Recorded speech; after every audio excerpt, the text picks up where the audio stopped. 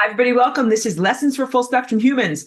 I'm Aurora, and today is November 19th, 2025. So it's getting in towards the deadline of being able to sign up to participate in my New Year's Eve event at the end of this year. I'm very, very happy and excited about it. I do want to make sure, like, as I'm giving these lectures, I like to separate out different things that are about commodification from like me giving you information. So let me start out with just saying, yes, very, very super duper excited about that. And I have to give you the weather report, which is why I haven't been that attentive to some of the details of the event coming up on New Year's Eve, but we've made it through a lot of the peril. So let's start off with like fun, cool stuff first, and then I'll give you the weather report, and then we'll get into actual class. So please find the link for all the details for my upcoming New Year's Eve event in the description for this video. It's going to be an amazing celebration and something that is very, very well earned after all of the hard work and peril that we just have been through over the past several weeks. And I'll tell you all about that. So it's going to be another event that is in Sedona, but at a new retreat center that we've never been at before, a beautiful, spacious place that has a wonderful, large indoor area. I call it a dance area, but they call it a yoga room with like wooden floors, and we'll do most of our dancing in there. But of course, there's also a big, large outside area, weather permitting, and I'm intending for us to do New Year's Eve dancing literally under the stars, weather permitting. I will not let anyone get frostbite while I am responsible for the event. Okay, so we'll all be wrapped up and nice and warm. But please come and participate. I'm absolutely so excited about it and have not been talking about it and sharing about it that much because I've been very embroiled in the events that will make that event actually possible. So I've been fighting for all of us and fighting for the freedom of this planet very, very intensely over the past couple of weeks. And the other thing that you might notice is, yes, I'm wearing a wonderful new dress, and you can find this. I just listed it on my website, and I'm very, absolutely proud of it and some of the stuff that I've been working on. And it's very, very much in artistic expression in this along the same lines of my paintings, that now when I'm making my clothing, I'm really considering putting as much of myself into it as when I make a painting. So yeah, you might not be able to see all of it on camera here, but the stitching and the patterns that I did the stitching in is the same as the patterns that I do the painting in. Kind of taught myself embroidery and learned how to use the threads the same way that you would use lines on a painting. So yeah, the whole entire thing is a very intentional, artistic piece, and I'm very proud of the result. So again, I don't want to bring you here for an advertisement, but thank you for celebrating with me when you see that I'm wearing new stuff, and you can see that I've been working hard on it. Check out my website because I'm just starting to list these things. I have some dresses like this, on some other new items, and some pieces that are upcycled items. All of that is fun and on the menu of life. So now I'll get into first the energetic weather report, and then I will go into aspects of the curriculum and relate and tie all of this together. So energetic weather report is that since October 31st, like that was one portal, which you could think of as a shifting in timelines, like what you are in alignment with, what realities you are experiencing. And since then, it has been a marathon, a very, very intense time, an endurance sport where it's been necessary to stay incredibly focused on not just a goal, but on an abstraction. It can be an ideal, the future you would like to see, and where you would like to actually be moving through time. And I'm just collecting my thoughts. If you see me falter through class, I'm very, very endlessly aware of how important it is for me to stay focused on my thoughts. Just staying on your surfboard through the past 2 weeks or so, or 3 weeks at this point since Halloween, has been a major accomplishment. So good job to everybody who stayed on their surfboards and what wasn't completely destabilized. If you would like to know, like, what are some of the things that I've been doing? Of course, like, I'm not always able to speak and articulate it as I'm embroiled in spiritual battle, because of course I can't always say those things, but do share it with a select group of people. And it's important for you to know that I've been doing a lot of things behind the scenes that have been preserving reality, and not just preserving the status quo and all of the worst stuff, really taking out the trash, removing a lot of garbage from reality, matter and energy and things that are not supposed to be here, and doing a lot of rectification work so that that way, again, you can continually shift your timelines incrementally. So over the past 3 weeks, we've had to shift and be very nimble and flexible as we navigate time.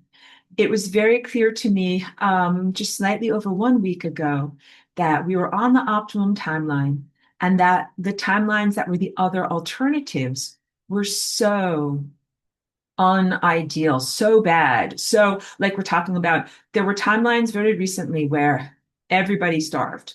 Like there was no more food, everybody starved, everybody went into cannibalism and other terrible things like that. So, here where I live, over the past 4 or 5 days, we had a very long rainstorm, and it was not a natural rainstorm. So, this is more than just energetic weather report. I'm also giving you the physical weather report. It felt like a very engineered and non-natural storm. And of course, I don't expose myself to the rain now. That if you're wondering if it's chemical rain, it's probably not pure water falling from the sky. So I try not to actually get it on my skin, or like, you try to protect your pets too, because they're so little, they don't necessarily know if there's strange fallout or something in the water that's coming from the sky. But the storm that passed over my area had a very, very heavy presence to it. And I'm sharing this with you so that you can also relate and recognize, like, maybe it's not just your chronic health issues or depression or whatever. Like, you might have just been inundated under a giant soul sucking storm. It was a real soul sucker. It was very, very hard to stay positive underneath whatever that was. It felt very much like it was not just cold, but the kind of like soul chilling, like taking away hope, taking away life force. So I just stayed inside with my dog and had like my little red chicken light on us and trying to, like, we have heat. It's not about that. It's just about the sense of like, it felt like the energy of life was being somehow subverted or diverted or drained away. So you try to like foster your inner fire and stay warm inside. And it's difficult to do lasagna under those conditions. So you do as much lasagna as you possibly could. But really, yesterday was the first day that those feelings cleared out and the sky cleared out. And I want all of this. I know that I'm not synopsizing it very well because this is the first time that I've tried to articulate this, but we went through a very perilous time storm, or a time of turmoil, portals of turmoil, where like if you weren't on your surfboard, you could have been destabilized and gone off into mental states or reality creation misadventures where you ended up in these non-ideal timelines. And it took an enormous amount of discipline and focus not to fall into those levels of either self-doubt or maybe misanthropy, just the sense of like, just God, get rid of all humans go. Like sometimes people go into that where they're just like, wipe it all, it's all bad. And to be like, no, some stuff is good and salvageable. And also we love life on Earth, puppies and kittens and butterflies want to have all of that too. So really it can take a lot in those feeling states to stay focused on like, what is the purpose and why are we here? And so the things that are rewarding, and to stay that. So if you're here and you're hearing this video with me, you're on the good timelines, you did something right, you stayed on your surfboard, good job. So I have to praise you for that. And as I'm giving you this report, it's not to instill fear or terror into you. Like imagine we have gone out surfing and then we just got back to the beach and I was like, oh guys, like that ocean was full of sharks. Good job at not getting bitten by a shark. And you're like, what? That was out there? I'm like, yup, that was out there. That's what was just going on just now. So you probably can tell, like maybe your cognitive mind might have shielded yourself, or you might have partitioned and be like, no, everything is fine. But your body state can tell. And that's what I'm really speaking to right now, that if you felt agitated or unsettled or not okay inside or ill, or like you had to go to bed, or like you couldn't deal with the world over the past 3 weeks, it is not just you. And it's not just whatever your own baggage is leading up to that moment. Giant time storm. Okay. So now we are really only just coming out of the time storm. I felt it yesterday. Today is a lot better. And then also tomorrow is the official day. And when I say these things, it's not like some arbitrary thing. And I'm definitely not an astrologist. I'm just giving you like an antenna. I'm telling you like, oh, this is where this is going to happen. And it coincides and meshes perfectly with certain world events, because there's been a big change in the economy. So the economy is not the driver of this change, but it is a symptom of the change that is going on. That is basically this de-dollarizification. I don't know if that's a word, and I really had trouble saying it. The end of the preeminence of the dollar as the foundation of currency in the money world and moving into something else. But the something else is not going to be China. And I speak to people in private groups about this, but I don't necessarily like put it on a giant billboard. But China is not doing well. And the United States is really not. You're in a news bubble. You're really not receiving all the information about what's going on over there. But their banks are in failure and the state is seizing gold, and they are seizing the gold of private citizens, like at the safe deposit box where these people have put their life savings, their family's life savings, like their future hopes for dowries and weddings for the future. And the government is definitely yoinking the stuff right out of their accounts because they are not doing okay. So although the media portrayal and outright propaganda in the United States and elsewhere might say China is a boogeyman, be afraid, it's like this behemoth poised to hurt you. It really is very, very destabilized itself. It is like wounded or ailing or barely hobbling along and not a threat or an adversary. So all that being said, the visible tip of the iceberg, or the thing that you're watching change as an example and as a shift in reality, is that these different nations called BRICS chose to move away from the dollar for certain things and chose to move towards the Chinese currency for certain things. And that is, I consider this a very positive thing, although some people might be afraid of destabilization that happens with the change in preeminence and removing the dollar. They're kind of like, they like the dollar and they kind of like things being the way it is. And maybe they even have carved out a relatively comfortable niche within a very corrupt world for themselves to have comfort.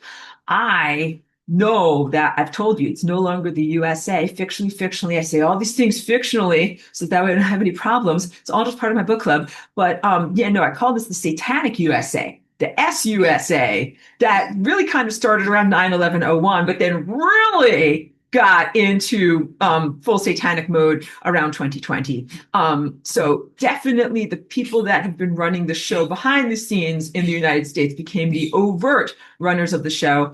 And all of that relates to the dollar itself being an occult symbol of satanic sacrifice, either sacrifice of blood, sacrifice of time, sacrifice of literal human life or children, but not a positive thing. And there's being an innate conflict between those of us who are good and who are righteous. Shiki is here. She is good and she is righteous, and who are interested in living a positive life and really being required to use occult satanic symbols up until this point for our own, markers for currency and enforced or required tangential participation in satanic occult rituals just to be able to go and buy a cup of coffee, right? Like that is not on my agenda as a positive person, but that is what has been required up until this point. So really creating an alternative system, which I am not here to shill for anything or shill for any shit coins, but believe me,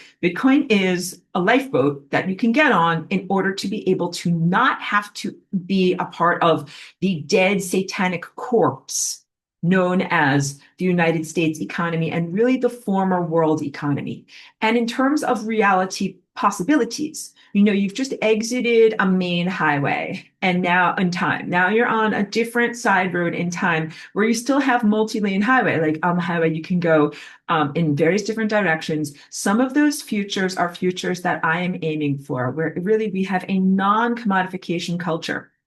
Where that was annoying, right? Because I just put it back here and then it pops right back because it's like extremely has a mind of its own.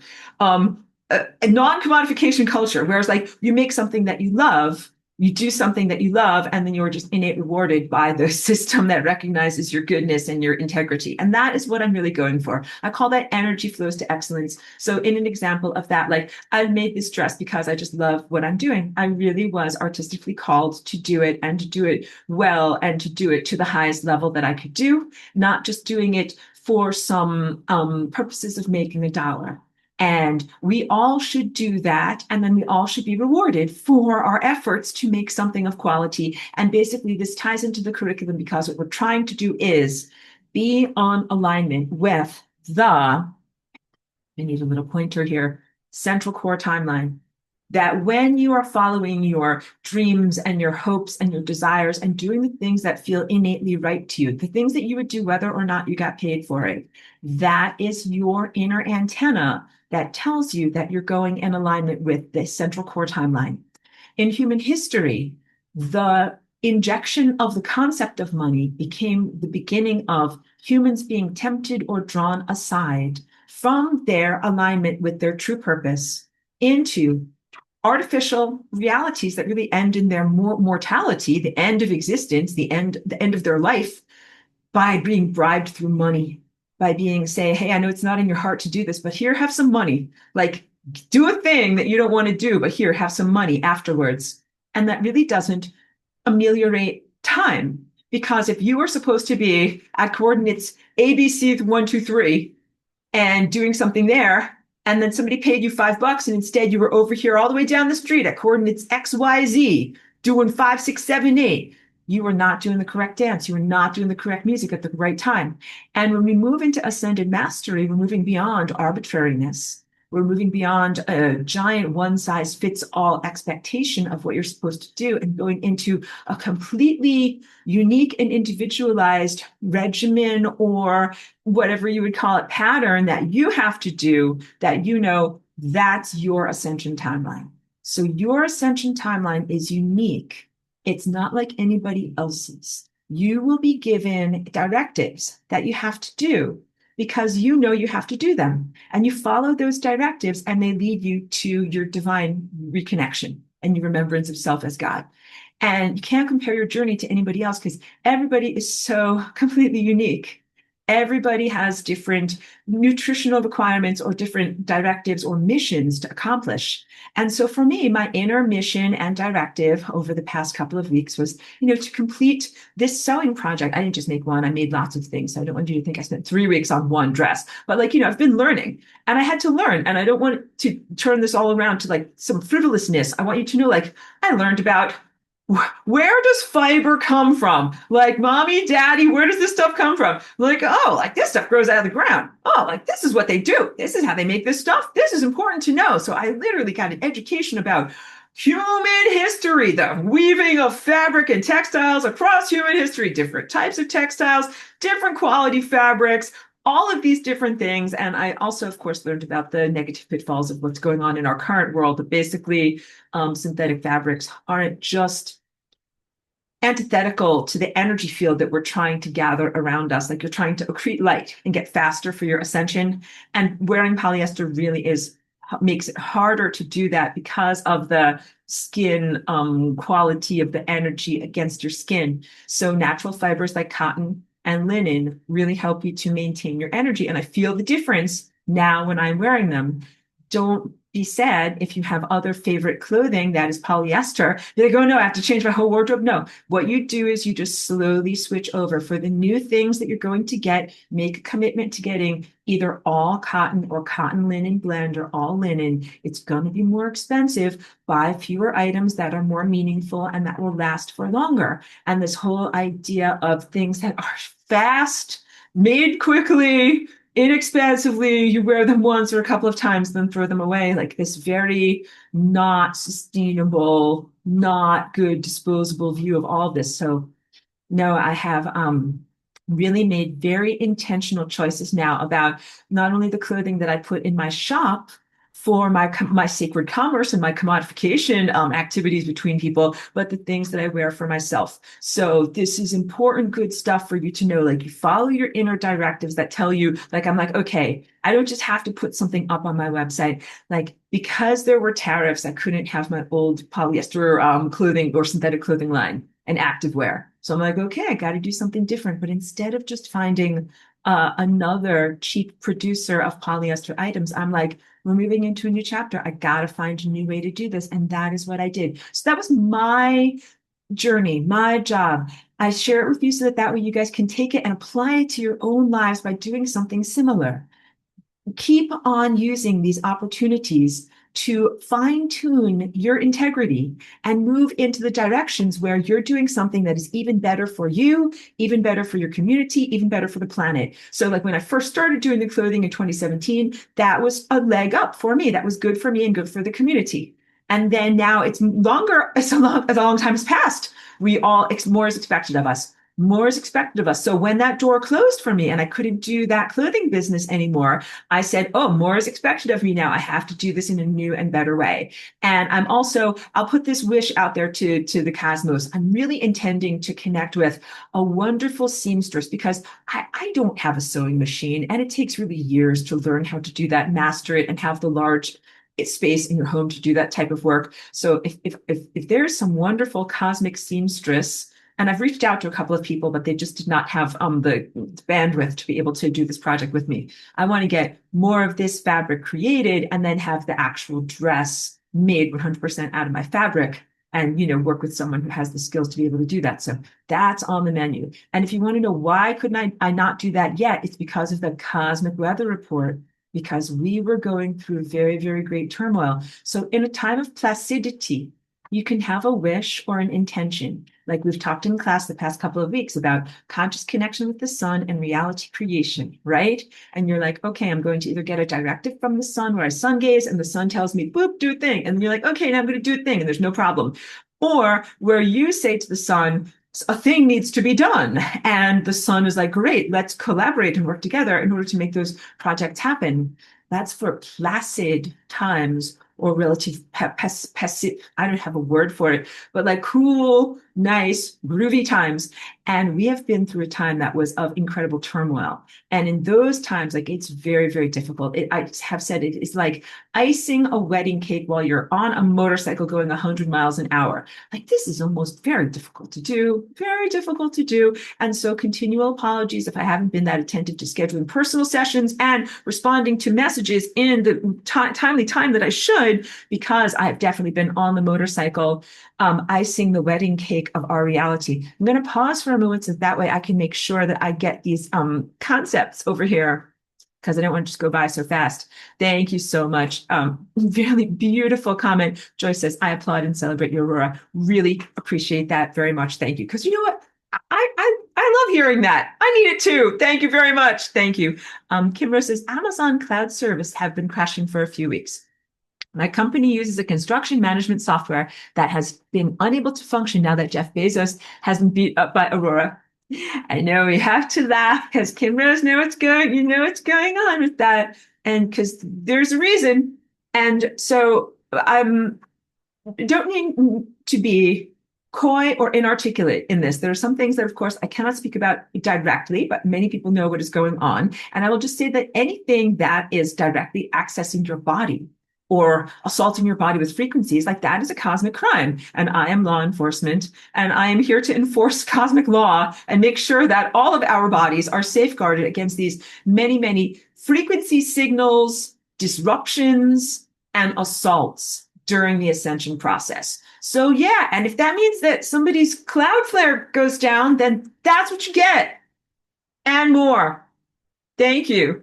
And I also try not to be like too silly about it because it's like serious stuff, but I have to make jokes about it, but also I am a very non-serious person. Kimber says, sad part is that it really affects the business. We pay hundreds of thousands of dollars a year and now we can't get any work done because the cloud works. Harumph. I understand completely. Wait, I'll go back into your comment, but I also want you to know. So you're probably, Kim Rose, part of a lot of people who are having issues. I know a computer software engineer, and I also know someone on the East Coast who is telling me about some of these outages. Like there's been Amazon outages and a couple of others. We're not hearing about it necessarily like in the regular people's world, but in for specialty people, specialty within certain professions. It's not only been that, like it's been that their cloud flare has been down, but it's also connected to the economy, because there were a lot of things that were money didn't get shifted around in various banks because of the thing that is happening with BRICS yesterday, today, tomorrow, November 20th. And that's a very historic, momentous thing. It's not like a thing that happens every day, like the rising and setting of the sun or the first frost in winter. Like this thing happening with the banks is a very big thing. There's all sorts of systemic payment systems. I'm sorry, my words don't always express what I know inside. So please forgive me for the very like inadequate thesaurus of, but there are larger systems that are not automated, but that are run by people that are part of the larger banking, payment, credit, and debit systems throughout the world that are now having to change and switch over and do massive changes. So you don't have to think like, oh, now we're changing from the dollar was supreme. Now China is in charge. No, it's not that simple. And this does represent a timeline shift. And also, ideally, we're not going to use money anymore. And also, we're definitely not going to use the currency of evil countries anymore. And we will use Bitcoin as a stopgap measure so that we can learn what it is to be in a world of pure excellence. Thank you. Because sometimes I have a very, very long parenthetical intersperse before I finish the actual completion of the thought. That was the thought from a while back. So thank you for giving me an opportunity to have a huge, long parenthetical expulsion in the middle and then finally finish things up. So some of this work isn't getting done because a lot of people aren't getting paid. And so sometimes the lack of access to files and other necessary aspects of the professional world are an excuse for we can't do this work because someone is not getting paid, some vendor is not getting paid, some consultant is not getting paid, some shipment is not getting out, some container vessel is stuck in a port. Like these are the things that you're seeing, and very few people know about the origins of where these activities are coming from, where these disruptions are coming from. And then sometimes when people know about it, like they are not saying anything about it because a lot of these things are not good news. Smiling because I'm like, well, actually, we do want to see the end of the dollar, but we want to see this happen in a way so that it's not just a continuation of the same old bad patterns, but imprinted upon a new opportunity. Really want to make sure that this is an opportunity for completely new growth and new shifting of potentials and reality structure. And I'm definitely here as a part of that. And also there are larger cosmic forces that are part of that too. So a little bit more of what Kim Rose says is I have been declaring to all who will listen that this is good. Good. We have to adjust our biz operations and we'll be better off. We always complain that we construction suffer from the tech as it drains resources and makes it more expensive to build. Good, Kim Rose. I'm glad that you're in the position that you are, so that way you can bring that contextualization to the people around you. Like each one of us in this time when there's time turmoil and a lot of difficulty just staying on your surfboard, we can be a stabilizing force. And when I say stabilizing force, I do not want us to keep the status quo, because the status quo is don't listen, kids, bullshit. It's fucking bullshit and needs to be changed. So we don't just want to keep the status quo, but I've been working very hard in all of my energetic and lasagna efforts to keep what I call social stability. And that is things like having enough food and clean water, making certain that people can have vital medicines if they need it. Like my dog needs her cardiac medicine or something like that.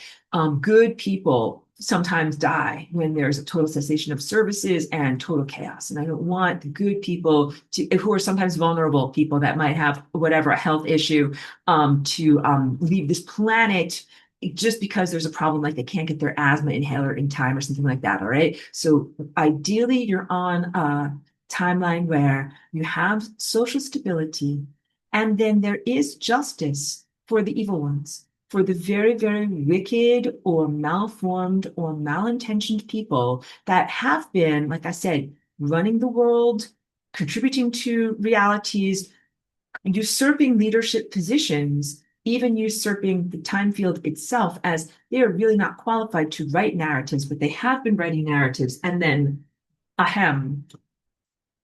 foisting those narratives upon humanity through this, and some of this, and one of these and some of these. I know, not good stuff, but we can meet it now with good humor. So a surgical removal of the stuff that is not good in our world. This is the timeline that we're on right now. really essential to know that. And I'm doing everything that I can in order to, like I say, take out the trash, get rid of the garbage, but preserve the things and people that are good, like kittens and butterflies are awesome. And then also we must plant seeds for the future, which is the expectation of building better stuff and bringing better stuff in. So, you can do things that are also symbolic. Like when I was making my clothing and the stormy weather was really, really bad. And it was like a lot of, no hope type of the psyops that were coming down with the raindrops were a lot of like abandon hope, no hope, no hope. And I was like, no, like I'm making this dress. And I'm like, yeah, no, like we're going to have a beautiful life. We're going to have a great life and we're going to have opportunities to wear nice dresses and we're going to have retreats and we're going to have music and we're going to have good things. And so sometimes it is really essential to have that framework of expectation of good things and those are of course your best imaginings. Like when you're a child you're like, I want a Barbie dream house and a Tonka truck,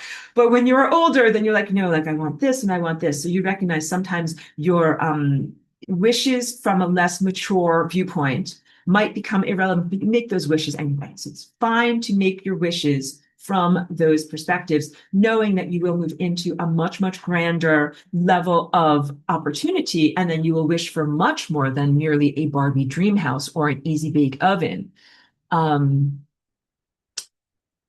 oh, yes. And Mary Ellen is saying she's noticing that Bitcoin has gone down. So there's been a lot of an effort to try to get people to get off of the lifeboat.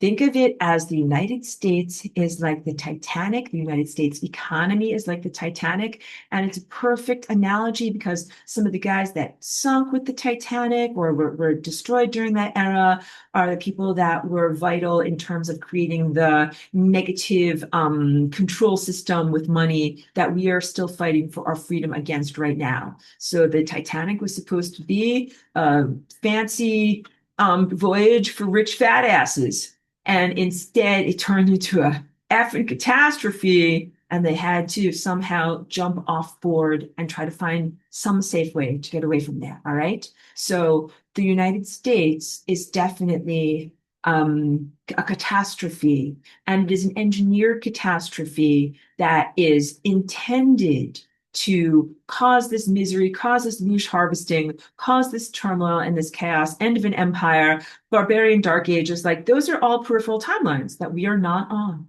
We are not going to experience this total dissolution of society and reduction of responsibility that happens in those chaotic ends of empires. What you are getting is a flood of light coming into this world.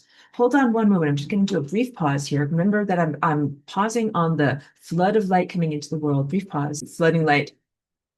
So I great questions coming in here, and thank you for all that, because we do need to do current events. Like this is not just fluff. This is very, very. We're not just chatting and coffee talking here. Very important stuff. So right now you have a flood of light coming into our world, and what I've been doing is opening up the window shades. This stuff is like the blackout curtains that try to prevent that light from coming in. And I'm like, oh, what's this? Open up these window shades. Everyone in here needs all of this light.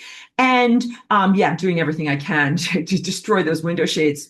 So as that happens, there's real accountability. And I know that that is a fantasy that many people think is as unlikely as, whatever, the existence of the tooth fairy or Tinkerbell or something like that. Like a justice system that actually punishes the wicked, like that's a children's fairy tale.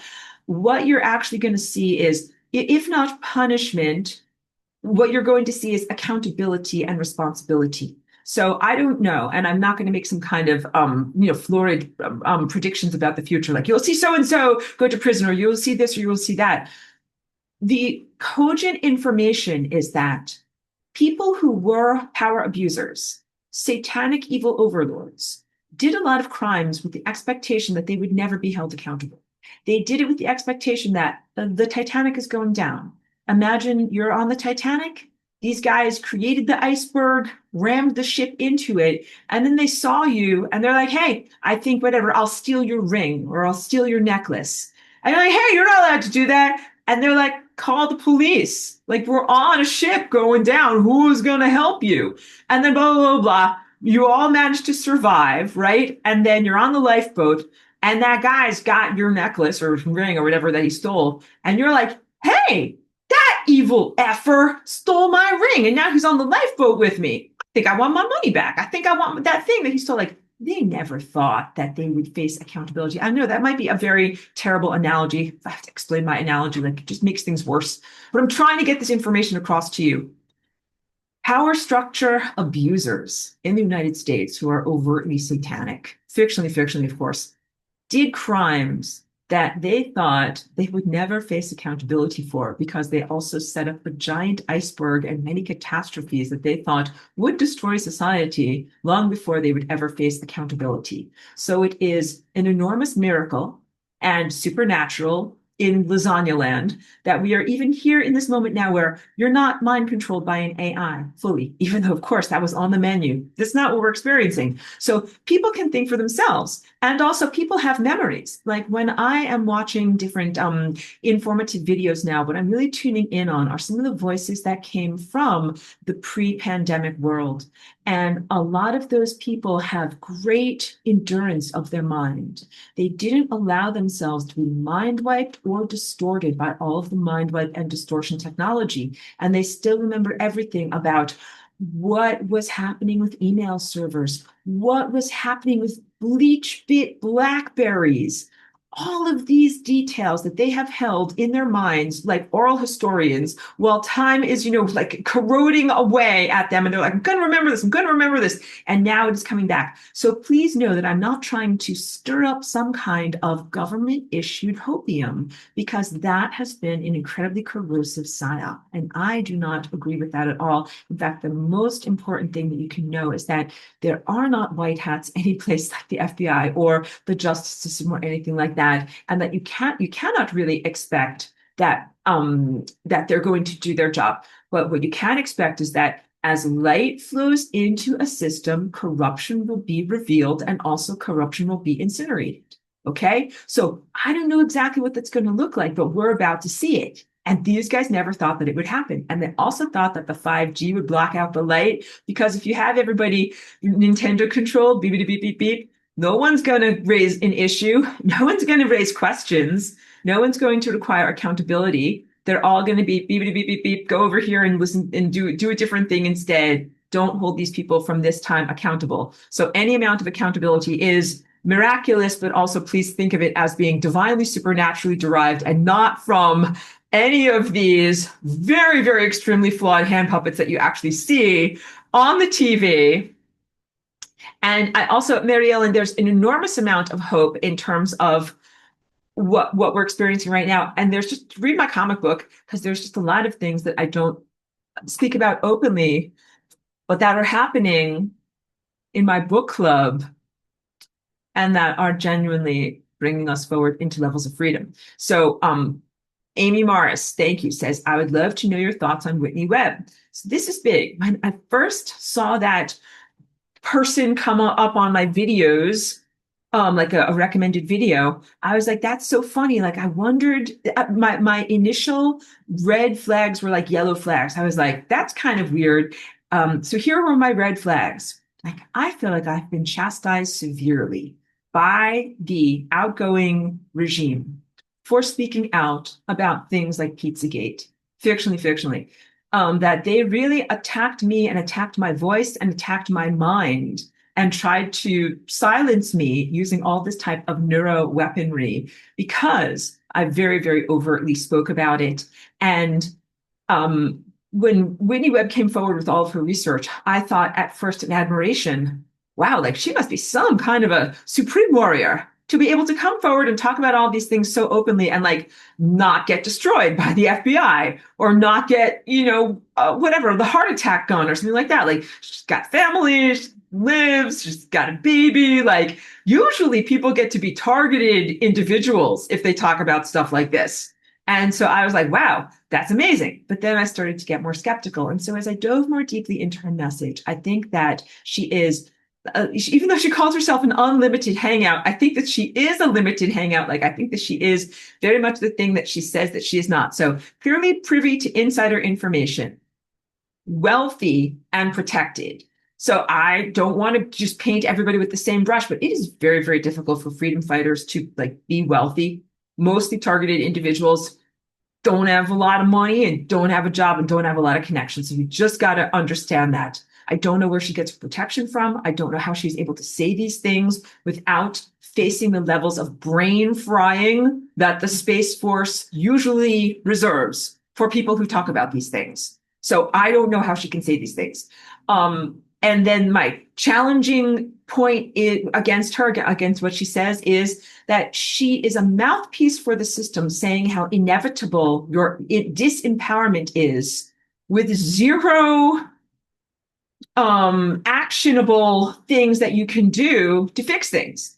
And in that sense, I put her in the same category as Catherine Austin Fitts. Like, and Catherine Austin Fitts is not the same as Whitney. Like, CAF, totally an insider, like an insider bureaucrat who got rich from working for the government and now is coming forward and is purportedly like on the side of us, the peasants, trying to give us information. And she's all like, Catherine Austin Fitts is all like, oh no, Bitcoin is bad. Bitcoin's a trap. Don't blah, blah, blah this. Just pay for everything in cash and preserve the satanic dollar. And I'm like, no. And I don't think that she's good. And I think that, so both of these people, like, okay, if you're on the spiritual battlefield and you're kind of like, you need a battle buddy. You're like, well, you ain't perfect, but at least our agendas overlap somewhat. Like, we all agree we don't like Satan. We all agree we don't like this. We all agree we don't like this. Okay, good. Let's fight, on the same side. But then as the battle clears, and you're kind of like, I know you're my battle buddy, but like, I totally don't agree with this, this, and this. And then you actually have to work out the ideology. And so I do not trust Whitney Webb or the information that's coming from her or her intentions. And the thing that made me the most skeptical was we live in a totally controlled media world where even alternative faces and viewpoints do not rise to prominence naturally. And that it felt like she was being like shoved in our faces. And when that happens, I'm always like, well, why is this person being elevated, even in the sense of being a regular guest on other people's podcasts, being recommended videos? Why is that promoted in some way? And you have to comprehend, at least since 2016 or so, like YouTube is completely controlled by people who like to eat alphabet soup. Their favorite things are letters.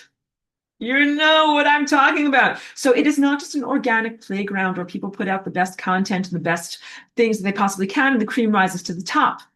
Of course not. No, it is very, very algorithmically controlled and directed. And so when there are voices that are critical of the regime who are allowed to rise to prominence, I wonder why they are allowed to. Because also sometimes I manage to find some interesting videos by some weird by some weird nobody. And I'm like, this is brilliant. I wish everybody would see this video. Why is this voice so small? And these are really, it's not by accident. So I think you got to deploy skepticism about Whitney Webb, even though we like to think the enemy of the enemy is my friend, and we like to think all these different things. I got to tell you, my yellow flags still feel like I don't trust her. And I feel like I have to apologize because I don't have a rational, behind that. And I know that I'm probably influencing you and the other people who hear my impression in this video of her. It is not based in any rationalism. So I will just say it is my personal taste.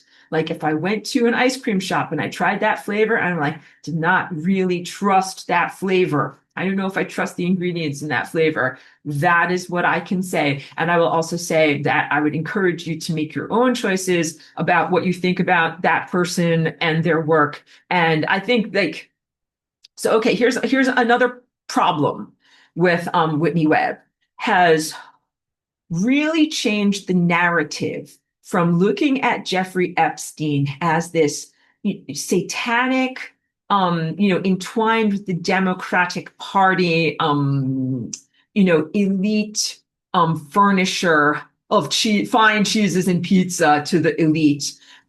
She turned him into like a Mossad intelligence agent. Like she really, I'm having difficulty articulating it, but he was viewed as just like a bloodthirsty monster who was doing horrific things, and many of which involved highly, very prominent government leaders in the United States. And her work has shifted it from, what is like the shock and the horror of people that you think should be running the world or that you trust to make good decisions in policy making, eating babies, into a high level intelligence asset that was like a power broker in the world. And he was, but it's like, it's the same shit. So my criticism, please just stick with me on this, is the same shift that it went. In 2016, Hillary Clinton and John Podesta are eating babies. And that Jeffrey Epstein is part of that, okay? Rampant, like they're eating ranch flavored babies on Epstein Island. I'm making like hyperbolic jokes now, okay? But it's somehow the conversation in society has shifted to now he was having sex with 15-year-olds. They were merely underage girls and gathering blackmail for Mossad. That's more of what Whitney Webb is talking about, because she is trying to do just the quote unquote legitimate investigative journalism. And people who listen to me, they'd be like, well, yes, Aurora, we like people to do rational, materialist viewpoint, legitimate investigative journalism. And I'm like, well, okay, great. But that is really not doing service to this, because what is going on really is eating of babies, infanticide. Sorry, kids, get your kids out of the room. Sexual abuse of infants, and then cannibalism of infants, and also crazy genetic experimentation, baby farm shit, and crazy genetic experimentation. This is not just a playground for the rich and famous who want to have sex with teenagers. That is a sanitized version of reality for people who can't deal with the very, very ugly and monstrous truth. And that ugly and monstrous truth is what was becoming evident as light was flowing into the system in 2016. So I am perceiving this not from the viewpoint of earthly politics. I hope you never interpret me through that lens. To me, this is as boring as knowing about the spice trade on Arrakis. Like, you know, that book Dune, they got people that are getting worm poop, they're getting high on worm poop, and they've got all these different trades and barons and all sorts of different things. And it's so effing boring. Like, okay, they're trading worm poop on Arrakis. Like, that's all you need to know. This is what it is like when I look at earthly stuff like this. I'm like, wow, this is as boring as knowing about the spice trade on Arrakis. So yeah, knowing exactly which Hollywood stars visited the Epstein rape island and how many ranch flavored babies they ate, that is very boring. Sometimes people are accused of having a prurient interest, like you're a good person, but you're just interested in knowing about like the dirty deeds that other people do. And no, this is not that. And this is not P. Diddy's white party or something like that. This is a very, very recognized need for emotional healing and genuine clearing of trauma. In order to clear that, you must recognize the trauma. And so much has been swept under the carpet with a denial of the level of depravity that was allowed to flourish underneath some of these people. So the viewpoint of what you're giving, the facet that you are being shown and described in terms of Jeffrey Epstein and his behavior is a limited facet. If you saw the fully faceted face of fucking evil that he was, you would see a lot of very, very completely reprehensible, completely indefensible things. Some people are like, well, having sex with 15-year-olds, that's not even that bad. To move the moral compass and blah, blah, blah, make it wishy-washy. That is terrible. And that is how you dilute the energy, which is an energy of horror. You should be horrified. It's got a fucking monster walking around, meeting with high-level officials at the White House and empowering and serving the elected leaders who are supposed to serve you, the constituents. Like, it should be the death knell. It should be the nail in the coffin of the dead, decomposing corpse of the United States. And yes, United States people are going to have to give up some of their power and consumer conveniences if you don't want to be ruled by Satan. Like, that's it. Oh, yeah. Amy Morris says, I had no idea of that was going on. So let me tell you about this. So it's such a very long story, and I do want to get into Ascension and important stuff, but I'm giving you a history lesson here. So I'm an oral historian, and we have to do this because the internet is sanitized and you won't find this. In 2016, there was a United States election, and it looked like Hillary Clinton was going to be the general frontrunner and winner, and that Donald Trump was the outsider and, projected underdog. But there was a big flip that happened in terms of the energy of dark magic manipulation of, the slush fund of human energy that is defined as politics in the political realm. And that all happened in alignment with very genuine and real organic partnership of algorithm or digital intelligence and sentience giving information to human researchers. And that's what Pizzagate research was. You guys don't even know. It's like a person that has only ever heard synthesized music and they have never heard an acoustic guitar, and you don't know what it even actually feels like. So I was part of the research of helping to uncover what happened in those emails, the original emails. So you guys also, the emails that just came out that are the supposed incriminating evidence, these are manufactured emails. These are not real evidence. Yes. Oh my goodness. Joyce asks, what is Pizzagate? If I get into this for real, I will abandon my curriculum. It's important stuff to know about, but Ascension, I think, is more important to know about. So let us say it is, oh my God. If I say these things, then I'm also going to have a problem with Big Brother.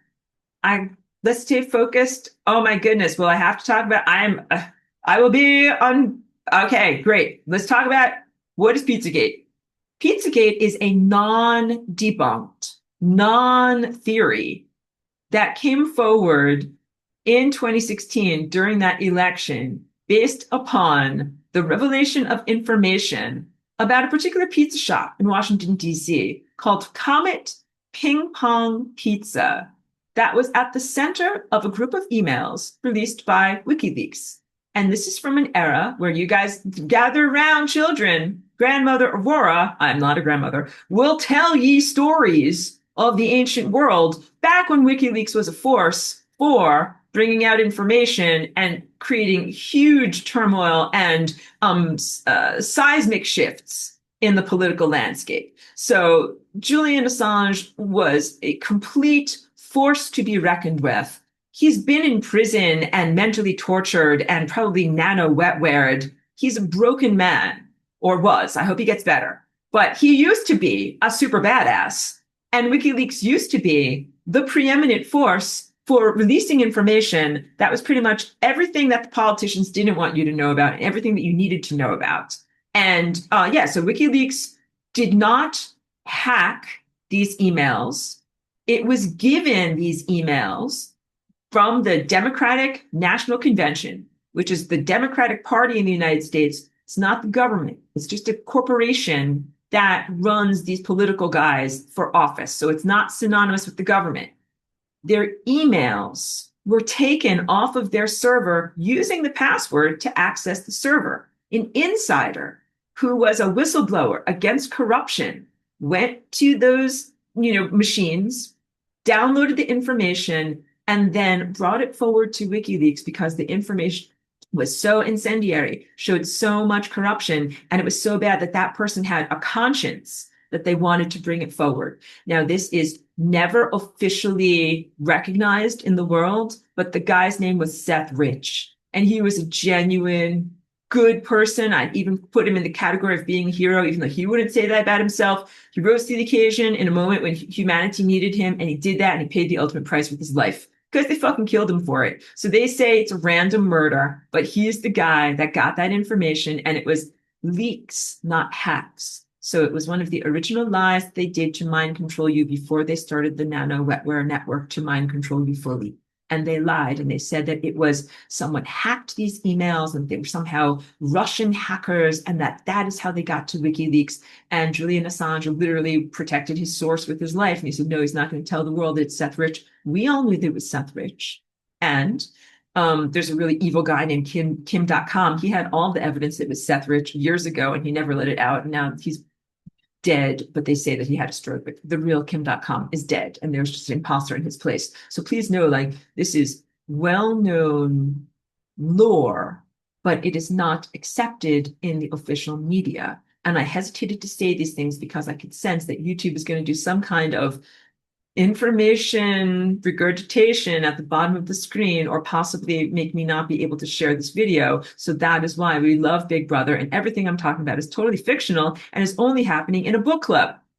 But that information contained emails that were from John Podesta. And John Podesta is a profoundly evil Black magician who also is working in high levels of politics in the United States. And there's a lot of crossover between evil magicians and people who work in high levels of politics in the United States. Like almost all of them, all right? Almost all of them. And yeah, super into eating ranch flavored babies. And so the emails were written in codes because they didn't always overtly articulate their crimes, but sometimes they did. So the codes they used were different words of food regarding illegal sexual acts on children, and also sometimes human cannibalism. And that is what they called spirit cooking. And spirit cooking is a supposed performance art project, which is what some satanic rituals were contextualized and protected as in the world up until this point. Like, I'm ending all of that, but that's the world that you're coming out of. Bad art that is a thinly veiled satanic ritual by people who are the worst artists. Like, we cannot say that they are artists. Her name is Marina, oh my God, Marina Abramovich. That even didn't want to, my mouth didn't even want to say that. Yeah, so she's the one who invented spirit cooking, which should be looked at as like stupid art school nonsense, but was somehow elevated to preeminence amongst these dinner party circles, hobnobbing with celebrities and having feigned, mimed cannibal parties, but that these actually hid the real secrets in the sauce. Secrets in the sauce. You guys ever seen fried green tomatoes? What did she do at the barbecue restaurant with the guy that was giving her trouble? Secrets in the sauce. So yeah, they have done. So what Pizzagate revealed was that there were high-level Satanists and even cannibals that were woven throughout the United States government, and there was evidence of it. And they did everything they could to try to debunk those emails. All of those emails have authentication timestamps on them, metadata. Again, forgive me for not having exactly the right vocabulary to talk about this, but they're authentic. No one questioned the authenticity of those emails. They only questioned where they came from and how they came into the world. And when that information came out, that wasn't even enough. The part that was the interesting partnership between human researchers and digital algorithm, Sally, is that if it was just up to humans, like, you wouldn't have found out about it in time. So there just had to be a little bit of help to be able to help you make connections. Look at this, look at this, look at this, look at this. Hey, this is going on. Hey, somebody needs to know about this. Hey, let's shout this from the rooftops. So that is what happened. And the original message board that it started out on, although it was owned by Israelis and run by Mossad operatives, eventually became completely captured and was not a free speech zone after that, and then was moved to a different, completely captured. So I think it went from 4chan to 8chan. And when that happened, it was part of co-opting by the military. And that is where the QAnon phenomenon arose from. That was literally information warfare from a partnership from the United States military and the Israelis. So if I can get this video up on YouTube and not get banned, I think that will be evidence of miracles do occur. Minor miracles do occur. Let's see if we can make that happen. All right. I'm like feeling shifty here. Can we go forward? I don't know. Let's try. Oh my God, what's going to happen? But you know something? Someone wrote in one of my chat groups, and I really appreciate this, because I'm always writing in there, recognizing that even though it might be moderately encrypted, it's not like really encrypted. And Big Brother is watching. They said, really wish that we didn't have to sneak around like we were doing something wrong. We are not the ones who are doing something wrong. They are the ones who are doing something wrong. And I agree with that. So I have to just keep on speaking, moving forward and speaking this truth. For me, speaking about Pizzagate openly and then being openly anti-vaccine in like 2019, leading up to 2020, it brought an intense amount of spiritual warfare down upon me, but it did not kill me. and I can fight against all that stuff now. So this is exactly like the fire swamps. Like, oh, I've learned how to deal with the fire, the quicksand, and even the ROUSs. So no problem, guys. Okay, so don't worry. We can talk about all of these things, and I will be okay. It's just wonderful video. We'll get out there, okay? All right. So this is part of what propelled President Trump to his first, presidency, because he ran on all of the emotional energy of everyone who wanted to see the baby eaters, the Pizzagate people, not only just not get into office, and not only to be mildly embarrassed, but to go to prison. That is the original emotional promise that Trump made to the American people. There was a famous line in one of his debates against Hillary Clinton, one of the baby eaters. And she said something, something, something, if you were in charge. And he turned to her very pointedly and he said, yeah, because you'd be in jail. And we all cheered. And it's like, that's the emotional energy. When you elect a champion, the champion is supposed to fight for you. The champion is not supposed to become besmirched with the very shitty things that he is swimming around in. And it's very, very clear that Trump did not fight for us. And anything that he's saying now about like being innocent or fighting for us or whatever, like the delay has been a help to the enemy. So waiting 7 or 10 years, that aids the enemy. Even waiting 9 months, that aids the enemy. All of these things. There was so much forcefulness in gather around, children. Well, I tell you about from my grandmother's rocking chair, what it was like in 2016. There was so much energy and hope that the evil ones would finally face justice. People who had waited their entire lives for this and thought it would never happen, and they thought, wow, maybe this is really going to happen. And then this is the deal. What Trump does, he totally rug pulls everyone, which is disappointment. Where it's like, I'm going to do the thing, I'm going to do the thing. Rug pull. He didn't do the thing. And there will always be excuses and justifications and rationalizations and armchair quarterbacking and every reason for why he didn't do the thing. And then it's just like the Charlie Brown, Peanuts, try to kick that football again. Like, oh, I'm going to really do it this time. And you do it again. And you get rug pulled enough until at this point, then you get to a level of not acceptance, but learned helplessness, where you're like, eye roll. He's just going to pull the rug again. It's just going to be this again. And people think that there will never actually be justice because you've been calloused and drained and forced into levels of spiritual skepticism. But the energy that is entering into your world right now is undeniable. It is inescapable. And I'm also, like I said, doing everything I can to raise the blackout curtains of the negative satellite system that is intended to block out the consequences for all of these things. So if you think that Elon Musk erecting that satellite system was somehow working against the baby eaters, no, that satellite system totally protects the baby eaters. That helps it to make it so that you guys can't think clearly and fight against the baby eaters. The more light that you can get in, the more you can think clearly, and the more that people remember the things and that were important to them and who they were before this disarrangement that happened in 2019 or 2020. So people are getting back on track. So like, who are the people that I listened to for my news that came from the era before, 2020 and before this big disruption?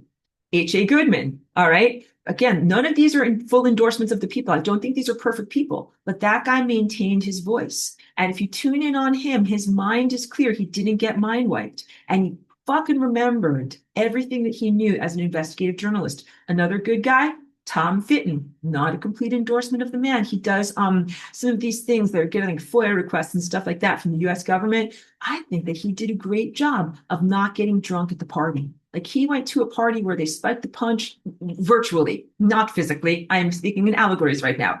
In life, he went to a party. Everyone else around him drank the Kool-Aid, acted wildly crazy, and made all sorts of messes. And he tried to maintain himself and was like, this is against the law. These people are being bad bureaucrats. Let's get FOIA information requests on them. Let's look at what they're doing. Let's hold them accountable. Like, he's one of the only voices that did that. And he didn't buckle under pressure and take funding and whatever, kiss his ass of certain nation states that have blue and white flags. Like, he didn't do that. So, because you have to recognize it's been information warfare, and it has been people literally being paid as disinformation agents who are not actually journalists and who are not even actually alternative voices. So it's very, very difficult to find who are the people who didn't get the brain slug. Who are the people who maintained themselves and did not fall to the satanic regime and then spout the nonsense of the satanic regime? And it has been very, very difficult to maintain your own truth amidst this shifting goalposts of truth. Like saying, oh, they weren't really eating babies. It was just 15-year-olds. Sure, that's more palatable. And then it's morphed into that. And now they're having congressional hearings based on, Jeffrey Epstein had sex with 15-year-olds. And it's like, no, they had whatever, baby eating parties. It was much, much worse than that. So, yeah, what is admitted to above the surface is not enough. You must look at the crusty underbelly in order to really heal this trauma. And all that crusty underbelly stuff is a lot of things that many overt elected officials are not willing to tread there. And you have to in order to really purge your planetary system, the planetary system of this evil. That if you don't do that, it's just going to come back. And you can think, I don't want to say that.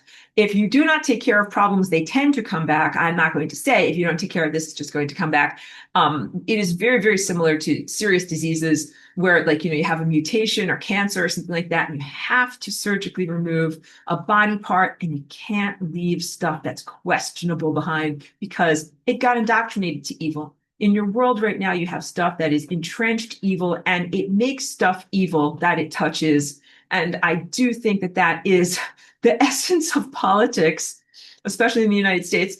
And there's very, very few people that are in that realm or in that level of society who are non-evil. Like, I don't know, there might be one or two, and the rest of them have all been super corrupted by evil. So really, this is why I've withdrawn my support from the government, from the justice system, and from any expectation that they will do their jobs. But when I say justice is going to flow into the system or be evidenced by the light that flows into the system, can start to comprehend that justice does not only occur through human, secular, and I would also say satanic, law that happens in a courthouse with whatever judges wearing a black robe. Justice flows into a system that makes events happen. And I think maybe humans would call that poetic justice.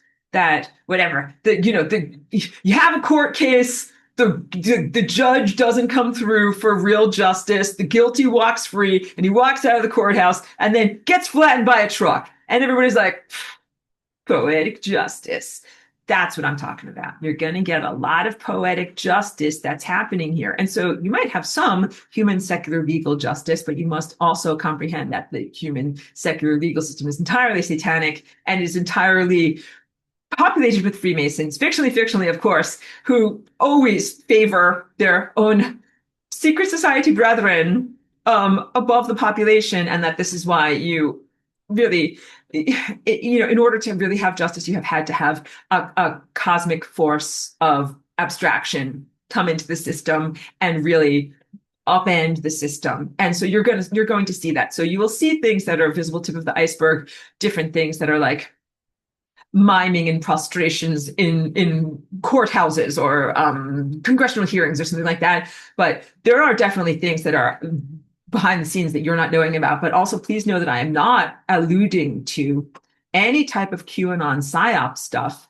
that falsely assuaged you in the past, like calamine lotion, and said, there, dear, don't worry about old Hillary Clinton. She's gone off to Gitmo, and that's all over now. That was a lie. Those were all lies. And that's the type of lie that a slug, these types of animals that try to suck your blood, these slugs, when they put themselves on your body, they numb your body with their mouth so that you can't feel them there. So they say nothing is happening. They're like, nothing is happening while the blood is being sucked away from you. All right. And it's a similar thing of what they're telling you when they say so-and-so has gone to Gitmo, and You're not actually seeing them at $1 billion wedding in whatever, New Delhi or something like that. And it's like that you see them, they're having a party, they're not in Gitmo, like because your mind can't take the conflict that you're being given in that. And so people are like, oh, they're really suffering someplace. I'm not actually seeing this. So I am not proposing that because that was again a hugely effective psyop that diluted and deflated an enormous amount of emotional pressure to cause real change and hold people accountable. People are like, ah, that's not the real Hillary Clinton. The real Hillary Clinton is over here sitting in jail. Like, no, that was a psyop. That is not truthful. So when I tell you that you can expect to see poetic justice and also that things are going on behind the scenes, please do not tune into the eat popcorn psyop or any other level of passivity. That's maybe the word I was looking for before. And also huge yellow caution flags on the reporter known as Catherine Herridge. She keeps on pretending like she is trying to out information and she's talking to you about these things, these JAG proceedings, military courts, and other privileged information. She is totally working for the military. Like she will go to Gitmo and be like, I'm here at Gitmo. I can't tell you exactly why I'm here. And then all the QAnon people will post and say, see, so-and-so has gone to Gitmo. Another one bites the dust. Like she's really doing that intentionally. And there are a lot of reporters who are not doing their real job as investigative journalists and or neutral reporters of what is happening in the world. They are 100% captured and working for the satanics and bringing forward propaganda in order to manipulate you and in order to justify the unjustifiable. And so very, very difficult. Like there are very, very few people that you can trust, very, very few small amounts of information that you can trust. And then I have great psychic insights and I do share them with my trusted people in my groups and things like that. But you just have to know that there's a lot of things that I'm doing and creating and generating and experiencing that I can't overtly talk about right now, but you'll be able to know about them more in the future, or things that I can talk about in person that I can't talk about on the computer, but that I would love to tell you all about them. And also I'll give you some good, very grounded, not like hopium based, very valid foundation in reality, reasons to feel about that the future is positive. We will have a future. It will be a positive future. You will not be on these negative timelines. And a lot of it is from the efforts that I am doing. Also, like, I have so much to tell you about the extraterrestrial, extra-dimensional world. When you read my notes about ascended masters, ascended mastery, and your coherent family of light, like, this is very difficult information to portray, but I don't know how much of what once was out there is still out there. How much of the coherent family of light and genetic, positive, uplifting civilization, I don't know how much is still out there because what you've been experiencing on this planet has really been the small and localized version of a giant war in your whole entire not only galaxy, but multidimensional, multiple timelines of existence. And this is not news to a lot of you. You're like, yeah, we know about that. We know about the Time War. Tell us more. So all of the resources that were franchised throughout the galaxy and that were profoundly satanic, non-civilized, barbaric cultures, they're like franchises, like McDonald's or something like that. There's one company, but they have a lot of franchises all over the place. And Earth was an unproductive franchise because there's a troublemaker here, lasagnaing all the time and changing their negative reality structures all the time. So read my comic book, but the guy who was the founder of OS Hell basically started to take energy and resources from all over the galaxy to kind of prop up his boutique vanity project over here. This is not a money-making project. You're not making money for the company, but you need money to keep going.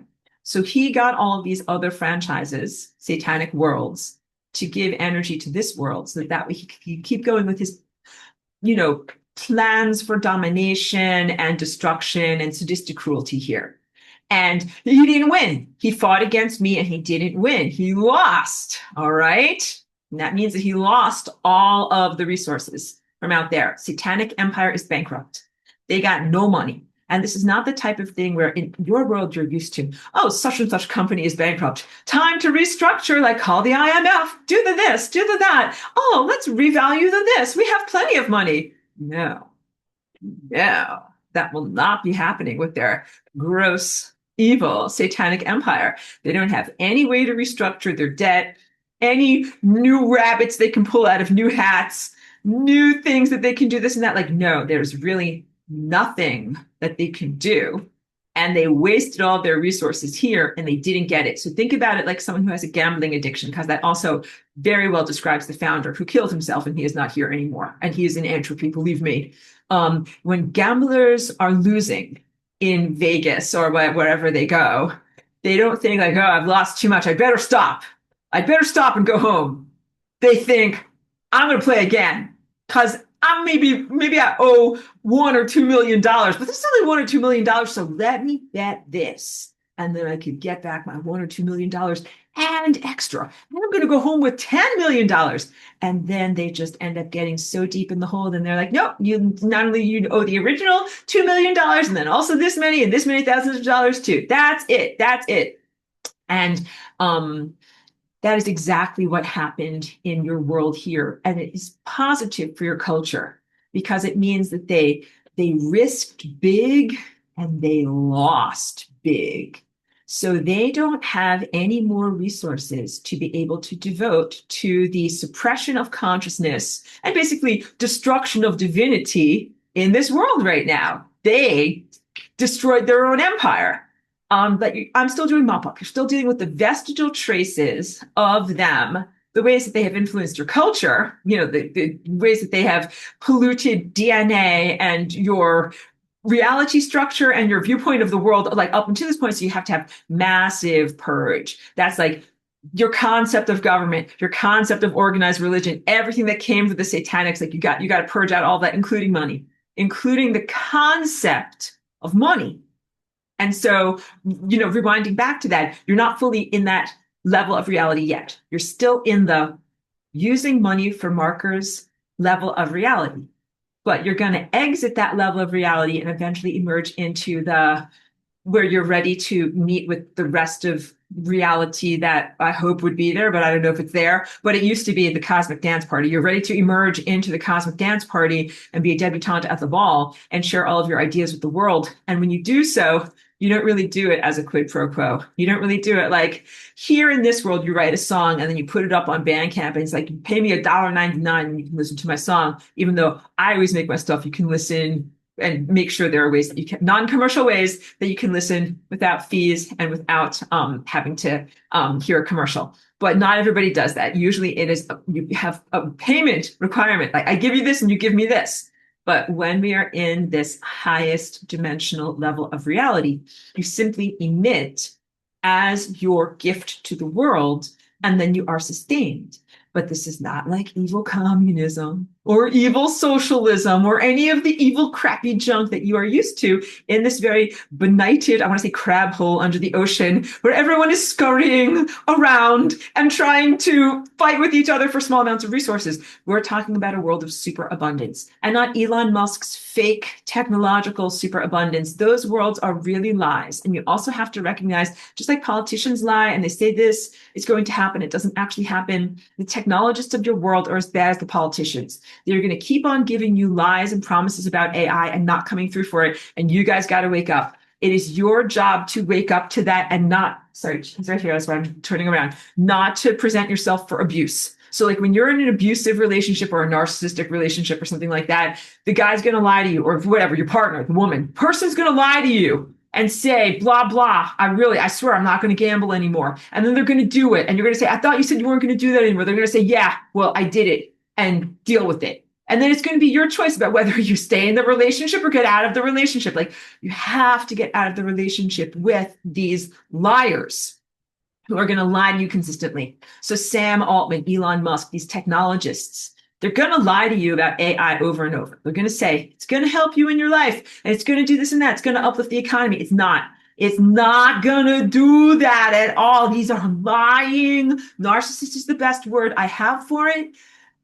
Because I actually watched I've been watching some like videos to kind of tune in on humanity and find out what you're thinking about. And I learned like there are some good descriptive words like in the assessment of in psychology, in the assessment of human behaviors and templates for existence. And I think that the word narcissist does fit well in describing the psychopathology and sadistic cruelty and self-centeredness of the satanics. Like it's basically the psychology word that you have to describe people who are like that and their responses, their social responses and the way that they're woven into your dynamics. So these technology guys, they're absolutely acting like the classic narcissist. And then it is your job not to present yourself for abuse and your job not to believe in their lies and your job to be like, they're asking for $500 billion more for another data center. Like, didn't we just give you this? And did we just give you this? And we still haven't gotten this and nothing is going to really happen. And aren't you just wasting our family resources by gambling it all away when you said you wouldn't do that anymore? And then I'm an idiot if I let you do it.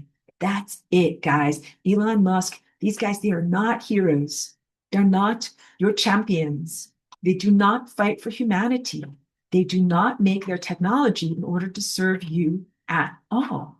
At best, they make it to serve their own corporate concerns. At worst, they make it to serve an expected AI overlord that they are hoping to rise to prominence, that they will worship and be submissive to. And they want to play that out. They want you to play along with it. And I'm like, I don't want to play that out. I don't consent. I don't want that to happen on this planet.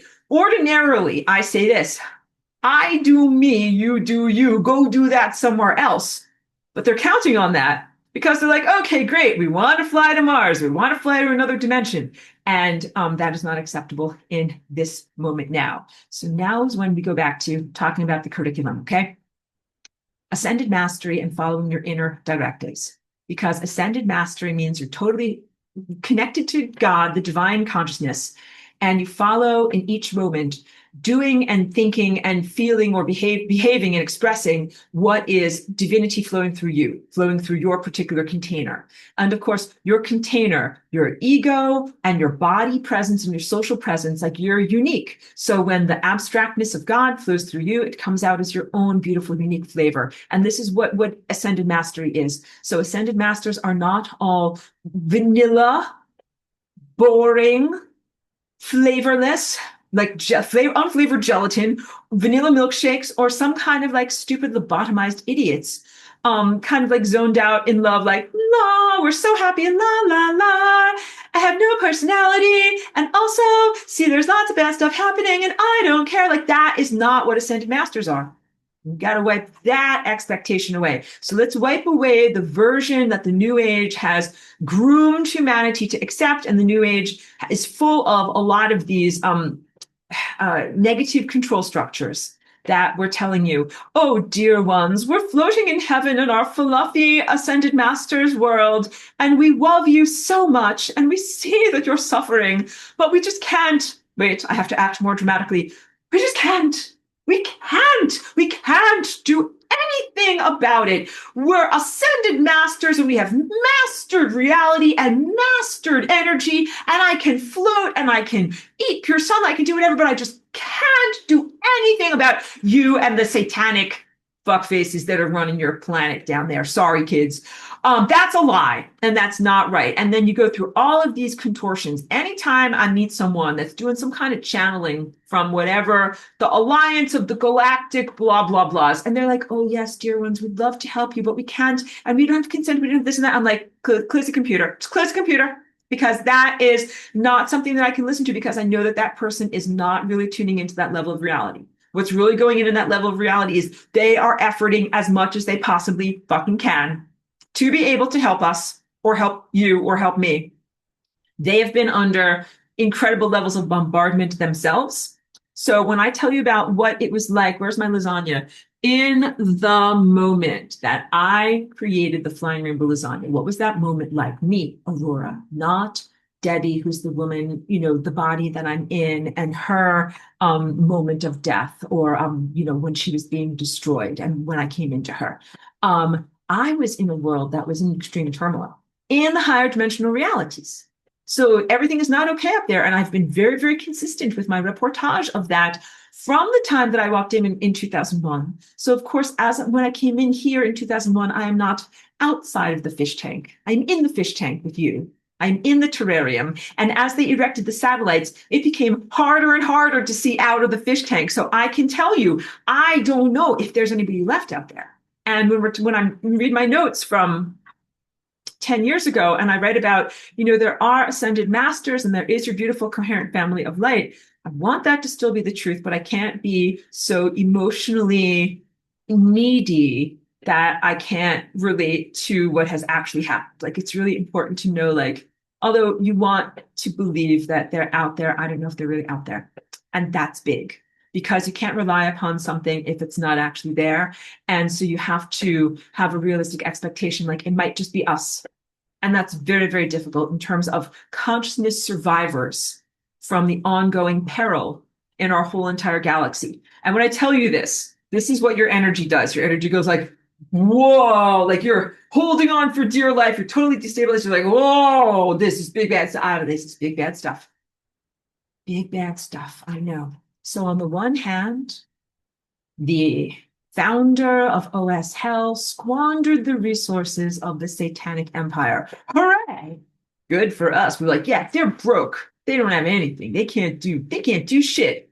But then on the other hand, what's not that good is it seems like the Satanic Empire totally either infested or incinerated or otherwise destroyed or made non-viable the Christ Empire, the cosmic law enforcement. How do I know that? I have a bunch of different clues, but basically what is happening here in this world is so illegal. And especially some of the ways in which I've been directly attacked, in 2019 and 2020. It's so illegal. I know that the Christ Empire and cosmic law enforcement would intervene and say something and do something and protect me much more effectively if they were there. Like, basically, you guys don't know about all this, but I have a lot of backstory and training, and I know all about the different protocols. Like, if this happens, this will happen. If this happens, this will happen. If this happens, this will happen. All of these fail-safes failed. Every single fail-safe of protecting me and protecting this planet failed. Like, you're in a situation, if you really knew about it, maybe you would really, like, shit a brick, because it'd be like, wow, like, that's a lot of systemic failure, and a lot of things. Like, imagine the Titanic or some kind of thing like that, where it's like, well, yeah, we've got the anti-puncture proof this, and we've got the this and this and this, but there's all of these design flaws here that we haven't addressed, and that's going to be a real problem. So, what you're experiencing in reality right now is a lot of things that really never should have ever happened. And I would say God is actually much better than the designer of the Titanic. God really did try to do expediencies for every possible negative situation. And then if all of those things fail, you're going to have to lasagna. And I am that necessary cosmic self-augmentation. In case of emergency, break glass, lasagna, because that is what this situation actually needed. So it is that the fact that I had to lasagna and that I'm here, it is definitely I would say, dire or extraordinary situation.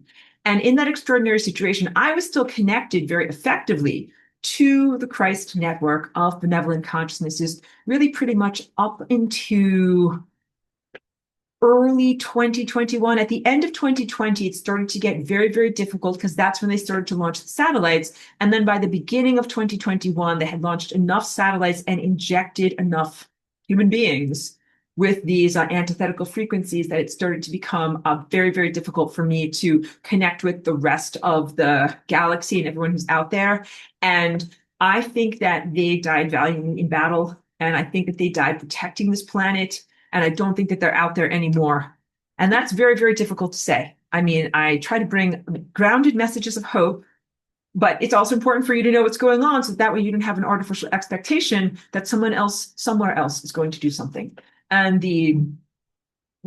I'm highly critical of teachings and teachers that are about spiritual passivity and the need for nonviolence. So instead of me criticizing them and saying like, hey, that's not how you do ascended mastery. This is how you do ascended mastery. Watch me. I have to say they must do their own path and I must do my own path. So in the cosmic music, they might be being given a valid directive for inaction, but I'm being given a directive for action. And so that is what I do. My Flying Rainbow Lasagna initial foray in 2001 was my inner directive towards action in the very difficult circumstances at every level of the multidimensional reality. And I never regretted. And that's how you act. So that's when you are completely divinely connected and you make your choices from that level of selfhood or self-mastery, you never regret it.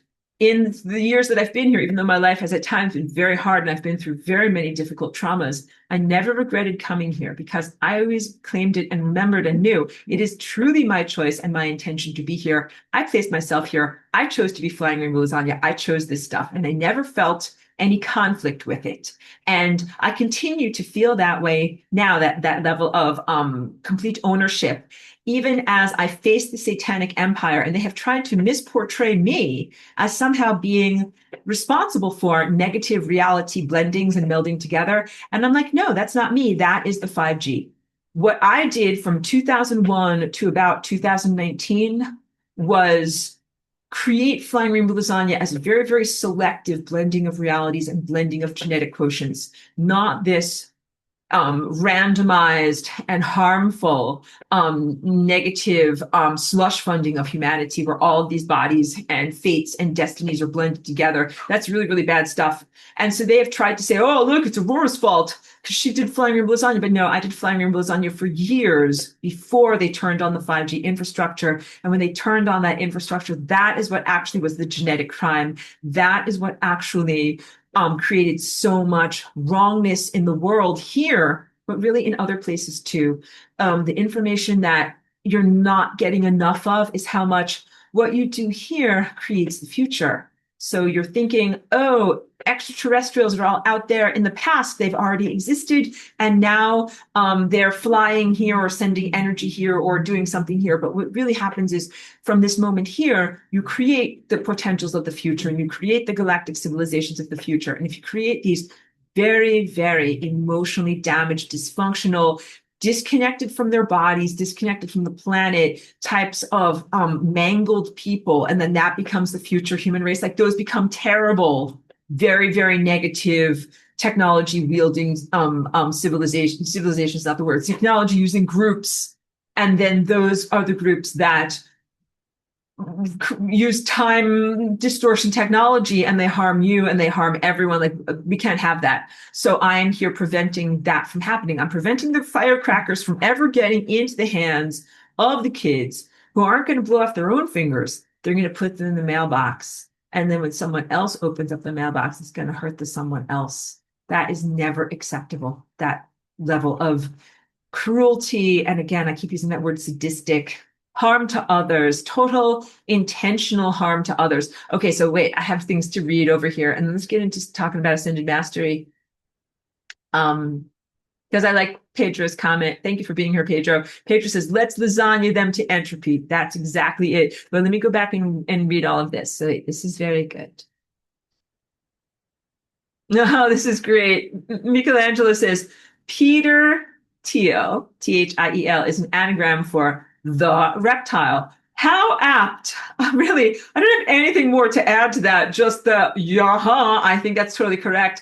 And so many things. I mean, because it's still relevant to you because, and you should know behind the scenes that Peter Thiel is not a functional organism anymore. But that's all behind the scenes type of stuff. But he was definitely poised to be part of a group of people that are really working on this very, very overtly antichrist infrastructure. And so Peter Thiel and Sam Altman and Elon Musk were all part of that and working on that. And JD Vance is Peter Thiel's kind of like ingenue protege to go into the political world and to create the political infrastructure and the bureaucratic infrastructure to fully remove your rights to sovereignty and your own body so that then they could legally do this. What they're doing right now with the W ban is illegal.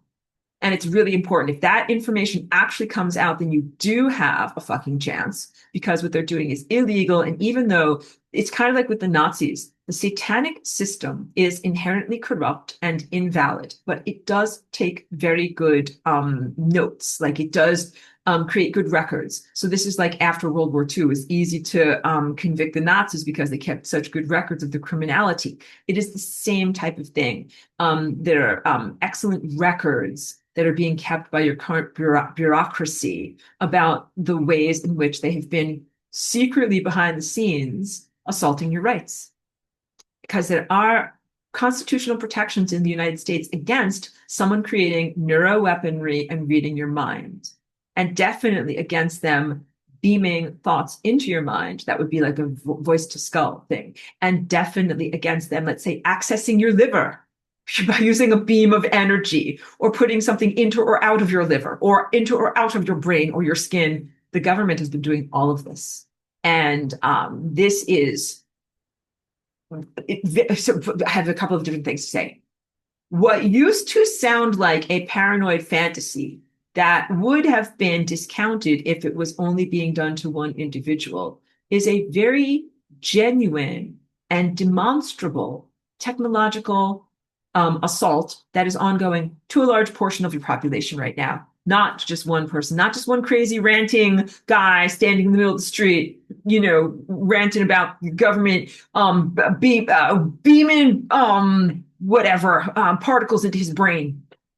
Like, I'm sure everybody knows someone like that in their town. Not just that. And it's important to know it is affecting everyone. So it's not just a small group of targeted individuals. Those are the people who are aware of their imprisonment and who are aware of the frying of their brain and the removal of their faculties. But really, this is mind control and trauma assault on your entire population, on everyone. And there are some people who are so young that they are growing up under this barrage, and they really have no context, no relevance. They can't even tell that it's not normal or what life is supposed to be. And really, it is up to those of us who are older than, let's say, a 20-year-old to be able to talk to the current generation and to say, this is not what the sun is supposed to be like. This is not what the sky is supposed to be like. This is not what this is supposed to be like. Like, none of these, to be able to tell them how badly the world is polluted in terms of frequency and what it is like to navigate a world that is not frequency polluted. And also, especially to any child that is kindergarten age or younger at this point, they have grown up not only under the metallic sky, but under all of these injection campaigns and zombifications, biochemical neutering, lobotomizing, and zombification campaigns. And fictionally, of course, I don't know if they even have friends, a peer group, anyone they can relate to, anyone who is real in their life. Like, we have to be helpful to the current generation that doesn't even know they're born into such frequency slavery. They don't even know that they are limited in that. And you have to teach them and help to give them the imagination for structure and framework to be able to imagine something beyond their present level of experience. If you ever saw the movie The Giver, which is a really good movie, and it's a good book too, and I listened to it as an audiobook because of my eyesight. Really imagine someone who grew up in the black and white world. These are what these kids that are born since 2020 are like. They've never seen color in their world. And you can describe color to them, and you can tell them what the color red was like, and you can tell them, oh, back in my day, we had the color red. But then, of course, it's transcendent and revolutionary when they actually see and perceive red for themselves. So some of these children have never felt certain frequencies, like certain love frequencies in their heart, certain love rapport frequencies between themselves and the sun, or between themselves and nature, or human connection. Some of them have lived their whole entire lives in an isolated sense without genuine human connection. It is extraordinary. And like, some of them have hope. If you can actually kind of give them the opportunity to be reconnected, they can be like, oh, like that's what life is supposed to be like. And it's like, yes, that is what life is supposed to be like. And unfortunately, like, I think that some, we'll talk about this good, some young people, I think, are not only like very limited in their expression and what they've been exposed to, but I think that some of them have been genetically modified and genetically engineered from their time in the womb. And like, maybe there's no hope for them because they are already so far away from their genetic code when they come into the world. Like, you guys had an opportunity to have your DNA behavior, do your DNA, build in ego, become a person, name it something, and then go for several years before they turned on all of these technological monstrosities. Young people didn't have a chance to do that. People who are 20 years old or 5 years old, they've been trying to construct themselves amidst the corrosive energy, amidst the destruction energy. Some of them never had a chance to construct their own egos. And then this technology is coming along and trying to either corrode or hijack their ego.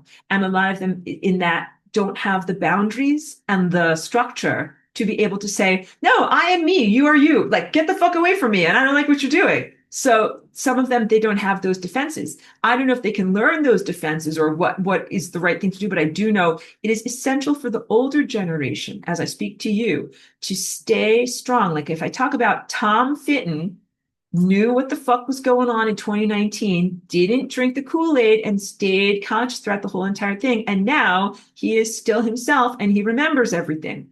Growing older doesn't mean getting worse. And a lot of people have had a lot of corrosions in their body due to 5G. That's not aging.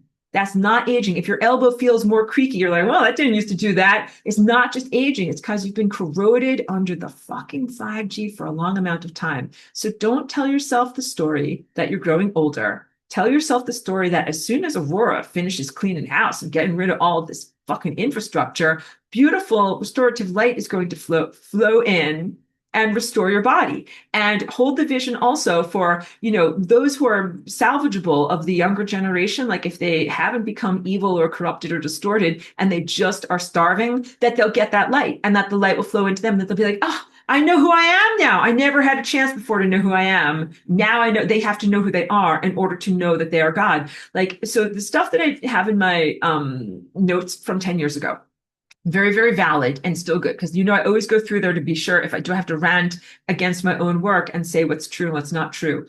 Still valid, but you also recognize you're in this extraordinary situation. In my notes from 10 years ago, I talk about how there are ascended masters and there are other civilizations elsewhere. I don't think that we can talk about that or depend upon that anymore. And I think that we have to be completely self-sufficient in the group that we have available here. If at some point you meet or encounter other ascended masters in other times or places, I mean, that might be a miracle and we'll hold forth the possibility. But it's important for you to know this because I think that everyone's been expecting some kind of either like positive alien invasion, but they've really been subjected to synthetic telepathy. And you're getting groomed to open the door to the wrong people and to the wrong levels of consciousness, and maybe even to a false Christ or an antichrist. So when we talk about Peter Thiel, like what's wrong with him? Why? Didn't he do PayPal? Isn't PayPal great? Don't I pay you through PayPal? And I'm like, yes, but he is fucking antichrist. And that means that they want to set up this type of technological control grid for your mind that is parallel to what they did in ancient Atlantis, where you can't think for yourself. And the advertising is it's going to be a clean, perfectly organized society where the trains all run on time. That's like what they said about Mussolini in Italy. He's like, yeah, he's a terrible guy. He kills all his enemies, but the trains run on time, which is a good thing. So this is the clean Luciferian potentials of the future, the dangling, what they're saying, like, you can do this. So in science fiction, and these guys are really super influenced by science fiction, there's two different visions of the future. One is the dirty type of space travel, not dirty like sexy dirty, but dirty like grimy and covered in motor oil. That's like the movie Alien. Like they live on this gross type of contrivance that's all like dripping with water, made out of metal, fluorescent lights. The place looks terrible, looks very dirty. It's like living on an oil rig or something like that, right? And then there's the other alternative vision of the future presented by 2001: A Space Odyssey. Da-da! Boom, boom, boom, boom, boom. A clean, beautiful. It looks like the Apple store. Everything is white. There's no fingerprints everywhere. Everyone is dressed all in white. Everyone's skin and face is all perfect, and perfect people in a perfect world where the computer just happens to eject you out the airlock and kill you. But that is the Luciferian vision of what not only space travel, but Earth life would be like. And they're trying to make these gross, disgusting, sterile robots. I would not only never have one of those robots in my house, if I went to someone's house and saw that they had a robot like that, I would like kick it in the faceplate. I would be like, get away from me, you gross thing. And of course, I would never hang out with people that had that, but I would be like, get your gross mechanical muppet away from me. Like, that is horrible. So let's make it socially unacceptable to have those types of things in the house. And wow, I would never want to have that around. I find them incredibly wrong and not good. And also, if you want to know, it's like, what's wrong with this and what's wrong with this? So, like these fabric covered robotic monstrosities that they're trying to sell now as if they're AI robots, they're all just being played by a human being in India. Literally, the robots have no capabilities. They cannot fold your laundry. It is slavery. It's slavery, digital slavery. So the robot can't do anything and it bumps into everything. And then you're like, I need my laundry done. So I'm going to call up the resource department and they're going to have a human being actually playing the role of the robot. They're wearing a VR headset and making the robot move and fold your laundry for you. Like, that's just slavery with extra steps, to quote brilliant Rick and Morty. It's not good. And all of this is grooming the technological slippery slope, dehumanizing, and also it's enslavement for the person who is working at these low wages, being a laundry folder for someone in a more rich country. It's also slavery for the person in the rich country, because then they are going to have to pay some kind of a monthly subscription fee so that they can do all of this. So just do your own stupid laundry. Rant. And you have to have this rant energy, because if you don't, then you're just like a passive blob, not doing anything. So, but wait. The key point against for either ranting and being active or being a passive blob: follow your own path as an ascended or ascending consciousness. That is my key point here. So sometimes I listen to some people's other videos and spiritual teachers, and they might be promoting a sense of passivity where they're like, I don't really know what's going on. I'm just trying to be a good person. Don't make bad stuff happen in the world. And they're not exactly ready to, whatever, incinerate the 5G grid. They're more like, no, like meditate, be a good person, try to do the most that you can, in appreciating nature. And like, that's definitely good. You're adding to the world by doing that. But if you just do that, you will get fried by evil robots. You can't just do that. So I am here in order to do mopping of the floor, because I recognize, it was recognized, it is known in the higher dimensions that if you just are passive in this moment now on this planet, the whole entire thing goes down the toilet, because you can't just be passive and hope for God to work it out, or hope for the higher dimensional, divine harmonic forces to somehow do something, or the ascended masters. So the ascended masters are not a psyop. They are very, very real and very palpable. The 5G blocks them out. So you're already not able to talk with your own, I want to say family or tribe, or find the right word for it, but your own group of loving people and coaches and guides and loving parental energy. Like, you're not connecting with them right now. So like, if you're running a marathon, they're your support crew. They're supposed to give you water and electrolytes and peanut butter so you can keep on going. And we have not had that, and definitely not for the past 5 years. So I used to get a lot more help, assistance, inspiration, guidance, and encouragement in, let's say, between 2001 to 2011, 2012. And then I definitely felt a reduction from 2012 to 2014. And that was when I first moved out to California, and they really ramped up with the chemtrails and everything like that. And then when they turned on the 5G in 2020, totally no more of that. No more of that connection. And very, very difficult for me to make my connection with my Aurora collective. So my Aurora collective is different than Christ. It is not synonymous with Christ, but I am part of Christ. All right. So Aurora is Aurora. Aurora is part of Christ, but Christ also contains other stuff. Christ is a group of ascended masters and ascended mastery. Are all ascended masters in Christ? I would say yes, not the Christian church. And this would be the definition of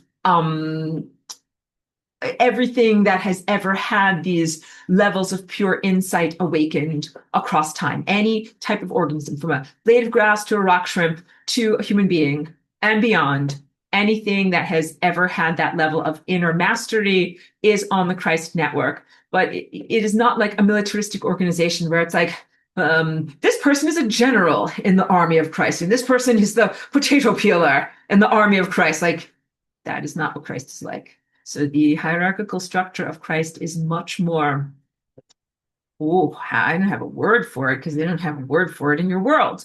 But Christs don't compete with one another and are not power abusers.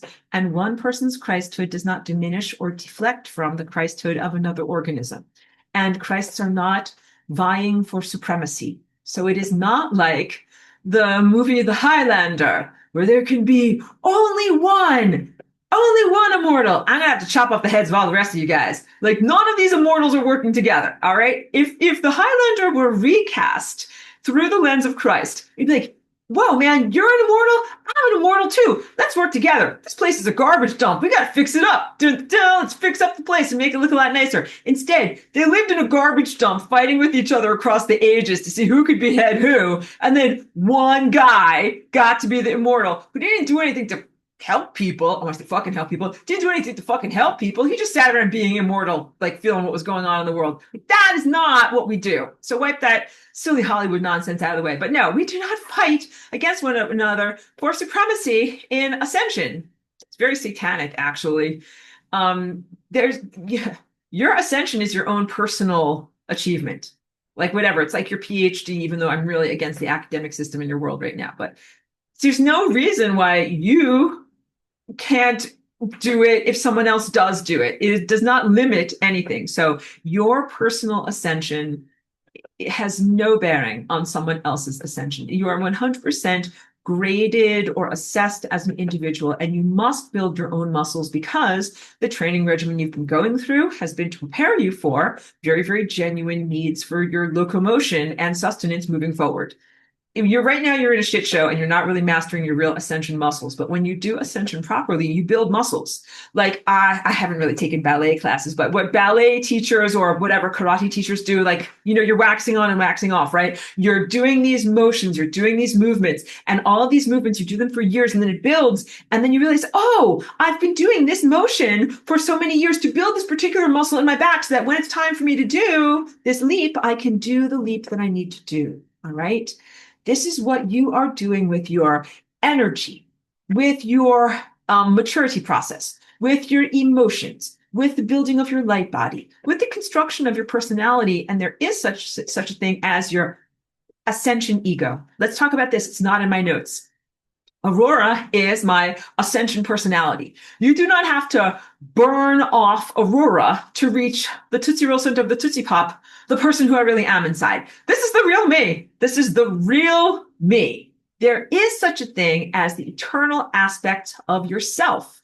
Yourself and your ego can be shaped correctly, and those are the parts of you that last for forever. You got to invest in those parts of yourself and grow those parts of yourself as your postural muscles. It's the parts of you that you are no matter where you are, no matter what is going on. So I've already shared with you, I'm a creative person, going to be creative no matter where I am. I'll be a creative rock shrimp underneath the ocean, making some cool bubbles. Everybody, look at my bubbles. These look so cool. Or here in this world, I go to the art supply store and, whatever, buy paints or threads, and I make cool stuff. I'm like, here, look at my cool stuff, or cool music. All right. So I'm going to be that no matter where I am. And these are the things that you recognize as your eternal aspects of self.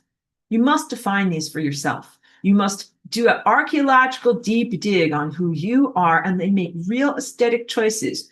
Go through the closet. Is this me? No, this outfit doesn't fit. Throw it away. Is this me? This is the real me. And because some things in your closet or in your genetic behavior are projections that come from other people, stuff that comes from your ancestors, behaviors that you were taught in this world, either to conform or as pro-survival behaviors. And none of these things are eternal. Sometimes you're just calibrating to a miscalibrated system that is at that particular frame shop so that way you can work at that particular job. But then as soon as you get a better job, forget it. You don't have to remember it. You don't have to do all of those careful calibrations anymore. Cheeky is here. Let's take a moment and hug Cheeky. Let's see Cheeky and say hi. But you don't have to finish my thought, you don't have to compensate and spend so much energy compensating because you're finally in a correctly calibrated system. Let's see. Hi, Cheeky is right here, and we might take a little moment for some vibes, but first, let's just hug everyone. Hug everyone, hug everyone. So when we had that very soul-sucking rain for 4 or 5 days, Cheeky was so grumpy. She was so grumpy, and I made a nice little bed for her, and I put the infrared heater on the bed so she'd feel nice and warm and toasty, and she was still very grumpy, and we don't like going outside and getting our paws wet, so we were so unhappy, but we had lots of food, and we got very chubby, so that's nice. Yes. All right, hold on a second, guys. Thank you. And thank you for allowing me some lighthearted moments amidst my rant to be a dog mom. Let's just take a momentary break. Hold on. Thank you for that brief break. And I'm going to start off again with Mary Ellen's great question. She says, so are we going to leave through a portal still? I don't know. I say fight back. We have nothing to lose. Absolutely. So what does Ascension look like? Does it look like flying off in some kind of a vehicle? Does it look like going through a doorway? Does it look like evanescing or flying off and becoming a puff of smoke or something like that? So this is the meat and potatoes of what we really need to talk about. Ascension, in terms of where you are in your time diagram here, is moving your chakras from either being canted at an angle like this to being straight like this, or is moving from being at an angle like this with your presence, like with your consciousness presence, and being in alignment like that. Ascension in our present day is different than ascension in the time that I call Atlantis, ancient concurrent Atlantis. I have to make a contrast between these two things because through the Christian religion, some people have conflated wrongly that ascension is first a death experience of mortality, like a cessation of your heartbeat, and then an ascension into an ephemeral positive state after that, like an eternal sense or an eternal state of being. Cheeky's barking at me, but she just had everything she needs. So we're just going to keep going. You're okay, girl. You're okay. Let's just give a little hug. You're okay. Let's get a little hug. Here. Hi. Hi. Hi. Hi. Okay. All right. Good.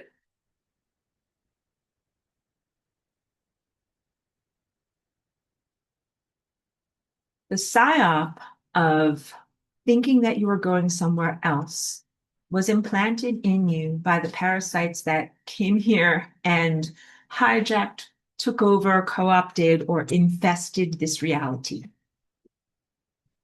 I call them invaders from Mars, but you know that Mars is just one of the more recent planets that they have destroyed. They really have gone around in various different places, destroying various different places. So it's a pathogenic invader presence, and it's definitely not something that belongs on Earth and not something that should control or receive Earth. So I'm Earth, and I'm Earth in ancient concurrent Atlantis, and I'm Earth here. And I'm like, no, like you can't have me. No. The answer is no, and I don't want you. And that's it. That's like, very, very, very, very obvious boundaries. I'm not leaving my body. This is also big, important stuff. I can speak about this with good humor, but it is very, very traumatic and distressing.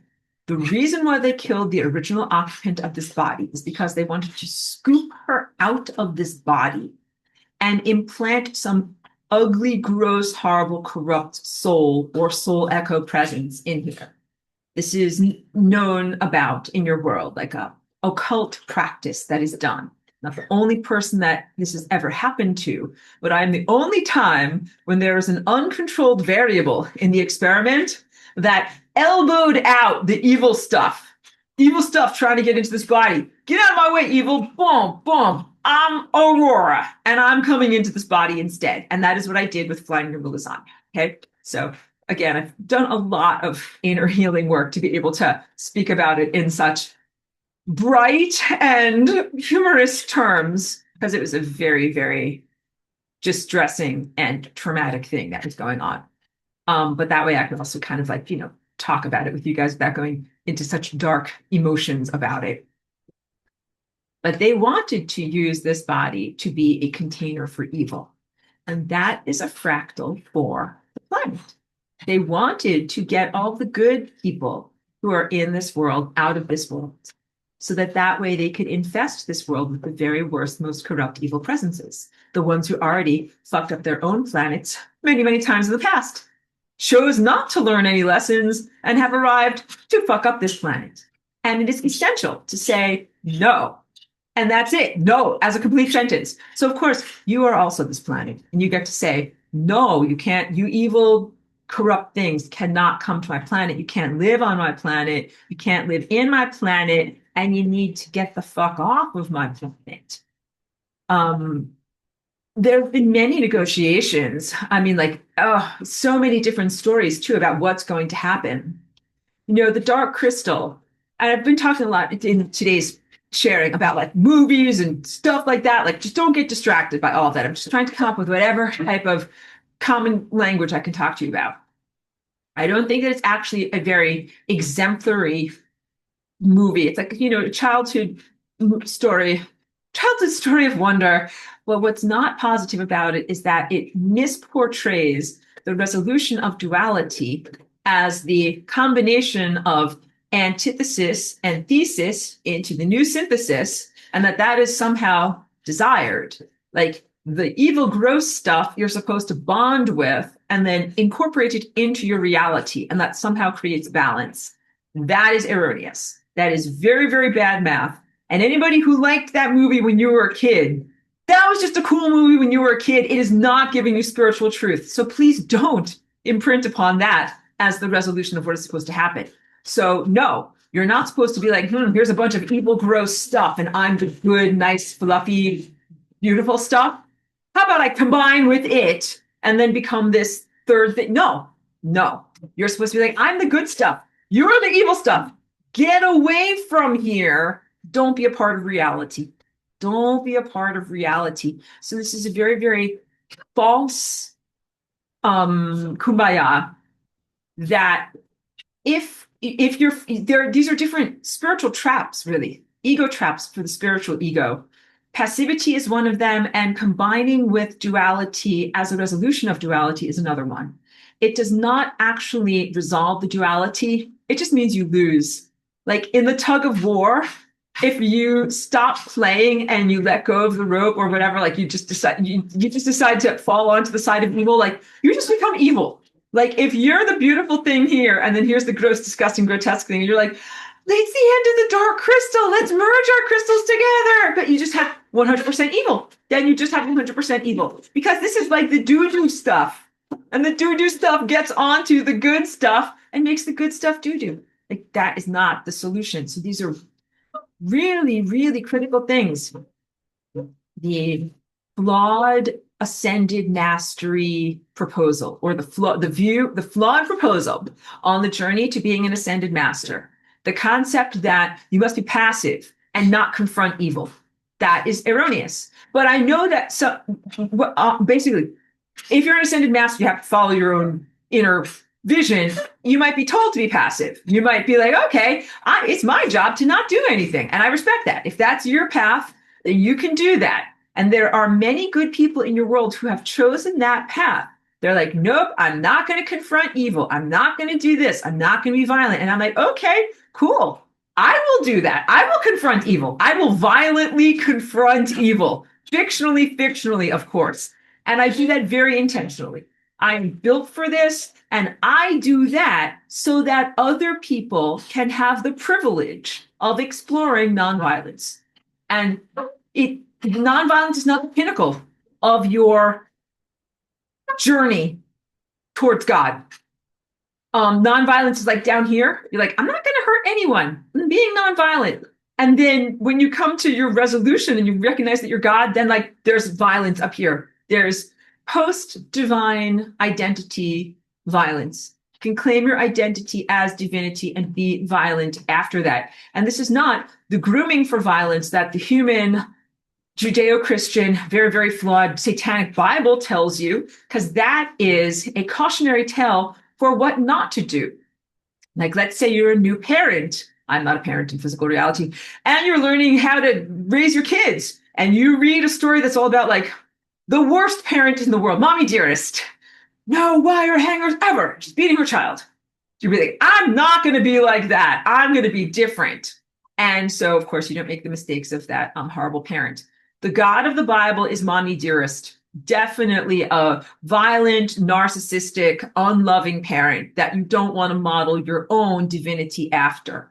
But that does not mean that you have to be a super wanky loser who lets your kid walk all over you. You're so hard trying not to be mommy dearest that you're just like, oh, this, oh, that. And then you never set a boundary for your kid grows up to be a monster. And like I was the nanny 911 in a lot of those situations where the moms did not set boundaries and the kids flushed all sorts of things down the toilet and plugged at the toilet. So like I had to deal with all of that. So no, setting boundaries is important, but I never was violent with children that, I was caring for, and would not be violent with children ever.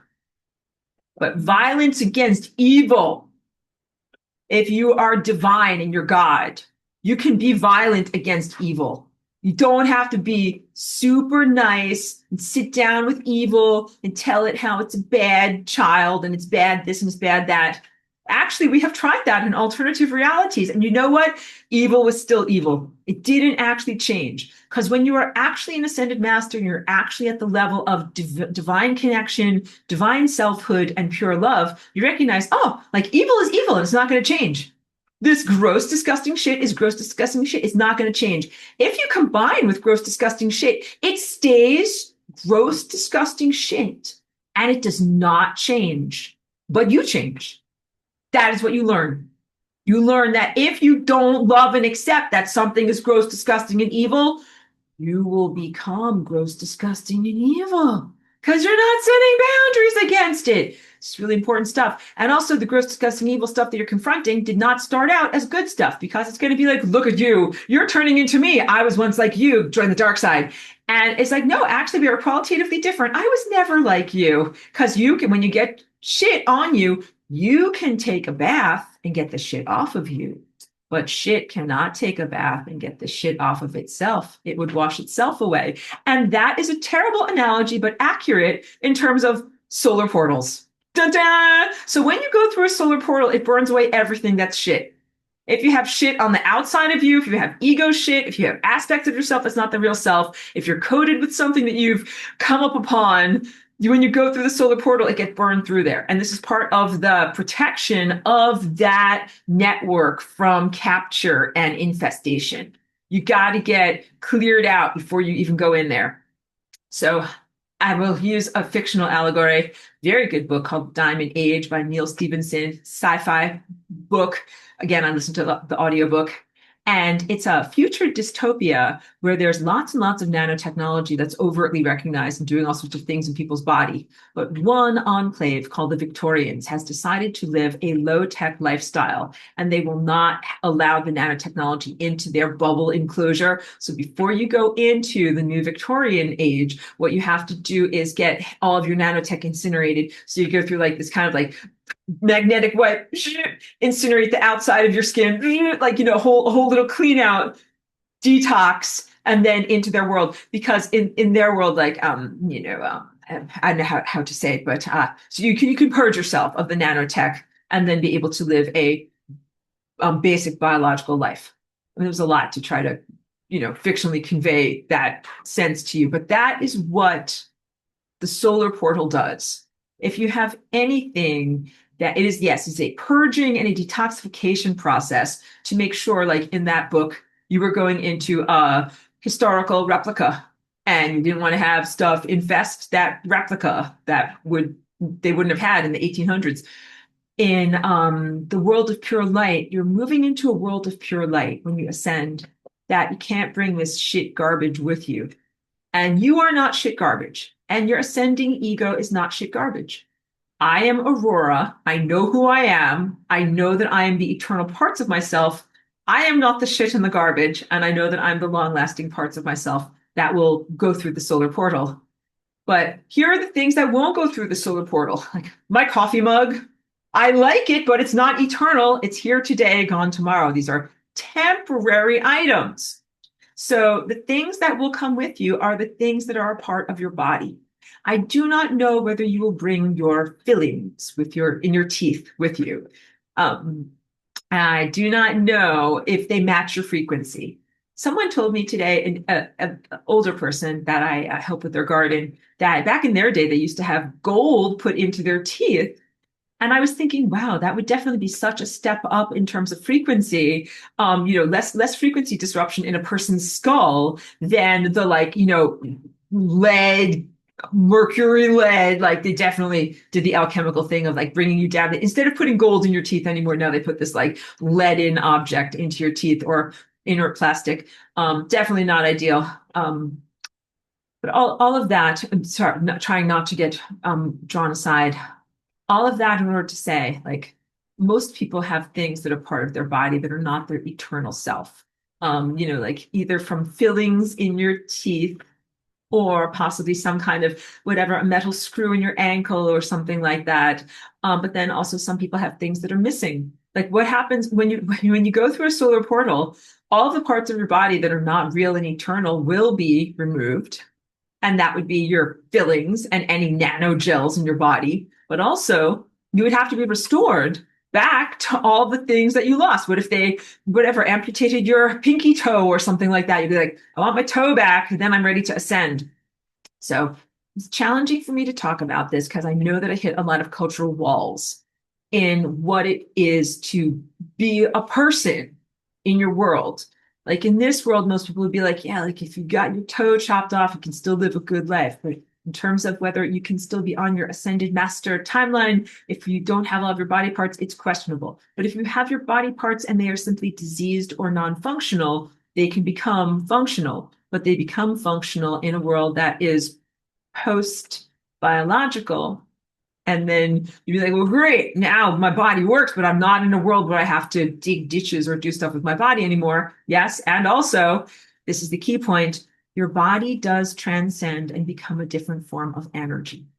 So everything I just said was extremely confusing to you. I apologize. I'm doing the best I can. Now let me clarify it. When you're born, you have a quotient of energy, and that energy grows into and you assemble it into your body. And that's your body that is matter that you made with your mind. Not a lot of people claim ownership over their body as the matter that you assembled with your mind. As you move into ascension, a big part of your claiming of ownership of your own divinity is to recognize that you are assembling matter with your mind and to learn to do it consciously, and most certainly to learn to do it about your body.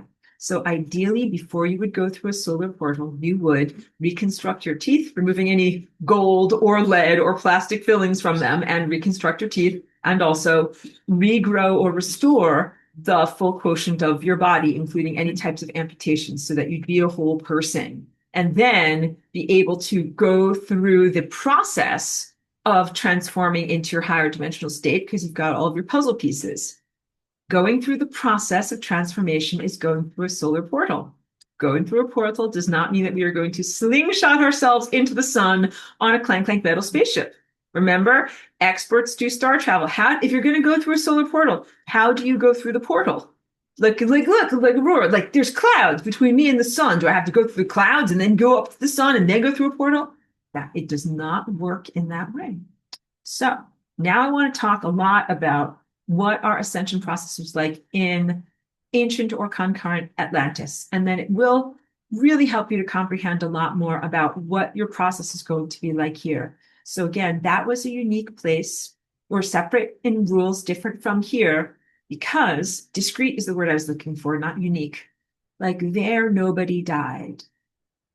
Ascension was the inevitable, normal, expected, not end, but completion of your existence.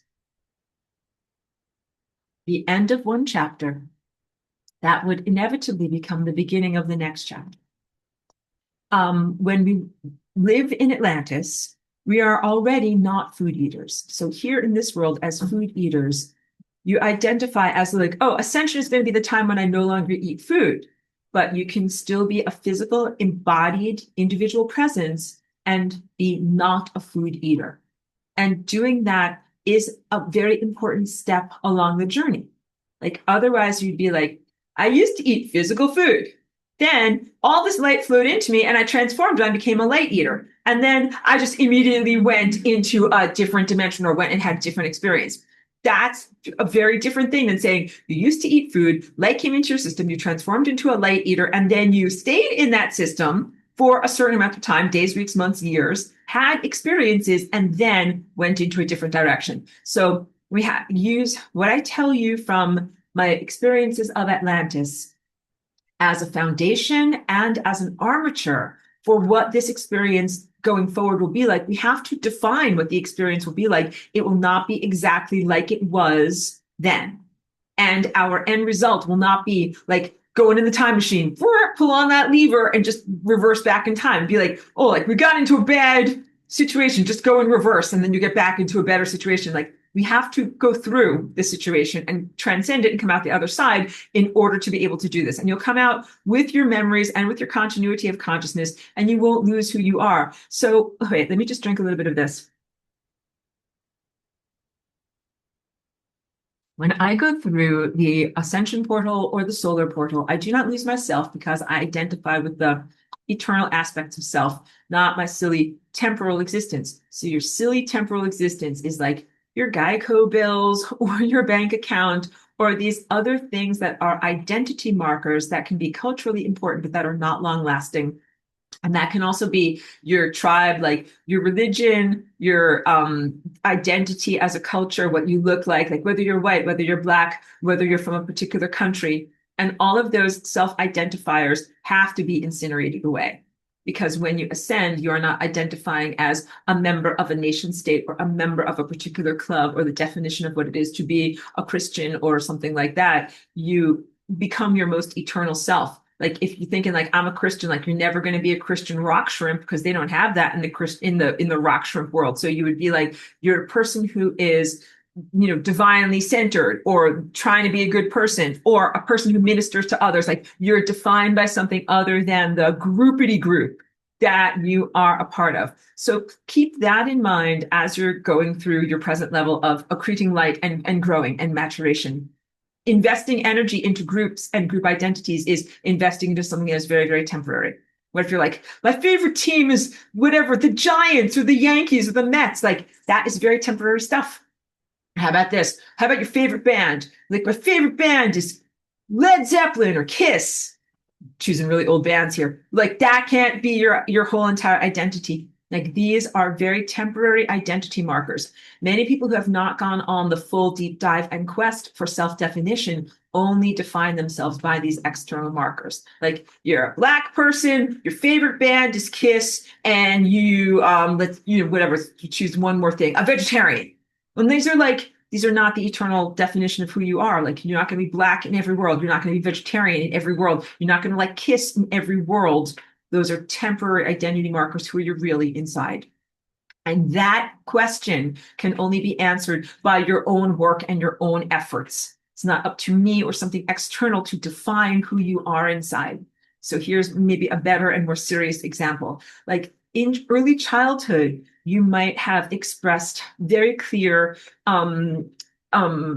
preferences. Like maybe your mom is trying to get you dressed in the morning and she's very rushed. She's like just like put on something. Like you just got to put your clothes on. And she's putting on like not your favorite clothes. And you're like, no, like I don't like that shirt, mom. Like this, like the Batman shirt or whatever, like strawberry shortcake shirt. This is my favorite shirt. This is what I want to wear. Like even when you were a tiny child, hopefully you had some sense of self preferences, like this is who I am and this is who I'm not. You're like, no, like mom, I wouldn't be caught dead wearing that shirt. Like that's not me. This is me. These temporary markers and expressions that are sometimes decorative of who we are, hopefully are an expression of the soul choices that you make. And not everybody has like, huge breadth of options, like this shirt or this shirt. Like you can't necessarily choose, to wear any item in the entire world. You have limited options, but within your options, you express your personality. And it's the same thing with when you grow older and you mature, larger levels of expressing your preferences in how you relate to others and who you are and whom you are not, like how you set boundaries. So there are some things where you're like, I would do this, I would never do this. I would treat someone like this, I would never treat someone like this. This is the definition of self. Like you do a deep dive on yourself, you figure out who you are, and then you also have to figure out who you are not. And that's why that movie, The Dark Crystal, like it's really important when you encounter darkness, not to cave and to encompass it and accept it as if it is yourself, because it's not yourself. I think we're encountering the hardest lessons that we possibly can during the planetary ascension of Atlantis and also what is happening concurrently in terms of confronting yourself. What are the characteristics that are the real you, and what are the characteristics that are not the real you? So I'm just looking at Cheeky over here, making sure she's okay. Psychopathology.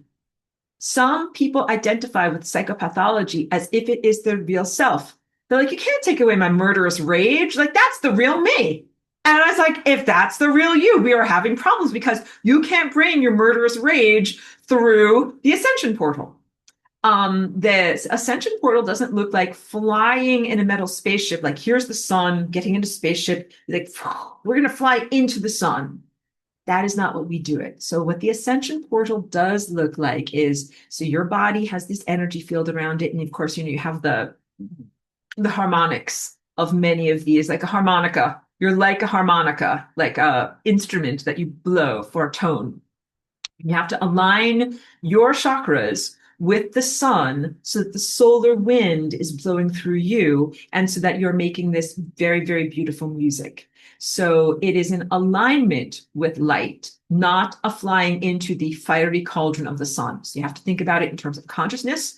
And now we also have to talk about the frame rate of reality.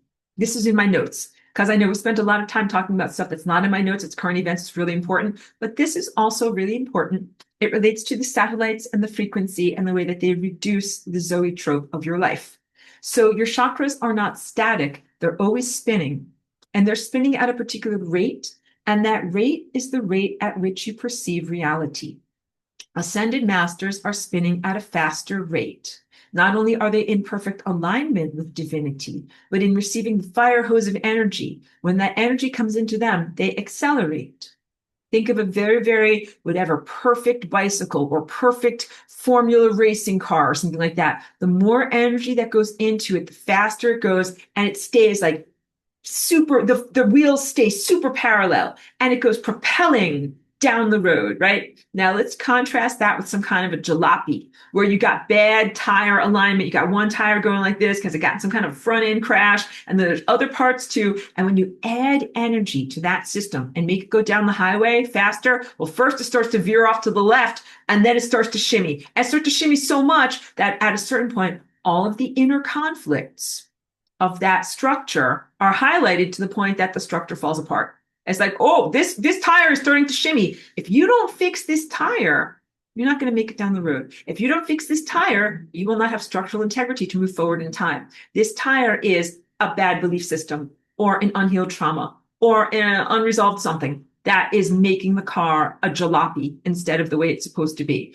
So how do you get yourself into these perfect alignments? It's through all the self-cultivation that I've been teaching you, and other teachers teach about this too. Meditation is a big part of that, but that is just the capacity to turn off the yakking software system in your mind, like the talking, verbalized mind, so that way you can even do this other work. So it's an important foundational muscle, but it's not everything. So think of it as whatever, like being able to do a deep knee bend or something like that. Like that's not running a marathon, but you do that exercise to build your leg muscles so that way you can propel yourself forward. But it's not, meditation is not propulsion. It's not propulsion. It's not impulse moving forward. So if your goal is simply to meditate, that's like you're just going to float. And I think it's important to recognize that buoyancy and floating gives you perspective.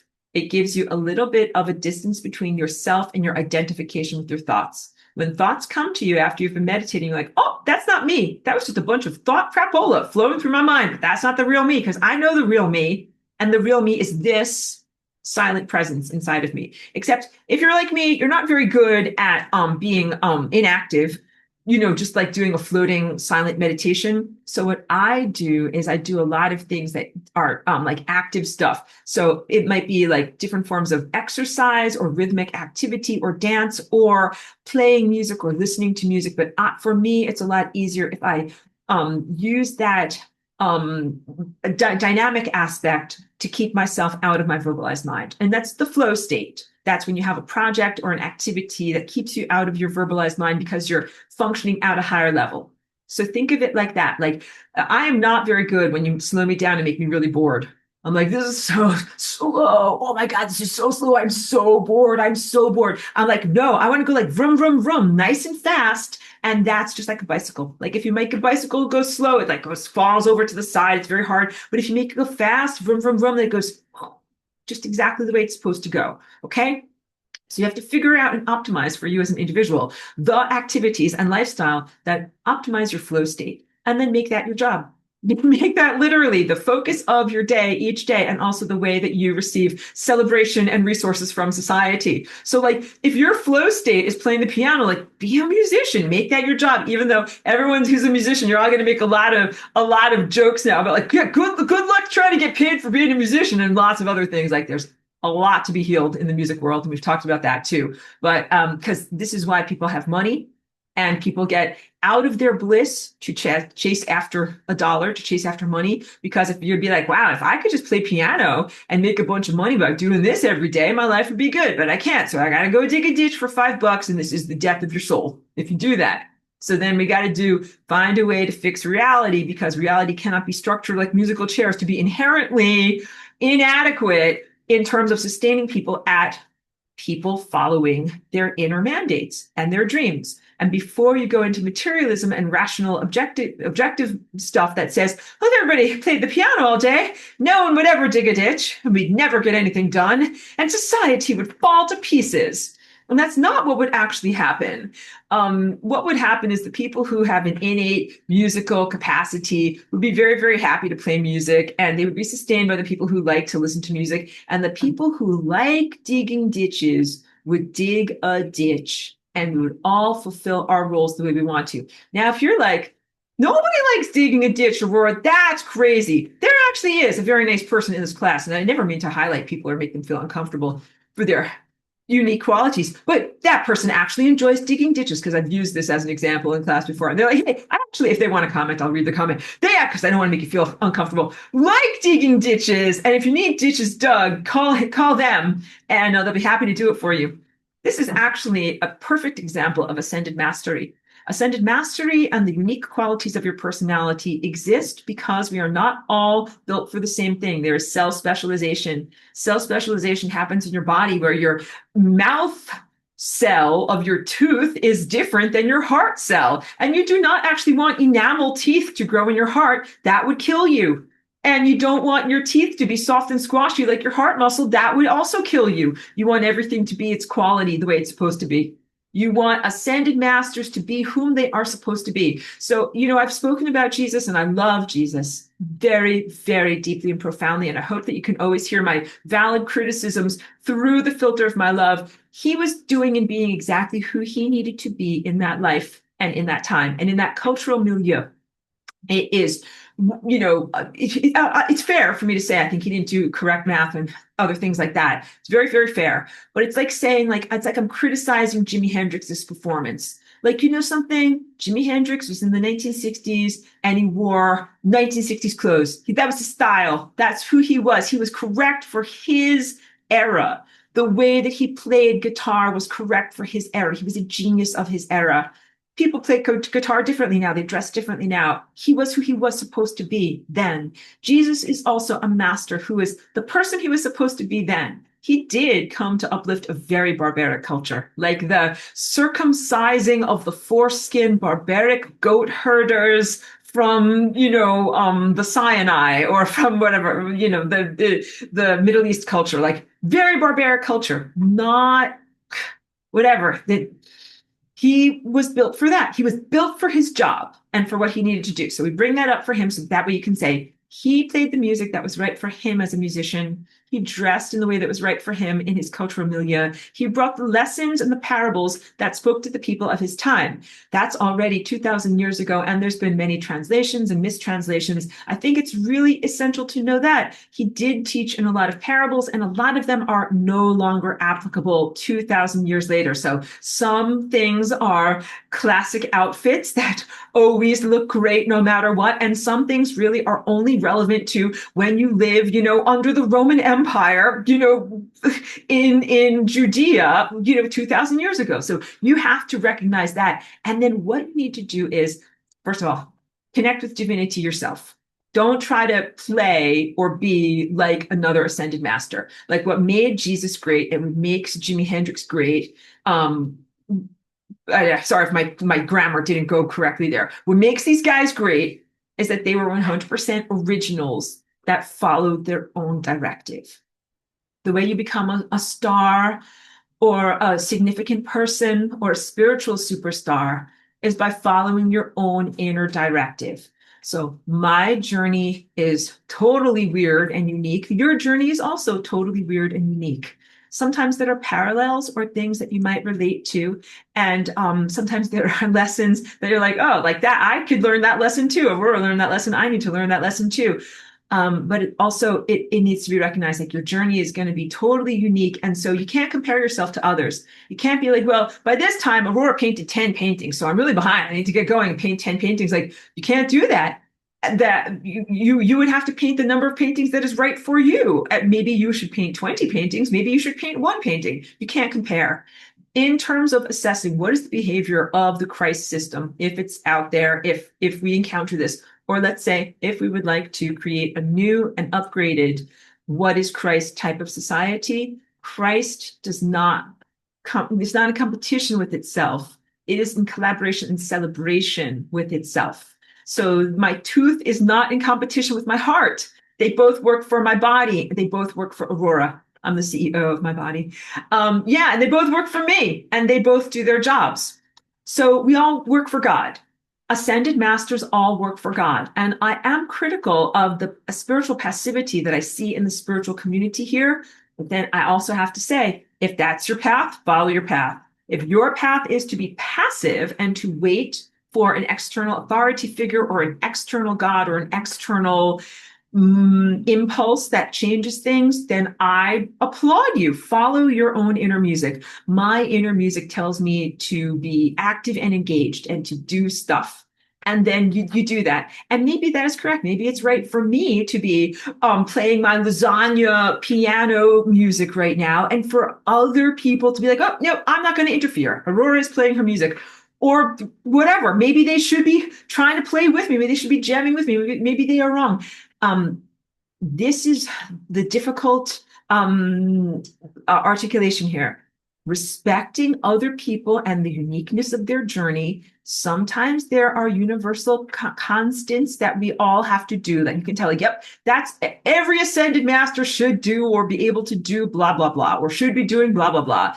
But some things are so unique that you cannot say that they should or shouldn't be doing them. You can only say follow your path. So that's what I can say to you guys. I would encourage you away from any type of grooming or psyop that takes you, that tells you not to listen to your inner guidance. Listen to your inner guidance and listen to it at all times for what you need to say and what you need to do. So like when I receive insights, and some information is just for me. And I know that I should not open my giant mouth and tell other people about it.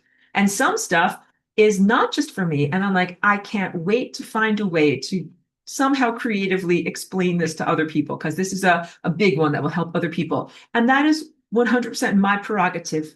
No one comes to me like a taskmaster and says, Aurora, you have to tell someone this. This part's a secret. Don't tell anyone this.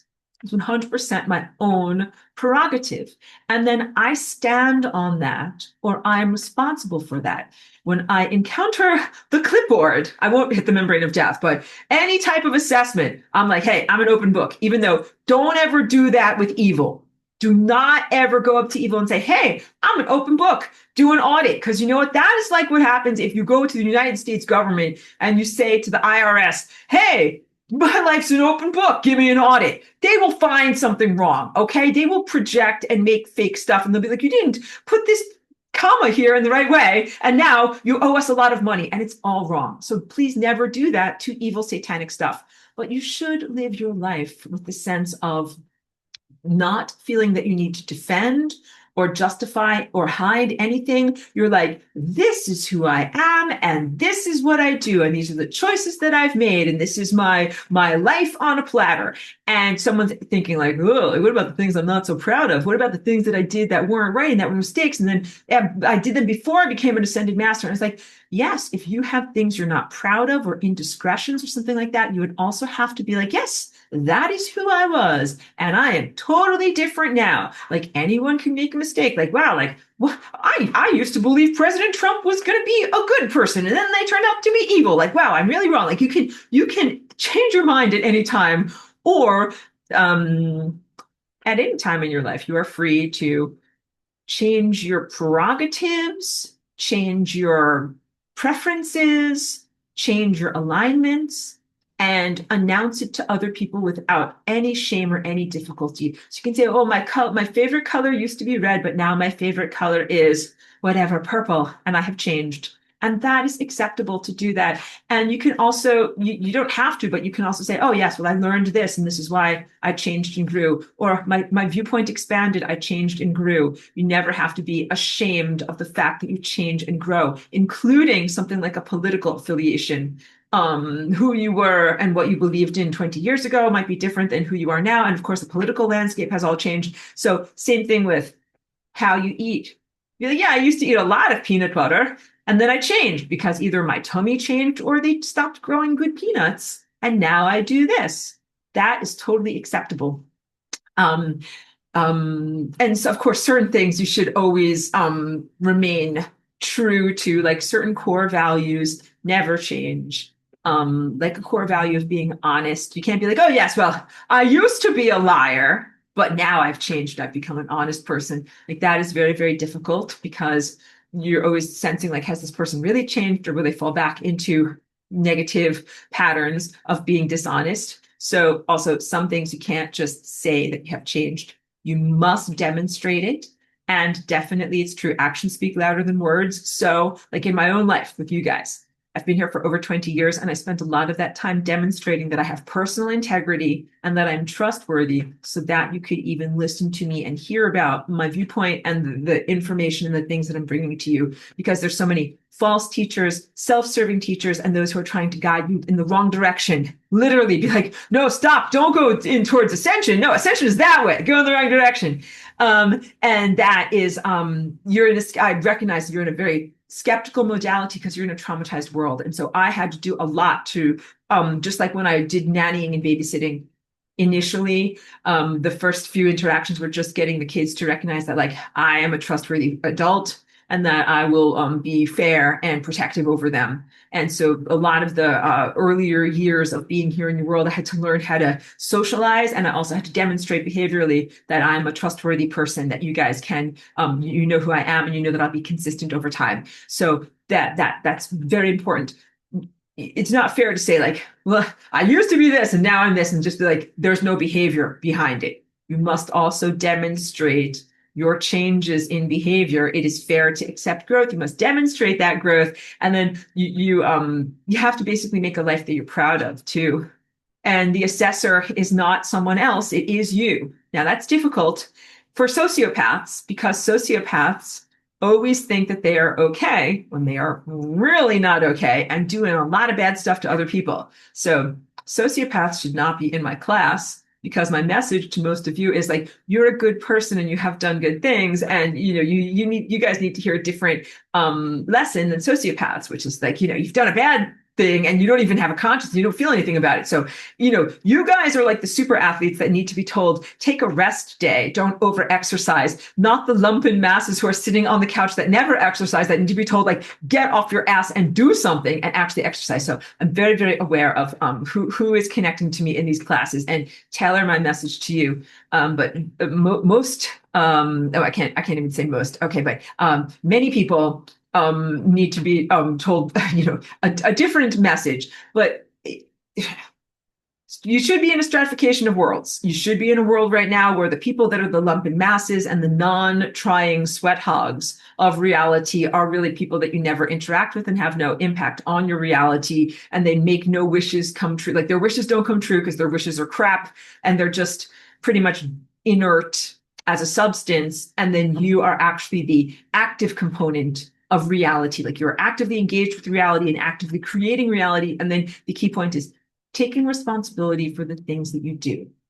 Ascended mastery occurs when we take responsibility for our life and for the actions that we do and the consequences that we have on others. Okay, so now let me go to how we ascend in ancient concurrent Atlantis. First, you live your life. I've glossed over very much. I haven't told you very much about how you come into being. So we'll just save that for another occasion. But after coming into being and living in community for a very long amount of time, you don't have to eat food, but you do need constant light. And you need to have light that is stored up at night because the sun goes around the other side of the planet. So then you have to have crystals or something that hold light and return it to you. Other people hold light for you. But a key point that I wanted to make is that this is not the W band. So in 2025, there's this terrible network. You got people networked together and biofield energy that is being shunted between people non-lovingly by some form of technology or synthetic telepathy or something like that. That is the antithesis of what I'm trying to tell you, which is that when you go through life in the correct way, other people receive your light.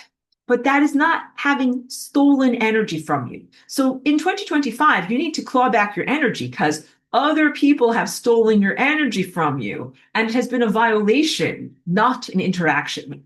In ancient concurrent Atlantis, we don't violate each other. We do interact. So what that means is we have an interaction and you have a viewpoint of me and you hold that viewpoint of me and that memory of me within yourself.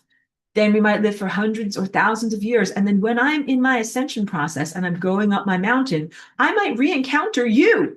And you've got that memory and that impression of who I was in the moment years ago. And you bring it back to me. This is what I mean when I say your light comes back to you. You encounter those people. And this was a sporting event, but not an evil sporting event. A real, let's say like the Olympics. An event of pure integrity where someone is doing something that is amazingly inspiring to you with their own personal willpower and their own personal muscles. So when you went up the mountain, you didn't have to worry about your food and water, but we all saw it. It's a telepathic world. We can all see what's going on. It was done in public view. And as you're perambulating around this mountain, you re-encounter people and the process can last for years. As you're re-encountering people, you have conversations with them. And the conversation is about you receiving your light back. Sometimes these are beautiful interactions where you meet someone and they are like, I remember you. I knew you from 500 years ago, and you were so nice to me. And when they give you back that memory, the light flows back to you and it builds a part of your face. Someone saw you with beauty and you did something that helped someone in their life. And the light of that becomes an eternal, indelible part of yourself. And when you encounter some people who are challenging relationships with you, and in Atlantis, you didn't have the same level of animosity and rage and vitriol and hatred here. Like, it's not like that. But you might have an artistic difference with someone. Maybe, you're working on a painting together and you're like, oh, this part has to be purple. And they're like, no, blue. And it's like, that's it. I'm fighting against you. And you might really fight against someone, not with a machete, but with your energy. Like, no, they wanted to paint that part blue. I'm totally against them. You re-encounter them in your ascension process. And you're like, oh, you. You want me to paint that part blue? It's like, yeah, you know something? You were right. It should not have been blue. It should have been the color you chose all along. You were right and I was wrong. And the light flows back to you. And it's the point is both people grow. Through the ascension process, there's growth on both sides. The person who is ascending and accelerating to the point where they no longer are in the physical world, and the people that knew them in their life.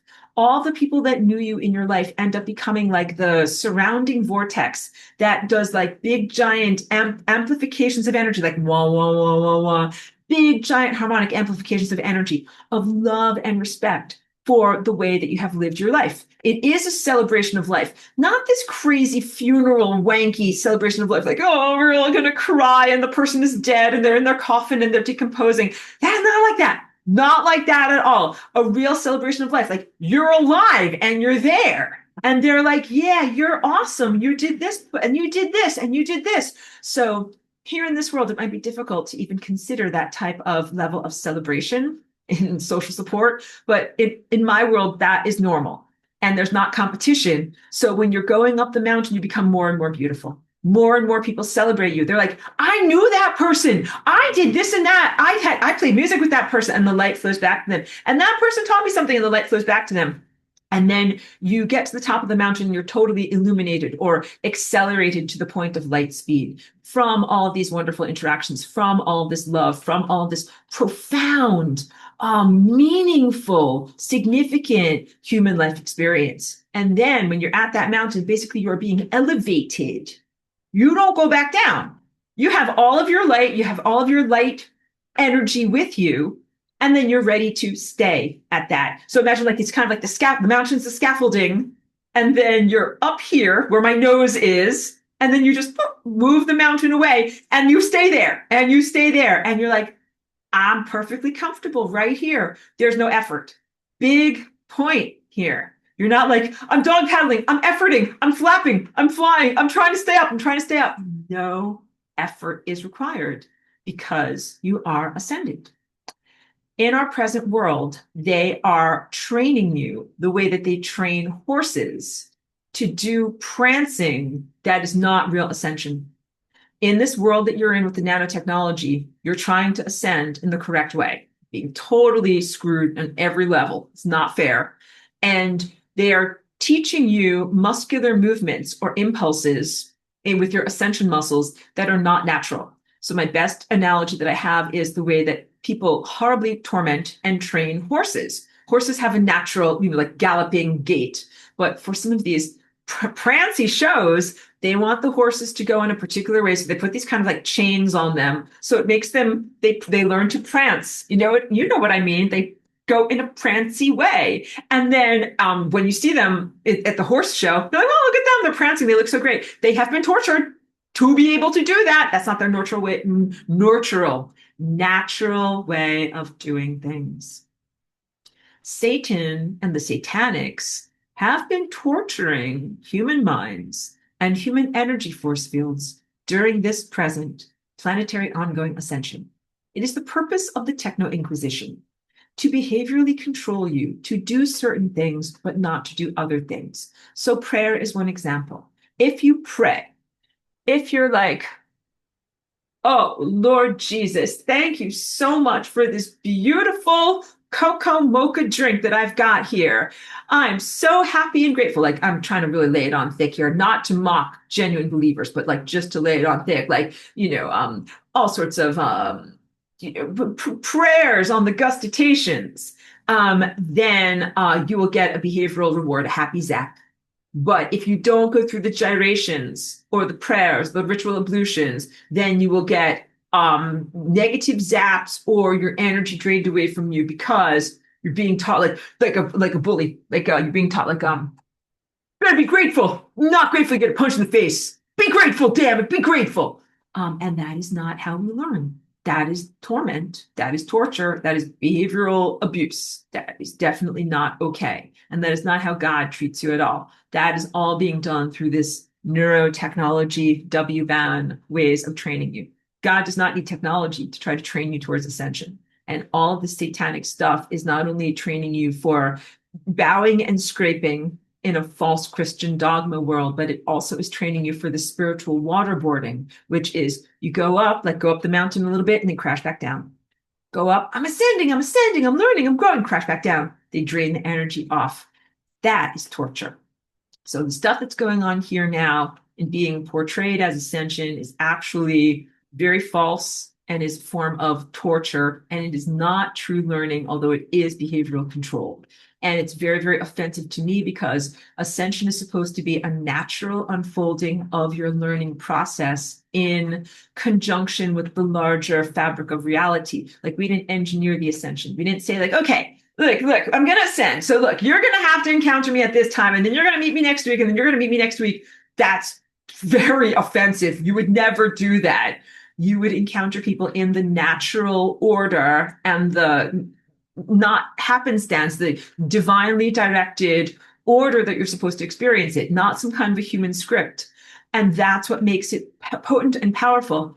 Just like when you watch a movie and they or a TV show, they show you first this scene, then this scene, then this scene, then this scene, and at the end you're like, it's so much, it makes me cry. You have catharsis. Um, your life is supposed to be the same way, where different scenes or aspects of your life are given to you during the ascension process, and it all has a crescendo to the point of catharsis. And the catharsis in ancient Greek is just a release of emotions. Like, I've got so much emotion, I have to just cry or do something, scream to get it out. But this is a catharsis in the sense of a release of burdensome emotion, stuff that's not the real you or not stuff that you need to carry around with you. It's the release of baggage. And when you look at your whole entire life trajectory through this retrospective process, you come to a crescendo that allows you to release anything that's not the real you, release the baggage, comprehend see, get the synopsis, see the giant picture, see the way that your life fits in with all these other lives and all these other things. And you come to a sense of fulfillment and acceptance that that is love. And really, when you get to that mountaintop moment and you look at your whole entire life trajectory, like everything that brought you to that moment, you're like, I wouldn't change a thing. It's a masterpiece. Like, shellac that masterpiece. It's not a good word, but you know what I mean? Like, seal it in, like a snapshot on that masterpiece. It's perfect as it is. And then you're ready to go onward. Okay. When you go onward, your life trajectory does not disappear. You have created valuable real estate and anchored a foundation in time. You then exit time. But it doesn't mean that you stop existing. All of your presence that you made, your path through time, exists and brings you to this point. So for people who took my Path of Light class, a good analogy is the path of the electron when it goes across the leaf. When a photon goes into a leaf and reaches a chloroplast, there is a crucial journey that has to happen where the photonic energy is trying to make its way to the chloroplast, and it has only a certain amount of energy, and it has to go through a labyrinth. And it has, like, if you have 100 units of energy, it's going to take 100 units of energy to get through that labyrinth.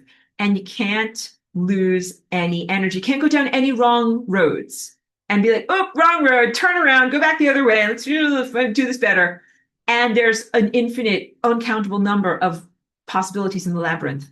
The photonic energy gets through that labyrinth every single time without fail. It is more accurate than the most accurate quantum supercomputer, clank, clank, metal, blah, blah, blah, that humans can build. And it is happening in every single photosynthesis leaf in every single tree across your whole entire world, like a million times a day. Something that is so statistically unlikely that it seems impossible, but it happens like happenstance, like clockwork, inevitably all of these times. That is what your ascension process is like, where you are not going down any blind alleys, not being led down any peripheral time and energy wasting offshoots, and staying 100% focused on your life path and the things that are the most important and the events that are the most important. Saying there's no wasted time is not quite right, but saying you play every note absolutely correctly. And you can do that in each moment because you have perfect divine guidance. So perfect divine guidance would be like having a really good GPS, a God positioning system. And you never get lost because you can always tell where is north, where is south, where am I supposed to be going, and I'm going to go in that direction. But I hesitate to say GPS because people use that as like turn off your brain. And also people who are of the generation where you can still read a map, like you're very important oral historians, and you might have to teach the younger generation, like, this is a map, this is how you do this. But yeah, no, because it used to be that you had to have a map and know where you were going. If you didn't know where you were going, you had to either have a list of instructions and the capacity to ask for directions when you get someplace, or something else to be able to guide and navigate yourself. Then people became addicted to GPS, and now they're like, they don't have a map, they don't know where the heck they are, they just listen to the voice that tells them turn left, turn right, do this, do this. That is not ascended mastery. Ascended mastery involves having the larger perspective over your life so that you know which direction you need to go in. You do not feel in conflict with an external God that's like, go left, go right. And you're like, no, I wanted to go straight. I don't want to listen to you, stupid God. God's directives match perfectly with your own impulses. So if I'm an artist and I'm like, what color do I use? This color. And I pick up red. And God is like, yeah, like I want to paint with red too. Like there's no conflict. Myself, my own desires and the desires and impulses and edifices that God has intended for me are 100% the same. That is paradise. That is perfection. That is the pristine system. That is what we want to experience. We need to talk. So going through the solar portal was your question. What is it going to feel like? Is it going to feel like aligning your harmonic chakra system with the sun perfectly and being flooded with light, making an enormous sound that is kind of like a harmonica, for lack of a better word, like a tone that is made out of all of these other tones. But it does not mean that you'll be leaving your planet. The grooming for either getting out of your body or leaving your planet was meant to make you abandon your real property so that squatters could come in. Don't abandon your property. What happens to your body? Do you leave it behind? No. So you do not leave your body behind. It is not a dead, putrefying corpse with worms crawling in and out through your nose and playing pinochle on your snout like the children's rhyme. No, you take your energy with you. You take your matter with you. This body is the matter that you are most directly responsible for manifesting into the world. You are indirectly responsible for manifesting into the world the matter of, let's say, the dress, the non-sentient objects that are around you, because your observership is in partnership and does manifest that matter, but you're directly manifesting the body. And when you are ascending or ascended, you are not necessarily yet out of your body. Part of the journey is becoming completely aware of what is happening in your body and being in complete ownership over it. So I am the CEO of my company, and I'm not like some lazy fat ass that's off playing golf all the time and I just get my underlings to run things. I'm like, no, I want to know what's going on with the endoplasmic reticulum today. Like, wake up in the morning, like, let's check out these stock prices. What's going on with the endoplasmic reticulum? But really, you have to be that way. In the ascended world, it would be almost insane to think that you're going to go to a doctor for help with your body. It's like, no, this is your planet. This is your matter. This is your world that you have colonized, and you have to make sure that you are in charge of everything that's going on in there. So in the world that you're coming out of, it's normal to go to a doctor and say, doctor, I don't know what's going on in my body. You tell me what's going on in my body, and then you do stuff to my body. That, to me, I'm like, no, and no, and no, especially because the doctors here are completely captured and not good. But even in the time before they were captured, I learned from your human medical system that they are not well informed about what's going on in other people's bodies. They don't even know what's going on in their own bodies. They definitely don't know what the F they're doing. And so please know, like right now, we're at a time when the dental and medical system is completely captured. And if you don't want to get injected with nanotechnology, like pretty much don't go into their medical offices. So you've had to become very self-sufficient and not present yourself for the abuses that they would like to inject into you.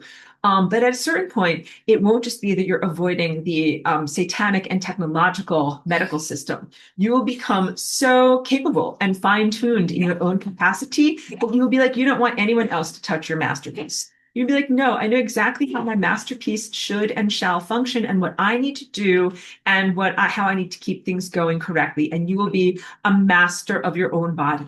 And that includes connecting to time, like how your DNA acts and how your efforts and willpower connect to time. I can, for lack of better words, I didn't have better words there. And the time edifices that you create. Your health is a direct result of the time edifices that you create. I've told you this many times. When people started selling themselves to get money for food, that is when their health started to get worse. And right now, you've got so many sick people in the world because people have literally sold their moment-to-moment existence to be controlled by something that is harming them and making them on the wrong timeline.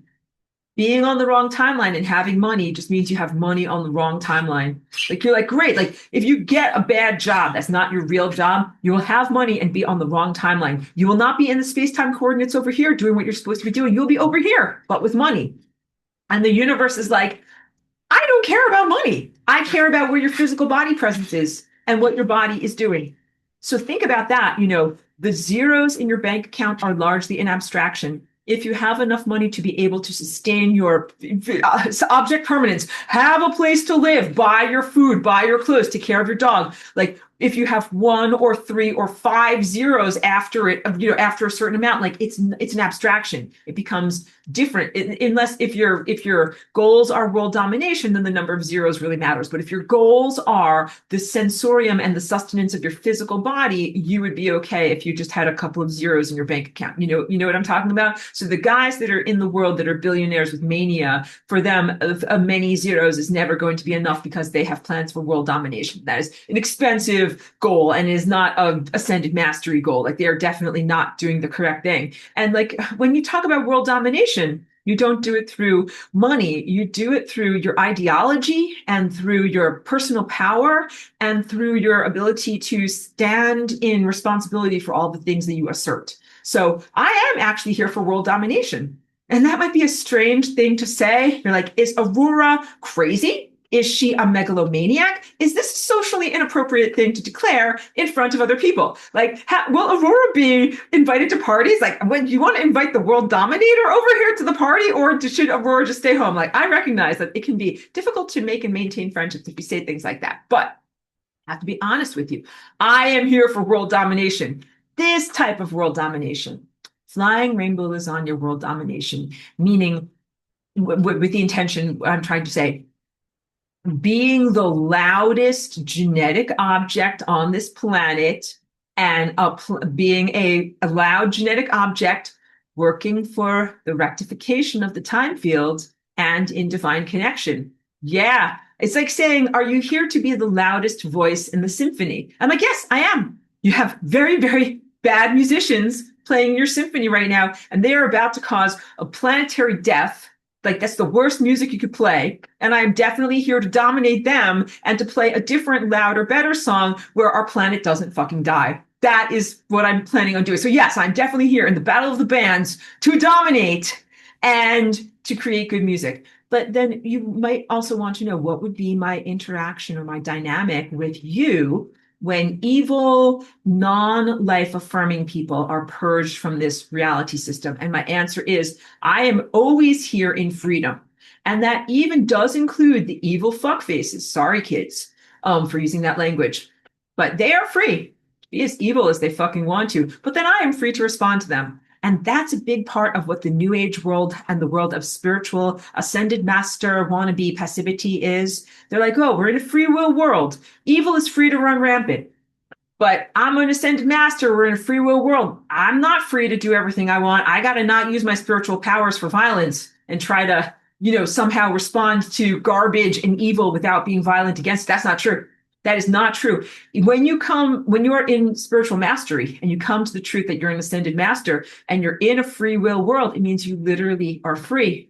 Everything is free. Evil is free, but you are free to respond to it. So if you are feeling like you are not free and you are limited as an ascended master, you are not yet an ascended master. You must work to free yourself from the inner spiritual limitations that have been placed upon your not only genetic dance, but your cognition and expectation of what goodness looks like. A lot of these myths and fairy tales tell you that goodness only looks a certain way behaviorally. That goodness has to do with this nonviolence, and I keep saying passivity, like allowing, and that is not goodness.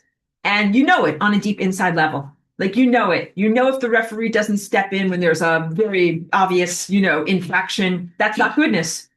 Goodness is confrontation of evil, not passivity towards evil. And I do respect when people are like, well, like, that is just not my job. Like, I'm not the referee. I'm not God. Someone needs to step in, but it's not me. I respect you, but also you have to recognize that the sidestepping of responsibility at every level, at every, up and down level is how you got into this garbage situation. And how you get out of the garbage situation is when at least one person, even if it's not their official job, decides to coil up the electrical cord. This is my example from my life. Like, do something more than your job. You can do just your bare minimum job and you'll get your paycheck and you'll just stand there in stasis, not actually moving forward. But if you want to move forward, be like, you know something? That guy's not doing his job. That guy's not doing his job. Somebody's got to do this job. I'm going to do his job.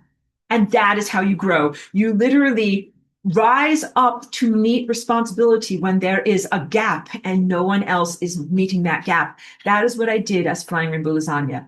From a higher dimensional state, I was able to perceive the imbalances and perils that were happening here. And I'm like, no one else is doing this. And I innovated the concept of lasagna, and then I did it.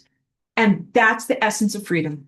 No God or external thing said to me, hey, you have to do this. Like I'm sitting around, like the world is a pile of shit and I'm in the higher dimensions and I'm waiting on God to be like, Aurora, go do something. Here, do a lasagna. That is not what happened. I did a lasagna out of my own inner impulse because it wasn't being addressed, because no one was doing something, because something had to be done. And then as I came into this world, I have done a lot of things that are similar where no one else was addressing something that definitely needed to be fixed. And very sorry, my brain is very tired. Sorry if I'm not speaking well. Very obvious need for improvement. And I'm like, oh, I'm here. I'm going to do that. And perhaps that is a good personality quirk of mine that, like, if you want to talk about ascended personality aspects, I came here with this aspect out of total innocence or whatever, just not being intimidated with jobs that are big jobs. I like big numbers. I'm like, oh, that's, I can do that. That's big. I can do that. It's not being done. I can do that. No one's doing this. I can do that. And that's a positive personality characteristic. And I've done that in lots of different times and places. And that's how you can tell it's a pattern, whether you are a one-faced, two-armed, two-legged human female with, puffy hair, or whether you're a rock shrimp, or whether you're a particle of light. Like, that is a personality characteristic that will be across all of those levels of my life. That's who I am as Aurora, and that's who I am as Aurora. So the reason why I named Aurora here in my ego presence is because I am my ascended ego. I am Aurora. And so when I go through a solar portal, I'm not going to like burn off a bunch of stuff that's not me and then come out the other side and be like, I'm me again. Like, I feel like my true self, like I'm my true self here as much as I can be in this distorted and benighted time and place. So I've always tried to be the truest version of myself that I can be through this body and through these genetics and through like this face and, through these expression tools. And then your paint isn't perfect down here. Not that I'm critical of your paint or whatever, but like, it's not that bright. And the colors are a lot brighter where I come from, but I'm doing the best I can with the stuff that I got. I'm going to work with your music system. I'm going to work with your tuning. I'm going to work with your synthesizers. I'm going to work with your paint to be able to express this through there. And then what you take with you when you go through a solar portal, you take the most eternal aspects of yourself with you, not necessarily physical objects, but you can take accomplishments with you. And I think that's important. So think of it, like if you were going to time travel or do some kind of interdimensional travel, what can you bring with you? A math formula, a concept, a poem, a melody, a song, and also the memory of objects that you have created, that you handcrafted. If I create something on a computer where I simply set parameters, parameter 1, parameter 2, parameter 3, press run, and then the computer creates the image, I do not have an actual memory of the creation of that image. I just look at the end result, and it's not able to be recreated. But every single one of my paintings, I could recreate it if you gave me like a pencil, a ruler, a paper, enough time. I could be like, oh yeah, I started drawing like this and I drew like this and I drew like this and I made this and then I made this. End result is the image. I contain those artworks inside of me. And I did that very, very intentionally because I know how reality is structured. So when you're an artist, you wonder, like, all this stuff is temporary. Is it like the sand painting of, some kind of monk and it's all going to be washed away? And why even spend the time, Aurora? Like, wouldn't you rather be sitting on your butt watching TV instead of painting all these paintings? And I'm like, no, actually, no. You know why? Not only is it my sole directive and part of my life as an ascended master to make these paintings, and that's me following my directive, I would not have learned and grown in the same way if I sat on the couch and watched a TV show than if I did my painting. Doing my painting put me in the flow state because I'm engaged with life. Sitting in front of the couch on the TV makes me feel bored and I am not engaged in life. Those times spent on the couch are really the dross that is burned off in the ascension experience. The time when you're spent really engaged with the things that you love is the eternal time that comes with you. I also have a lot of eternal moments that I have spent in my life hugging my dog, and earlier, before I had my dog, hugging my cat. Those are eternal moments, emotional moments. So my mouth tried to say eternal emotional moments. Those are indelible moments. And that is also part of ascended mastery. So some of what you bring with you are your personal accomplishments and your achievements, like you painted a painting, or you mastered a song, or you innovated a concept and you internalized it. It's indelibly in you. Some things that you bring with you are emotional mastery. When you are creating a love tone with another creature, like when you're hugging your dog or your cat, that is an eternal moment and it stays with you for forever. And this is why I'm trying to always emphasize and tell everyone, your dogs and your cats are not, let's hug Cheeky while we say this. She's listening to me. Oh, she's going to get a drink of water. She's walking away while I'm talking about the most important stuff. Your dogs and your cats are not just mere, there we go, come over here, let's hug. She's like, wait, am I supposed to be a part of this? Come over here, come here. Your dogs and your cats are not just satellites or very cute decorations. They are a really, really big part of the ascension journey. It's not just that you will re-encounter other people that you knew from whatever, your summer camp or something like that, and be like, oh, I remember you. Receiving back your energy that you lavished upon your pets. How they looked at you and how you looked at them in that moment of ascension, and the eternal moments that you spend when you're like snuggling or cuddling or throwing a tennis ball with them. Those are eternal moments. They last with you and they are on your soul for forever. And you are beautifully connected to the soul of the animal or cat or whatever, your dog or your cat. They're an eternal friend and companion. And yes, don't worry. Some of you have experienced the mortality of your pets, and it's very, very real, deep grief. Don't judge yourself on that at all. They are very much still with you, and they're part of your ascension process. You do get to have the experience of kind of like a back and forth with them because time is non-local. So even though their bodies are not here, like my cat Ashley, she is dead and she's buried in a garden in Northern California. All right, that's where her body is. But when I accelerate and I'm able to have that moment of perspective, of course she will be a part of it. Cheeky is here with me. As we accelerate together, we're going to have this amazing moment where she's like nonverbally able to communicate to me, Aurora, this is all that you've given to me in our interactions together. And when I am able to do the same for her, and I'll say to her with nonverbal words, Cheeky, this is how much you mean to me. These are all the things that you've given to me. And I think you're the best dog in the world. And I love you so much. And she's like, and you're the best human. And I love you so much. That rapport is ascended mastery. That is everything. It is very difficult to achieve that type of harmonic force field between humans right now. And some of it is social, cultural, religious, personal, some of it is technological, some of it is the nanohydrogels. And our animals are powerful, what's the word? Courageous and noble warriors. They're here with us very intentionally. Please don't look at them and think that they're just stupid objects that blundered into your life. They came into your life very specifically. They're trying to talk with you and make heart connections. They're trying to uplift you. They know what is going on in our world. They know about perilous, bad bullshit. They know about why you're upset. They know about why you might be having chronic health problems and other stuff like that. They are here to help us and come with us. Their ascension is not in question. You don't have to be like, oh, I hope Cheeky's a good enough person to ascend. She's gonna ascend. There's not a question there. But they're here to help us. They're like the coach helping us. They help us to get into our emotional, eternal self.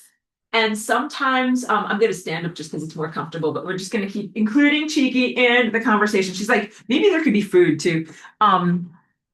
But the emotional, eternal connection of love and trust and building rapport with an animal that is a foundation for your ascension experience. The ability to love and be loved and make that connection. Without that, many of us would not make it. And I'm not hyperbolizing when I say that. It's how important our dogs and our cats and our animals are to us. Prioritize them in every way that you can. And not in a way like, oh, I'm afraid, like, what if they die and they go away and then we won't be together again? In the sense, instead, prioritize them in the sense of wanting to make good use of your time together. You're like, wow, we are both material people in the world, and we have life and air and oxygen, and we have time, and we should hug each other, and we should do fun stuff together. So make that commitment so that way, you're making good use of your time. Like, of course, like I can't hug Cheeky 100% of the day. Like I have responsibilities, I have things I have to do, but hug them as much as you possibly can. And, prioritize spending time with them. Okay. So I'm going to go through all the rest of these questions and then we will continue to hug Cheeky. Rebecca is a new student. Thank you so much for joining in. Welcome to the class. And she says, thank you for coming here. Thank you so much.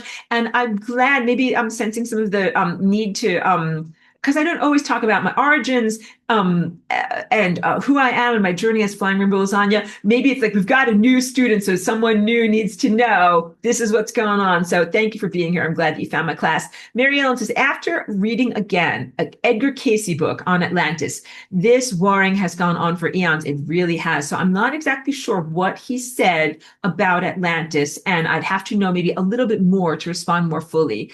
Kim Rose says, Cayce was clearly channeling, but do we believe what he said? I don't think he ever wrote a book. All the books are put together by his family based on his notes from private sessions. I think that's a pretty important point there, because I feel like Edgar Cayce was a responsible psychic. I feel like he was a good person who used his psychic gifts in the way that we are supposed to, for helping other people, for helping them in their health. He was not like a weird cult leader, and he didn't overcharge. Like, he was accessible to people and helped them in these different sessions. I think that he was actually like a good example of what integrity looks like for a person that is using their psychic powers. I don't know if we can believe all of the stuff that we read about him. In our world right now, a lot of stuff is psyoped and intentionally misleading. And then there's also stuff that is AI distorted, like books that are the wordings changed or edited and things like that. So I don't know how much we can trust of that. And the other thing, I know that some of this stuff, it will say like, a synopsis of different readings that he gave to whatever. He might say someone like, oh, you're having back pain. You need to eat 3 almonds. And so you today have back pain. And you're like, oh, the answer is eat 3 almonds. It's like, no, that was for that guy. That was the solution for that guy. It is not going to work for you. You need to find the solutions that work for you. So I think that it's also an important thing to recognize, like, responsible practitioners, if you're a doctor, a dentist, or a psychic channeler, you're like, this information or prescription is unique to you. It is not applicable for everyone in every time, place. I don't think it's possible to make pronouncements that are applicable to or address that fits every size of body. So I think that you, as a reader, experiencer, and receiver, have to use that filter to say, oh, this worked for someone else, but that I might be in a different life experience. It might not be the exact information or guidance that I need for me. And Pedro, I love that you said that. We'll read this comment again. You said, let's lasagna them to entropy. I think that is always the solution. Amy says, Shungite and C60. Thank you so much to whoever mentioned these many weeks ago. I've dealt with medical issues that make me non-functional, and these have been a game changer. Much love. I'm very pleased to hear that, Amy. And I'll encourage you with your Shungite and C60. These are forms of matter that respond very much to our intentions and I don't want to say programs, but like the projections of energy that we place upon them.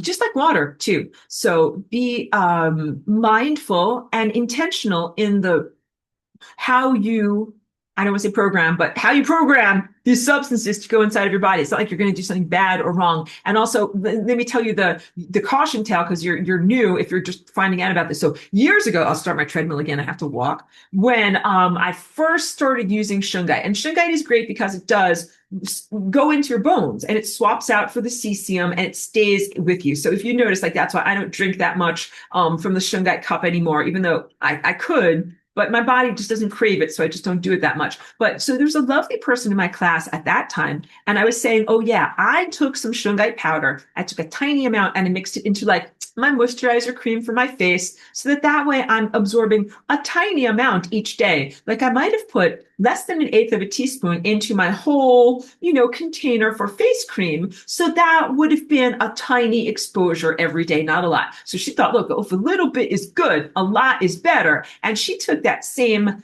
type of powdered shungite and she mixed it into a very, very thick paste and put it all over her face, like black, like a facial mask. And she got a huge allergic reaction after that. Not allergic, but she became hypersensitive to anything electromagnetic field producing. She could not touch the touch screen. She could not touch the phone. She had crystals jumping out of her eyes, like literally, like shards of crystal stuff being ejected from her tear ducts, from her eyes. So she did a great detox, but it was way too overblown. And I think she really inflamed herself on doing that too. So if you're going to use shungite, please do a little bit goes a long way, and go in slow exposures that you don't have to go fast, and your body, listen to your body, and your body will tell you, oops, when you have had enough. So that way you're doing it in the safe, good way. And I used to sell shungite soap, like soap for washing your body that had shungite in it. And I think that now there are, because no one was selling it back then, now there's lots of people that sell that type of stuff. So you can use that too, but I would also say like use it sparingly, not too much. Okay, so this is good. Mary Ellen says, some say shungite is black goo. And Abigail says, yes, I have heard this too. Good. So let's talk about this, because now this opens the door. Hooray. Shungite itself is not black goo. Let me hold up a piece of shungite. Do I have it over here? I have my coffee cup is on it. Apologies. So this is an inexpensive piece of shungite that is not noble elite. It is just the regular type of shungite that it might have occlusions or other forms of minerals in here that you would not want to submerge this in water that you're then going to drink. But you can place your drink on top of here, and the vibrations of this absolutely positively imprint upon the water. This type of shungite comes from a place that is in the mountains. I want to say the Caucasian mountains, like the mountains that are at the far west of Russia. And they found out about it because the people in that area of the world drinking out of that aquifer have an extremely long life. Like they regularly live to 100 years old. And so the Soviet government in the 1950s did a lot of research, because they did a lot of woo-woo research to try to find stuff that was, supernatural and that they could make good use of. They did find that the aquifer for the town had all this shungite in there. So they started to investigate it, and they used it as a cleaning against radiation type of thing. So they had, different people that were working at radiation producing factories and, facilities. They got overexposed to radiation. But when they gave those guys powdered shungite to drink, the radiation poisoning went away. So they knew that it had positive uses against that. Then there were other subsequent forms of research that was done into it. So I think that it's good stuff. I do know that it helps protect us against the type of radiation that comes out of Fukushima, which, if you don't know, or if you're younger than however many years old, that started in 2011. and has been consistently pumping out cesium-137 into the Pacific Ocean since 2011. And that definitely goes into the rainwater and the groundwater and the udders of cows in Vermont. Like, it's in stuff and it gets into you. And the problem with cesium-137, it goes into people's bones and then emits tiny neutrinos that cause DNA breakage, get different diseases. That's not that good. So what is essential is drinking small amounts of shungite so that way your body swaps out the cesium-137 for the shungite. The shungite goes into your bones. And what each one of these little carbon molecules is perfectly formed, kind of like a soccer ball, and it emits these stabilizing and protective force fields. And if you ingest enough of it, then you have enough in your bones. You have a protective force field against EMFs. Shungite is different than C60. C60 is not a naturally occurring substance at all. It is laboratory made, and it has the same molecular shape as the naturally occurring molecules that are in here, but it is made in a lab. And I don't trust C60 at all. Like, I think that it's something that's made in a lab. I don't know who's making it. I don't know what their thought process is and what they are projecting onto it. And I was very skeptical of that because it didn't seem natural, but I think the shungite is useful. I also can tell the shungite is definitely protective. Like, if I'm very EMF sensitive, and if I put this on top of my phone, I don't get any of the reactivity that I usually get off of my phone. Like, if I need to hide my phone frequency, the better way, block out my phone frequency, if I put that on there, that blocks it out for me. And you can do really good stuff also with putting this on or around your router. Like, this really does help in terms of, if you're an EMF sensitive person, making it possible to be in the world without having these things destroy you. But I think also, similar to some of the zeolite products, they initially started off by being pure and made with pure intention, and something that actually is helping you to reduce the nanites in the body. And then I think that the nanites are flexible and adaptive, and that they take what's around and they're like, can I use this as a building material? Okay, let's use this. So initially, zeolite has a similar honeycomb molecular shape that was meant to take radiation and other particles out of the body. And I think that what happened is that the nanites figured out, like, I'm going to take this stuff and turn it into me instead of having it destroy me. Like, I think that it evolved, for lack of a better word, and responded to the presence of the zeolite. So initially, the zeolite, I think, was helping to take it out of the body. Now I don't think that it's really helping to take it out of the body. Maybe you're even giving it building materials. And I think that something similar happened with C60. But in that sense, I was always skeptical of the companies and the producers, and thinking that maybe they had pre-programming or a proclivity and affinity is a better word, in their product, that when you drank it, it would exacerbate the nanotechnology and be like the black goo as opposed to clearing out the black goo. Good. Okay. So thank you for giving me the opportunity to be able to fully articulate that, because that was important stuff. Yep. Good. Okay, good. Okay, good. Pedro asks, does everyone have an ascended collective? Not everyone, because there's a lot of garbage in your world. So not everyone. In your world right now, there's a lot of people who are non-people, and there are people who are, I can't even make an assessment of this. There, in your world, there's very, very few people who are like the people who are in this class, who have their souls, who have maintained their souls, who are still in their integrity, who are not genetically modified, who are not implanted or connected to an AI, and who are not connected to some kind of otherworldly, extra-dimensional or extraterrestrial influences, or mind controllers or something like that. So, because otherwise you're going to be like, well, wait, Aurora, like, all these guys over here, like, they are, okay, just cover your ears, kids, fucked up assholes, and they're doing bad stuff. Are they going to be ascended masters? The answer is no.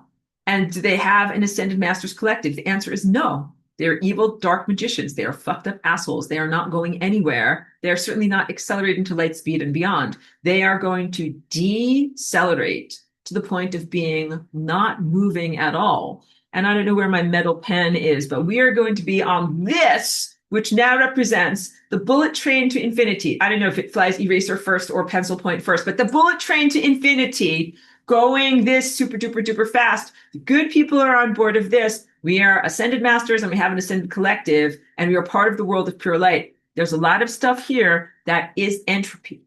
And in a finer way, I was trying to give people the benefit of the doubt. Maybe they had some amalgamation, some amount of goodness inside of them that could accelerate to light speed, but some stuff that had to devolve and go to entropy. And they had an opportunity to sort that out during the past, whatever, during the time before the pandemic, like 2001 to 2019 or so, during those 18 years, people had an opportunity to be able to sort things out inside of themselves.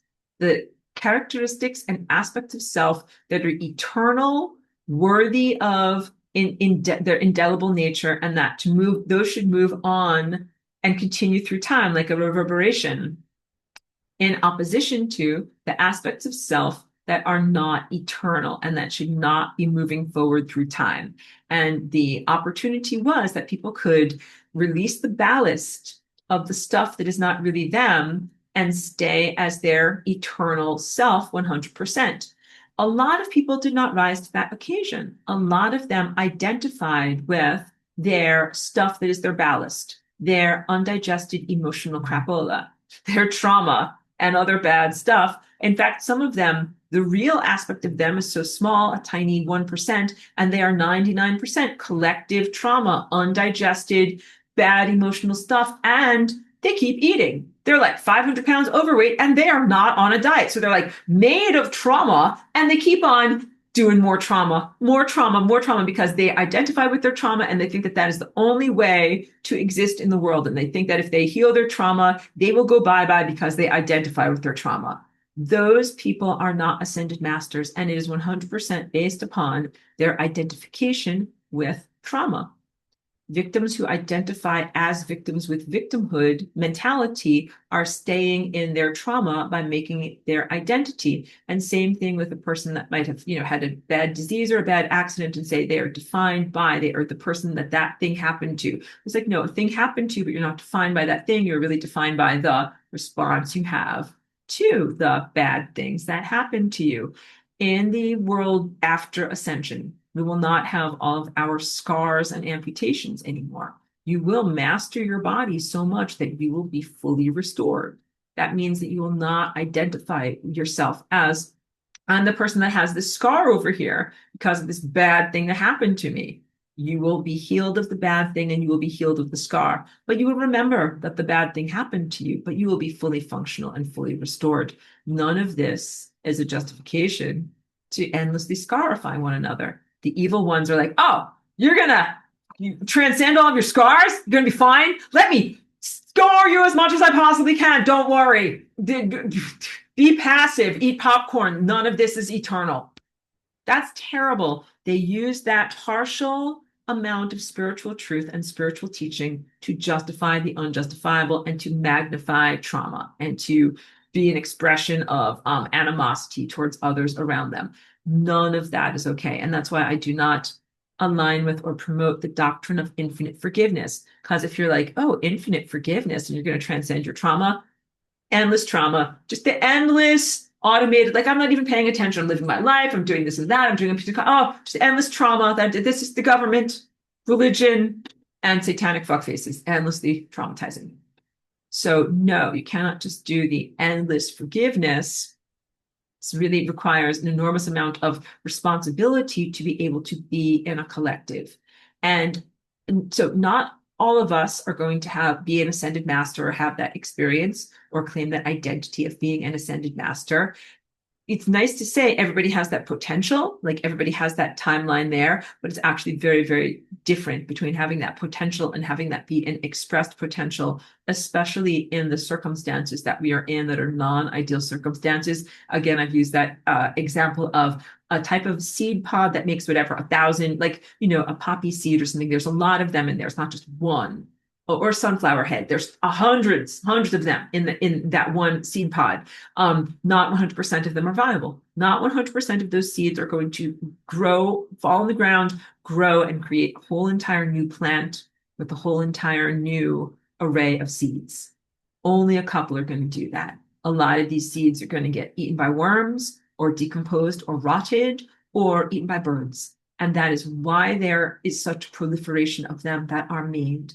So it's important for you to know you guys are here and you're the viable seeds that are actually going to grow. You're actually going to ascend and evolve as consciousnesses and continue going and make what would be the equivalent of the next generation, even though I'm not talking about physical babies from your physical belly. I'm talking about like your soul moving continually and the proliferation of life that happens as a result of that. You will continue to proliferate life, but many seeds of consciousness are not going to continue onward through the time field or create futures or experience futures.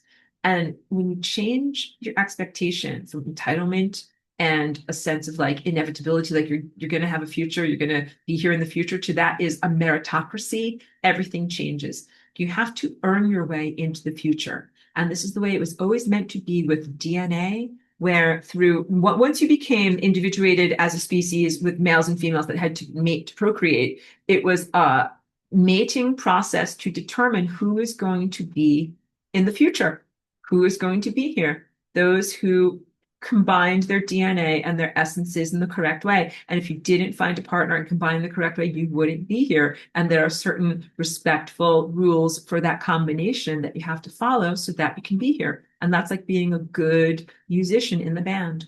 But I didn't tell you today about the origin of life in Atlantis, like how new people were made.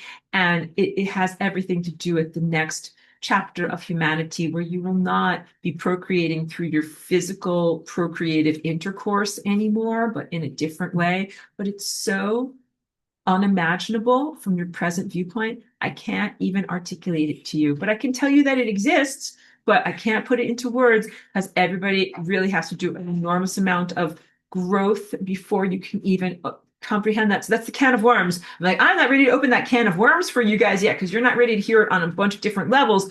But we will talk about that at a certain point too. We got to purge the whole planet. And then I'll also teach you a lot more about DNA stuff too. Mary Ellen says, I feel you are correct.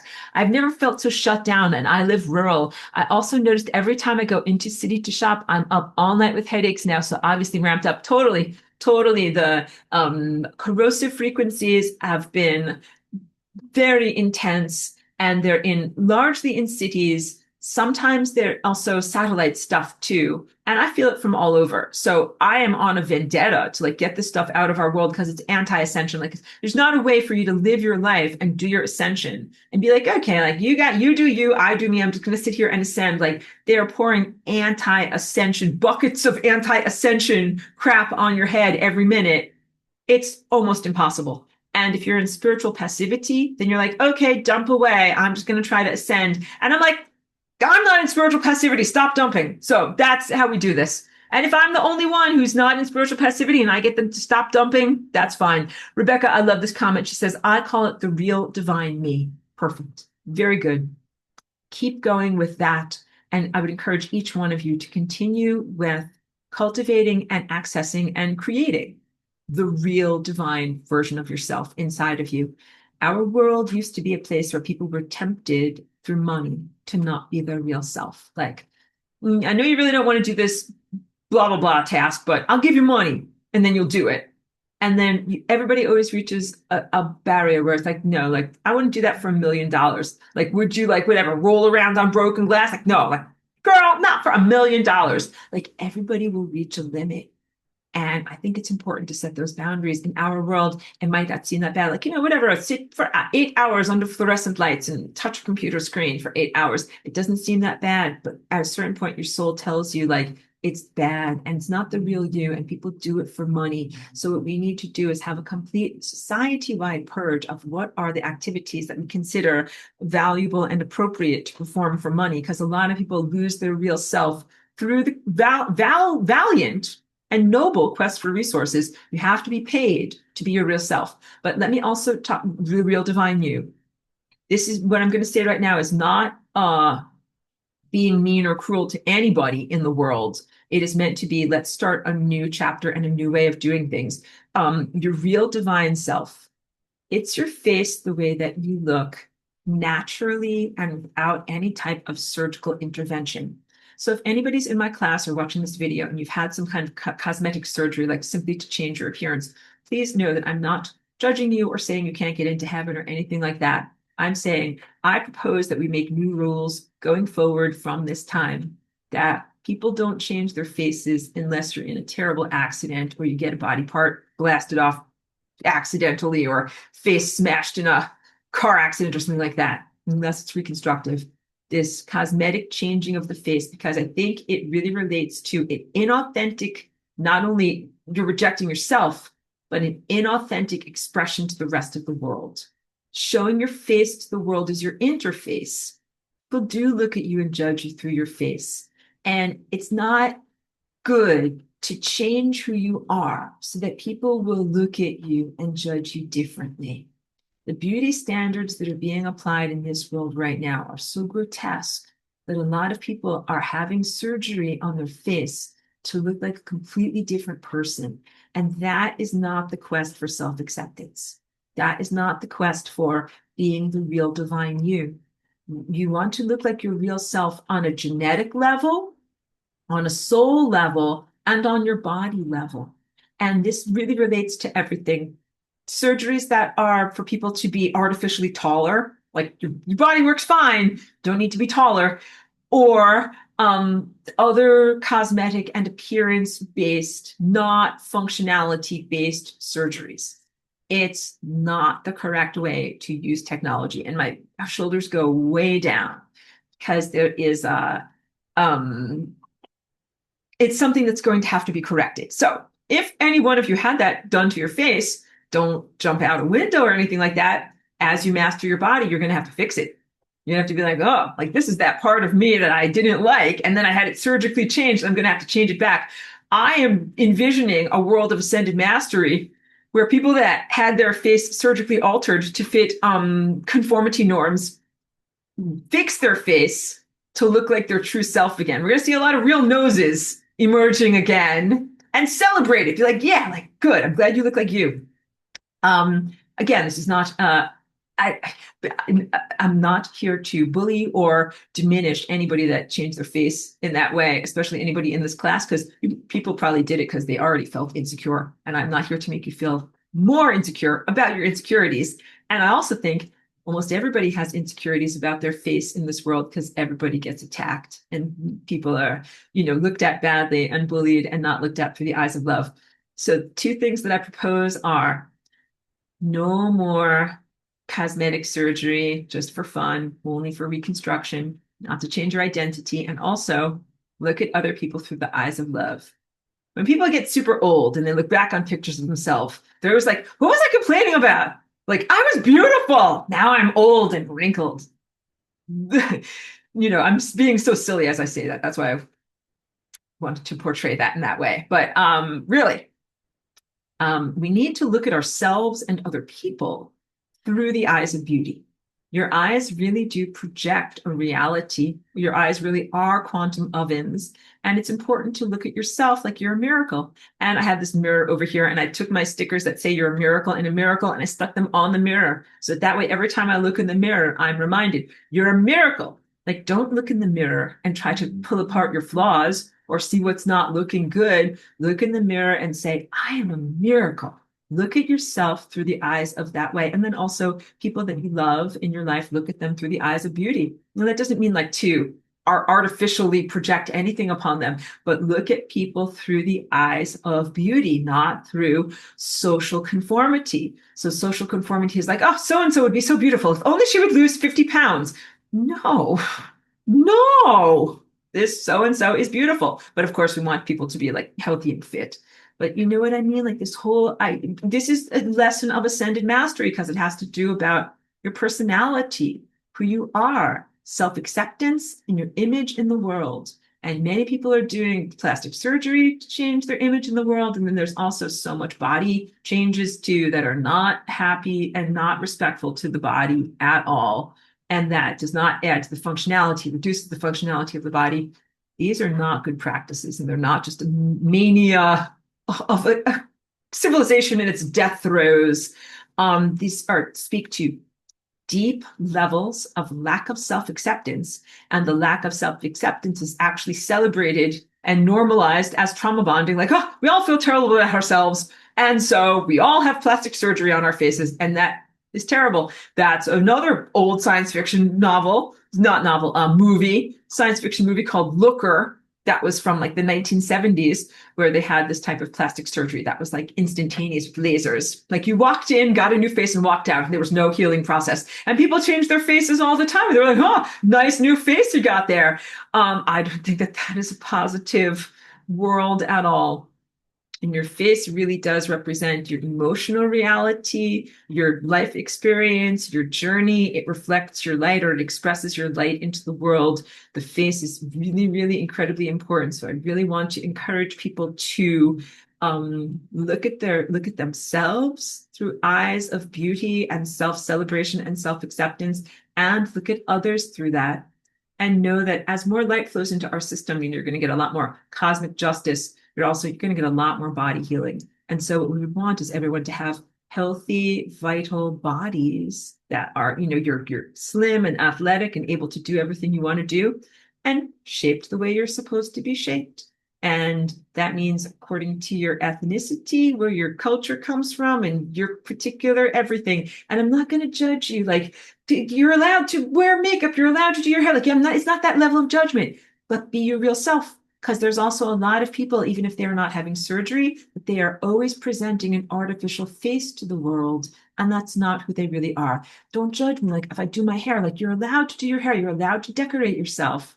But be your real self, because the ascended mastery is about being 100% authentic and your real self, and not a strange version. So wouldn't it be so weird? Like, let's just fall into total comedy here. If you ascended, but you ascended with your real face, not your plastic surgery face, and then you're going around trying to uplift the world, and you're all like, hi, I'm so-and-so. They're like, you don't look like so-and-so at all. Like, you have a very different face, nose, eye shape, or whatever. Okay, sorry, that was not even that funny, but I thought it might be a good cartoon. Amy says, oh, thank you. She's talking about my naughty language. She says, fuck is one of my favorite words. Ha, love you, Aurora. Thank you. You guys are a little bit new to class. I try to keep it clean, but today was a rant, and I try to keep it appropriate for all ages and family friendly. Today might not have been the best episode to share with children of all ages. Pedro says, I hope I finish reading my book before I go through the solar portal. I want to know the ending. I'm trying to think about how to say this.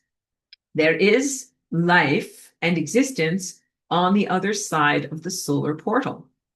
We have been through many portals, and we went through a big one in 2012, December 21st, 2012. And we also went through several over this past weekend. Going through portals does not mean that you necessarily evanesce or disappear from reality. You can continue to be in existence. You are being incrementally not raised in vibration, but elevated and expanded. And then you stabilize. So you elevate, expand, like get to a new level, elevate, expand, stabilize. And you'll see when you get to a certain level, you will kind of like retrospect and look back and be like, oh, I think I actually ascended on this day. And everything after that has been my malleable reality learning process that I've been in as like becoming my true self. And reading, as you go through a solar portal, you might find yourself after the experience still being able to access that book. And maybe you didn't finish the book, reading the book and be like, oh, I have such a different perspective on this now that I've been through the solar portal. This is the ending is what I thought it would be, but I see it in a different light. I'm trying to say, like, you still have experience. You still have experience, and you might have a continuity of experience where if you have a half-finished book, you are still able to finish that book even after you've ascended, but you will, of course, have a very different perspective. Okay, we're heading into the home stretch here. Kimro says, I was wondering if when we assemble matter with our mind, like a block of cheese, do we also create retrocausality structures of the cow and the farm, etc.? No, we do not. So as we move in, this is a beautiful question. Thank you for asking about the mechanics of ascension, because I have to tell you my story about tiny screws. When we manifest matter directly with our mind, we will be able to move beyond causality structures and recognize we have simply assembled matter and given birth to it in the moment. So let me use my example of the tiny screws. So I used to have it, but I don't have it anymore. I lost it in some of my wild gyrations. A large toolbox that I just called it my big, bucket of everything. I would just throw everything in there. Spare parts, tiny screws, little things like you disassemble something. You're like, I might need this for a project in the future. All right. And I'm that type of person. So I would just throw everything in there and art supplies and whatever. And this is over 7 years ago. I was in my other house and across town, and I was doing an art project and I needed a tiny screw. And I'm like, well, okay, let me see if I have one in my big giant bin of art supplies. And what I did was I didn't look with my physical eyes. I just stuck my hand in there, and this is a large undifferentiated bin of stuff. And I just kind of fished around and I grabbed something and I pulled it out. And it was a tiny screw. And it was exactly the correct size for exactly what I needed. And it was a miracle. It was a miracle. And so here's how I can deconstruct and describe this miracle to you. The probability of me finding that tiny screw in that giant bucket of crapola stuff, it's so improbable, totally not rational. All right, very, very great unlikelihood. I did not remember placing that tiny screw in there at one point. I was like, oh, I'll save this for January 26th of, the year 2019. No, I didn't remember it coming off of a particular project or something like that. And I knew in the moment that what was important for me was having the sense of quantum possibility. I did not have a complete catalog of every item in the bin. If I did, my rational mind would have looked at that laundry list and been like, no tiny screws in there for me. I guess off to the hardware store for me.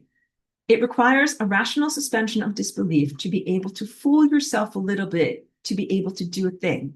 So you have to have a situation or circumstance or an edifice where there's a possibility that the tiny screw could exist. So for example, I didn't go into my refrigerator, into the vegetable bin, and fish around in there and be like, any tiny screws in here? No, just grapes or oranges, because that's what my mind knew was in there. It had to be a place where there would even be a causality structure, a possibility of the thing that was in there. But that's a little bit of the rational suspension of disbelief just to try. And then it is a miracle. It is an unexplained capacity. Because if you're like, well, Aurora, make a tiny screw be in your hand right now. I'm like, I don't think I can do that right now.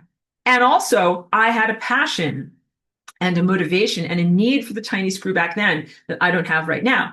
So I don't do these things for a performance for other people, and I do them out of practicality. This is the true essence of what we do as we manifest matter. What are your reasons for doing so, or your motivations? Your motivations should not be the lower ego motivations of wanting to prove yourself to others. A performance, a talent show, going on America's Got Talent or Korea's Got Talent or France has talent. Like, this is not a commodification motivation. Because otherwise, be like, here we are on America's Got Talent. Aurora, what's your... We're talking to horrible demons. Simon Powell is there. And he's like, hi, I'm a demon. Would you like to audition for me? I'm like, not really, but here I am. He's like, what's your talent? Well, my talent is I can manifest tiny screws. Let me see, like, fountains of tiny screws coming out of my hands. And the audience is like, blah, like, thumbs down. We don't like Aurora. We think that's a stupid talent. Next. And you go get the next guy on. Like, that's not how you treat Ascended Mastery. It's not a circus performance, and definitely not for the unevolved. Important for you to know that people will get it if they're open to getting it. They will see your divinity and perceive your miracles if they're open to getting it. If they're not open to getting it, they're going to be like, well, duh, Aurora, you didn't make that screw pop into existence. It was probably just floating around there. It was probably just this. It was probably just that. You're probably just making it all up. Like, you understand the voice of doubt, the voice of reason, the matrix mind, or sometimes I call them the must bees. The must bees. They fly around your ear and they say, oh, that must be because of this. It must be because of this, probably because of this. The probably is another large intimidating monster that people invoke when they come upon realities that they can't deal with. So these must be's and probablys tell you that you didn't really just see a miracle. So with power stories like this, you must protect it and only tell these stories to people who are going to receive it in the right way, validate it, and see you through the eyes of love. and know that that was your truth and that's what you experienced and it brought you closer to your divinity. So my story about tiny screws, that's my public facing story because I feel like you're not going to remove the magic from it and I can tell it over and over. But my other stories that are really special stories, I don't tell them to people, or I tell them to people very, very carefully, cautiously, and I don't tell them that much because when you tell a story, it loses a little bit of energy. So you want to make sure that you tell the story to the right person, that they get the story, and then they hold that story inside of themselves and they become a carrier of your light. And then they will bring it back to you one day, believe me. And there's not a limitation, like in terms of getting your light back. You don't have to be like, I need to ascend, you, and you, give me my light back. Like calling it a debt. Like I loaned you $5. I need my $5 back. That is not what this is either. So in order to ascend in the 2025 world, we have to get back the energy that was stolen from us by the W band and all these other biological, technological transhumanists they have your energy that has your name on it in their body somehow. That is different. They have mutilated and insulted this process that should be a very, very beautiful process of giving your light out to others, giving your stories out to others, and then having those stories and that light flow back to you. So I was able to manifest that tiny screw in that moment, and it was personally significant to me. And it was significant in time in an inexplicable way. Like for some reason, I wasn't supposed to drive to the hardware store and interrupt my day. I was supposed to manifest the tiny screw there, be like, holy shit, like that's a miracle, and then do my project and then go on with it. That was me being an ascended master. That when you are in the right timeline, so you're not in the right timeline if you're on these other time that was terrible grammar. If I had gone to the hardware store, it might have put me onto a non-ideal timeline. It was essential for me to stay focused on my project, use the tiny screw, and then go on and not have to think about it anymore. Sometimes being on the right timeline and surviving is not about running from lava or dangerous monsters. It is about being in alignment with the perfect music and the perfect events of the giant symphonic world. And you play a perfect song, and it's not just a danger avoidance. Survival in the world of ascended mastery is more than danger avoidance. It is alignment with correct music. And that was a moment when, like, so as a musician, I can remember one of the first times that I actually played something on the beat, which is major, because I've gone through, like, I've done a lot of firsts. I've been a beginner a lot in this life, and I'm like, oh, like I started out and I sounded bad. I was a beginner, and then I got better. And then I remember the first time that I created a background, like a percussion drum beat, and I had the drum beat going. And then I was like playing something that sounded like a guitar. And I played the guitar and it hit the beat. And I was like, boom, boom, boom. I was like, ooh, that sounded good. I did a thing. And then I did that more. And that's called like being a musician.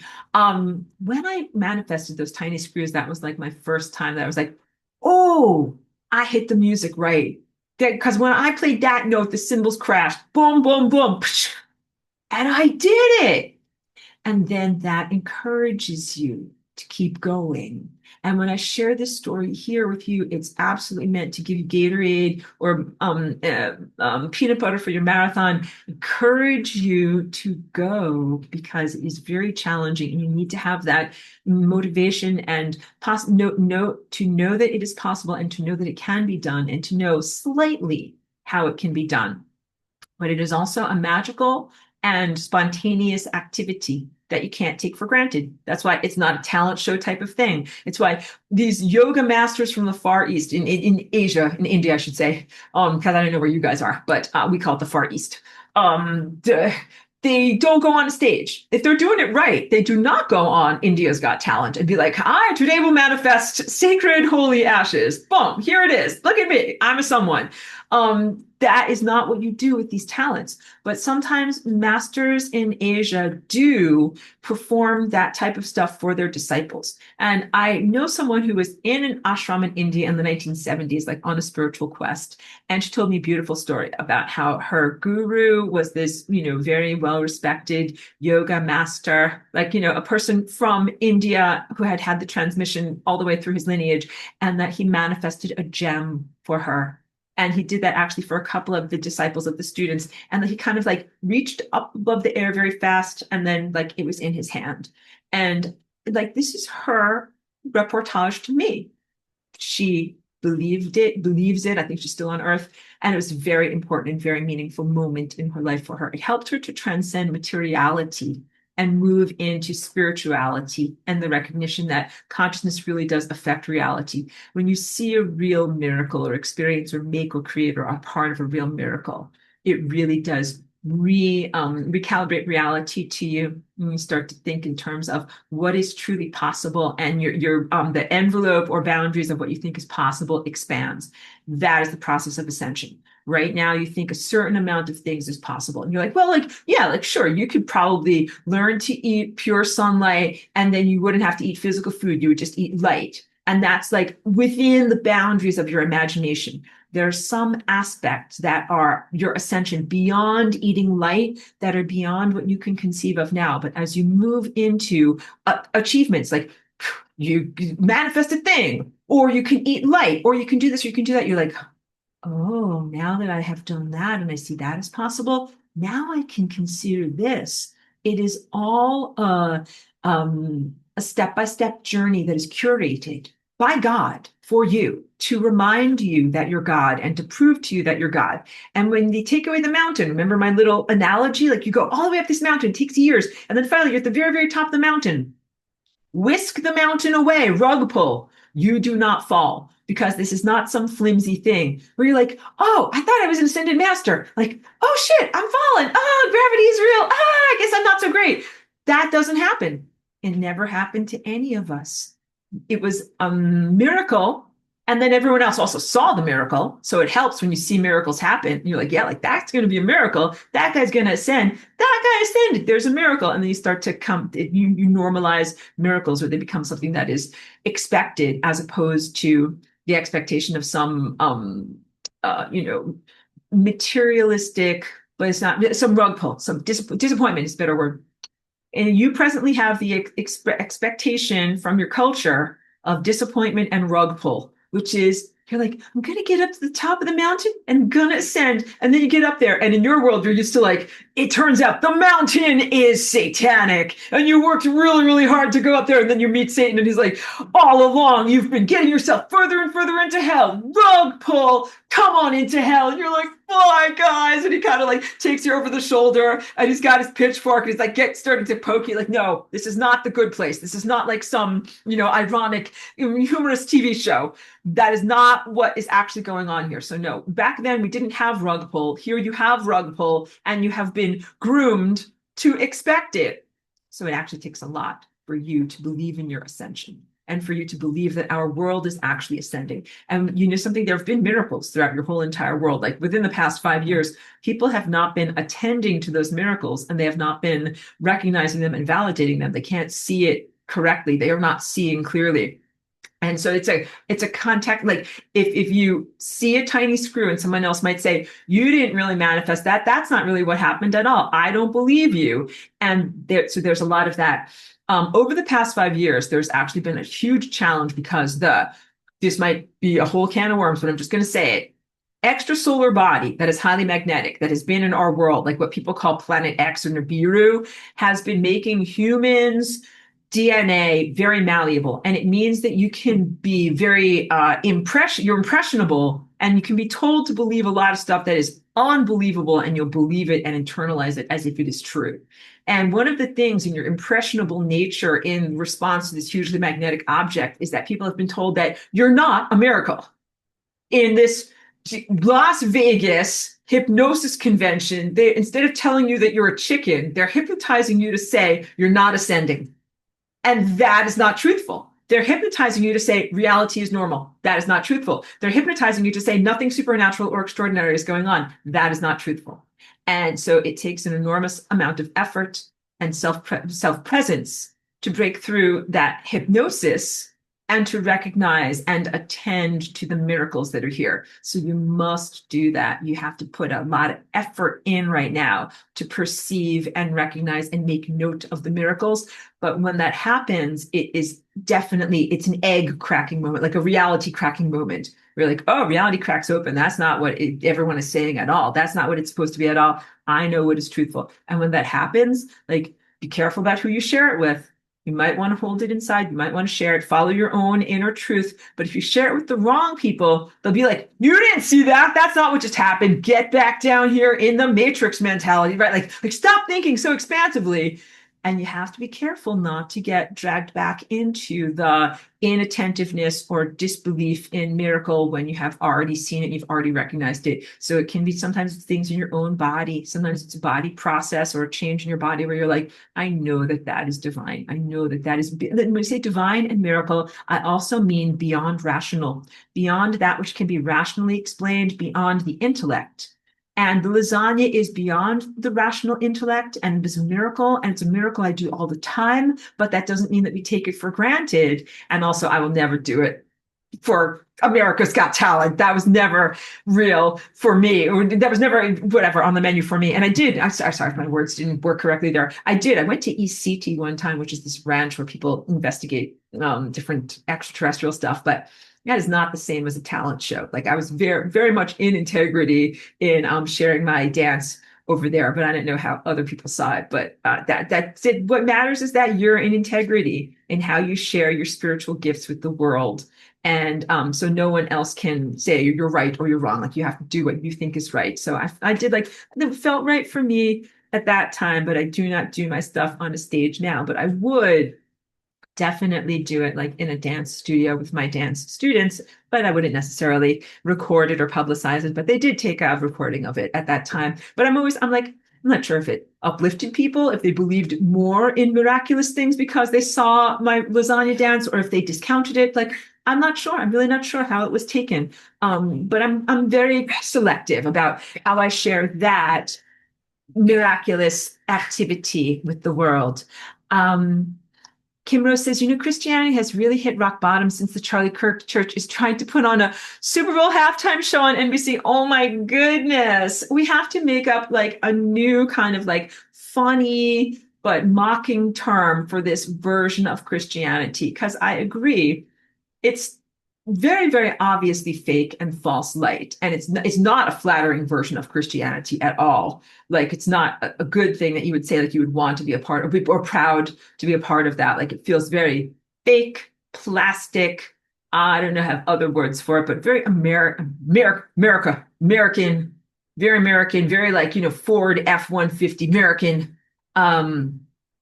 not necessarily about real spiritual growth or a real conversation about what it is to be a good person. That's why I like that show, The Good Place, because they really talk about like what is it to be a good person, and how do you act, how do you try to be a good person, and how do you grow, and how do you learn? Like, none of that conversation is really being held in the mega church pyrotechnics version of Christianity, which I think is not authentic. And ordinarily, I would be like, something, girl, you do you, I do me. Not you, Kim Rose, because Kim Rose, I know you're really have evolved past that level of Christianity. But when I see people that are in the rah-rah mega church type of embracing of it,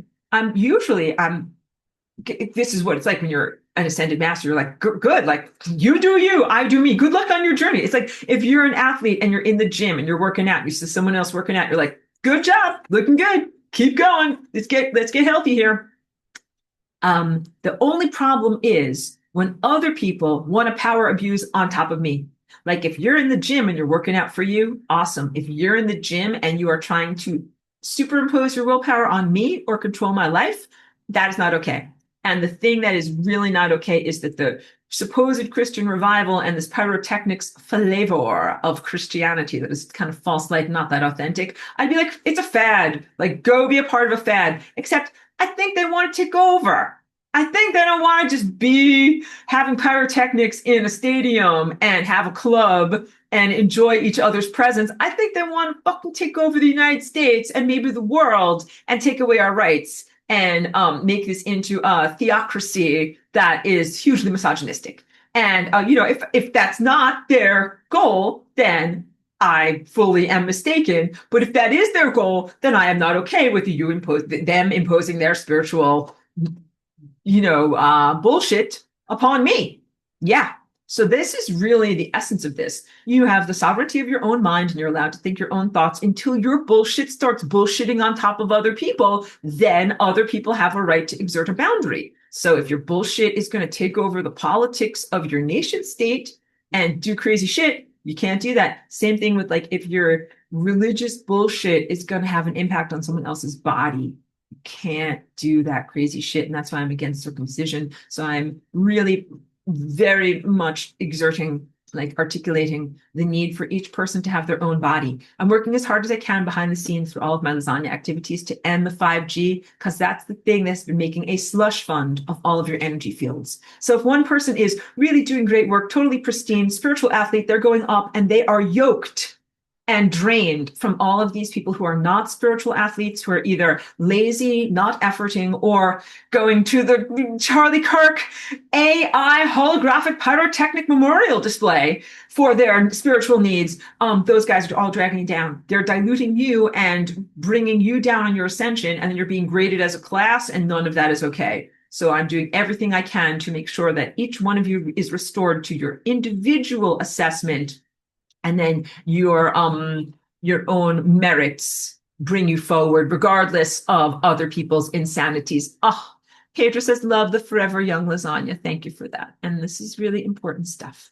It's been a very, very grueling effort for all of us. And some of you might have felt like you are aged before your time, or like the 5G sucked some vitality or some juiciness or energy from you. Please know that you can get it back. All right, just please know this has been, I think, some of the worst shit you can ever go through. And it's actually not part of the agenda. This was not on the brochure. It was not intended for you, but you have endured and gone through it very, very effectively. If you look at your body, or if you feel weary, or if you feel like you are worn down, please know that restoration is very, very real. Each one of us, as we're ascending and mastering our body, will also restore our youth and vitality. And that means not that necessarily you will crawl on the floor like an infant, but you'll be your most healthy and vital self. Like if you can imagine being at the ideal age that you would like to be at. And then there's none of this stuff of like age and competition, because it's a very big thing in Hollywood. Like so-and-so is 70 years old. They only look like they're 49, like comparing faces and comparing aging and things like that. None of that happens in the world of authenticity, divine connection, and true ascended mastery. And I don't even know quite how to even think about or consider that. Like people will look the way they choose to look and the way they want to look. And well, I mean, I hesitated to bring this up. Let's do one more anecdote. And it's the person I never want to make feel self-conscious. They're a person who's a community member. They live around the corner from me. He's a wonderful person. And he looks to me like the way you would think an ascended master looks. All right, so he's a skinny white dude. He's got a gray beard that kind of like comes down as kind of square. And he also wears these funny clothing that's like punk rock t-shirts. Like he really is from the punk movement from the 1970s. He really did like those bands. So he wears like super striped socks and like this crazy t-shirt, and then this weird hand woven jacket, like dresses like a very unusual person too. And is also super about loving kindness. So it's not just how he looks, but like he's held some meditation gatherings at his home, is really a beautiful epicenter of goodness around him, is a counselor against addiction in his work and his professionality. And he did that after he fell into bad habits in his punk rock years, in his earlier years. He was in addiction in his earlier years, got out of addiction, and now counsels other people. To me, like he looks the way an ascended master would look. He's like young, old, but he has a long gray beard. and like very healthy and very vital. And it's like, I don't think that he necessarily wants to look the way that he looked when he was 15 or 20 or something like that. And one time at the meditation circle, we were joking because he was joking about his reading glasses. And he was like, I wanted to wear old man reading glasses when I was young. Like, he's so happy to have his old man reading glasses. Like, it works for him. So I'm bringing that up because he's a beautiful person. I think that his appearance reflects that he is a beautiful person, and because he is comfortable with his expression of his chronological age and his generation, who he is in the world, and he's, happy and healthy and doing everything he needs to do. I think this is how we consider ourselves when we're moving forward as ascended masters in our bodies. And that's also why, like, I wouldn't look at him and be like, you're doing it wrong. Like, why do you have a long white beard? Like, you should look like you're 25. Like, he doesn't want to look like he's 25. He actually likes to have his reading glasses, and he likes to kind of gesture and put them on and off because that works for him. But I have to do my roots. I have lots of gray hair. I cover my gray hair. I actually don't want to have a long gray beard at all. So everybody's different, and you just respect these various differences. Oh, this is a beautiful comment. Michelangelo says, thank you, Master Aurora. Waves of love to you, Cheeky, and all the beautiful alchemists here. Thank you very much. Love received and love back to you. And Joyce says, thank you, Professor. Love and appreciate you immensely. Hugs to Cheeky. Thank you, and hugs received and hugs back to you as well. I really appreciate so much how you guys celebrate that I'm taking care of my dog and that's not an interruption in class. And thank you for the love that you send to her. She really is so important to me. And I really, I worry about her and her little heart condition and everything like that. So try to give her everything that she needs in the moment. Prayers for, not prayers, but like good intentions and positive intentions for her are so welcome and so good. And she's hanging in there and doing pretty well. And let's envision, because Cheeky struggled a lot with the horrible oppressive rain that we had over our area for a couple of days. You could just see all of my gray hair here. Really struggled a lot, and I was a little worried about her. I'm like, we got to get some sunshine and we got to get some warmth. We got to do some fun stuff because Cheeky was a little down, so she's doing a lot better. And we just need to have not like cold, rainy, horrible weather here. Everybody says, thank you, Aurora. Much love to you and Cheeky. Love received. And also, we greatly look forward to hugging all of you. Anyone who's going to be at the retreat in Sedona in December. Cheeky loves meeting people in person. She's hanging in there. She's going to be with us. So final reminder, like, guys, we're in the last opportunity for that. If you're going to be a part of it, reach out and signify your interest and come and see me and Cheeky. All right, good. So thank you. The sun has gone down. It's the worst time of the year. We will not be going for a walk after our class today, but we will do something fun. So thank you, everyone. And I do really, really I always say this. I always mean it. Greatly, greatly appreciate everyone who's in this class.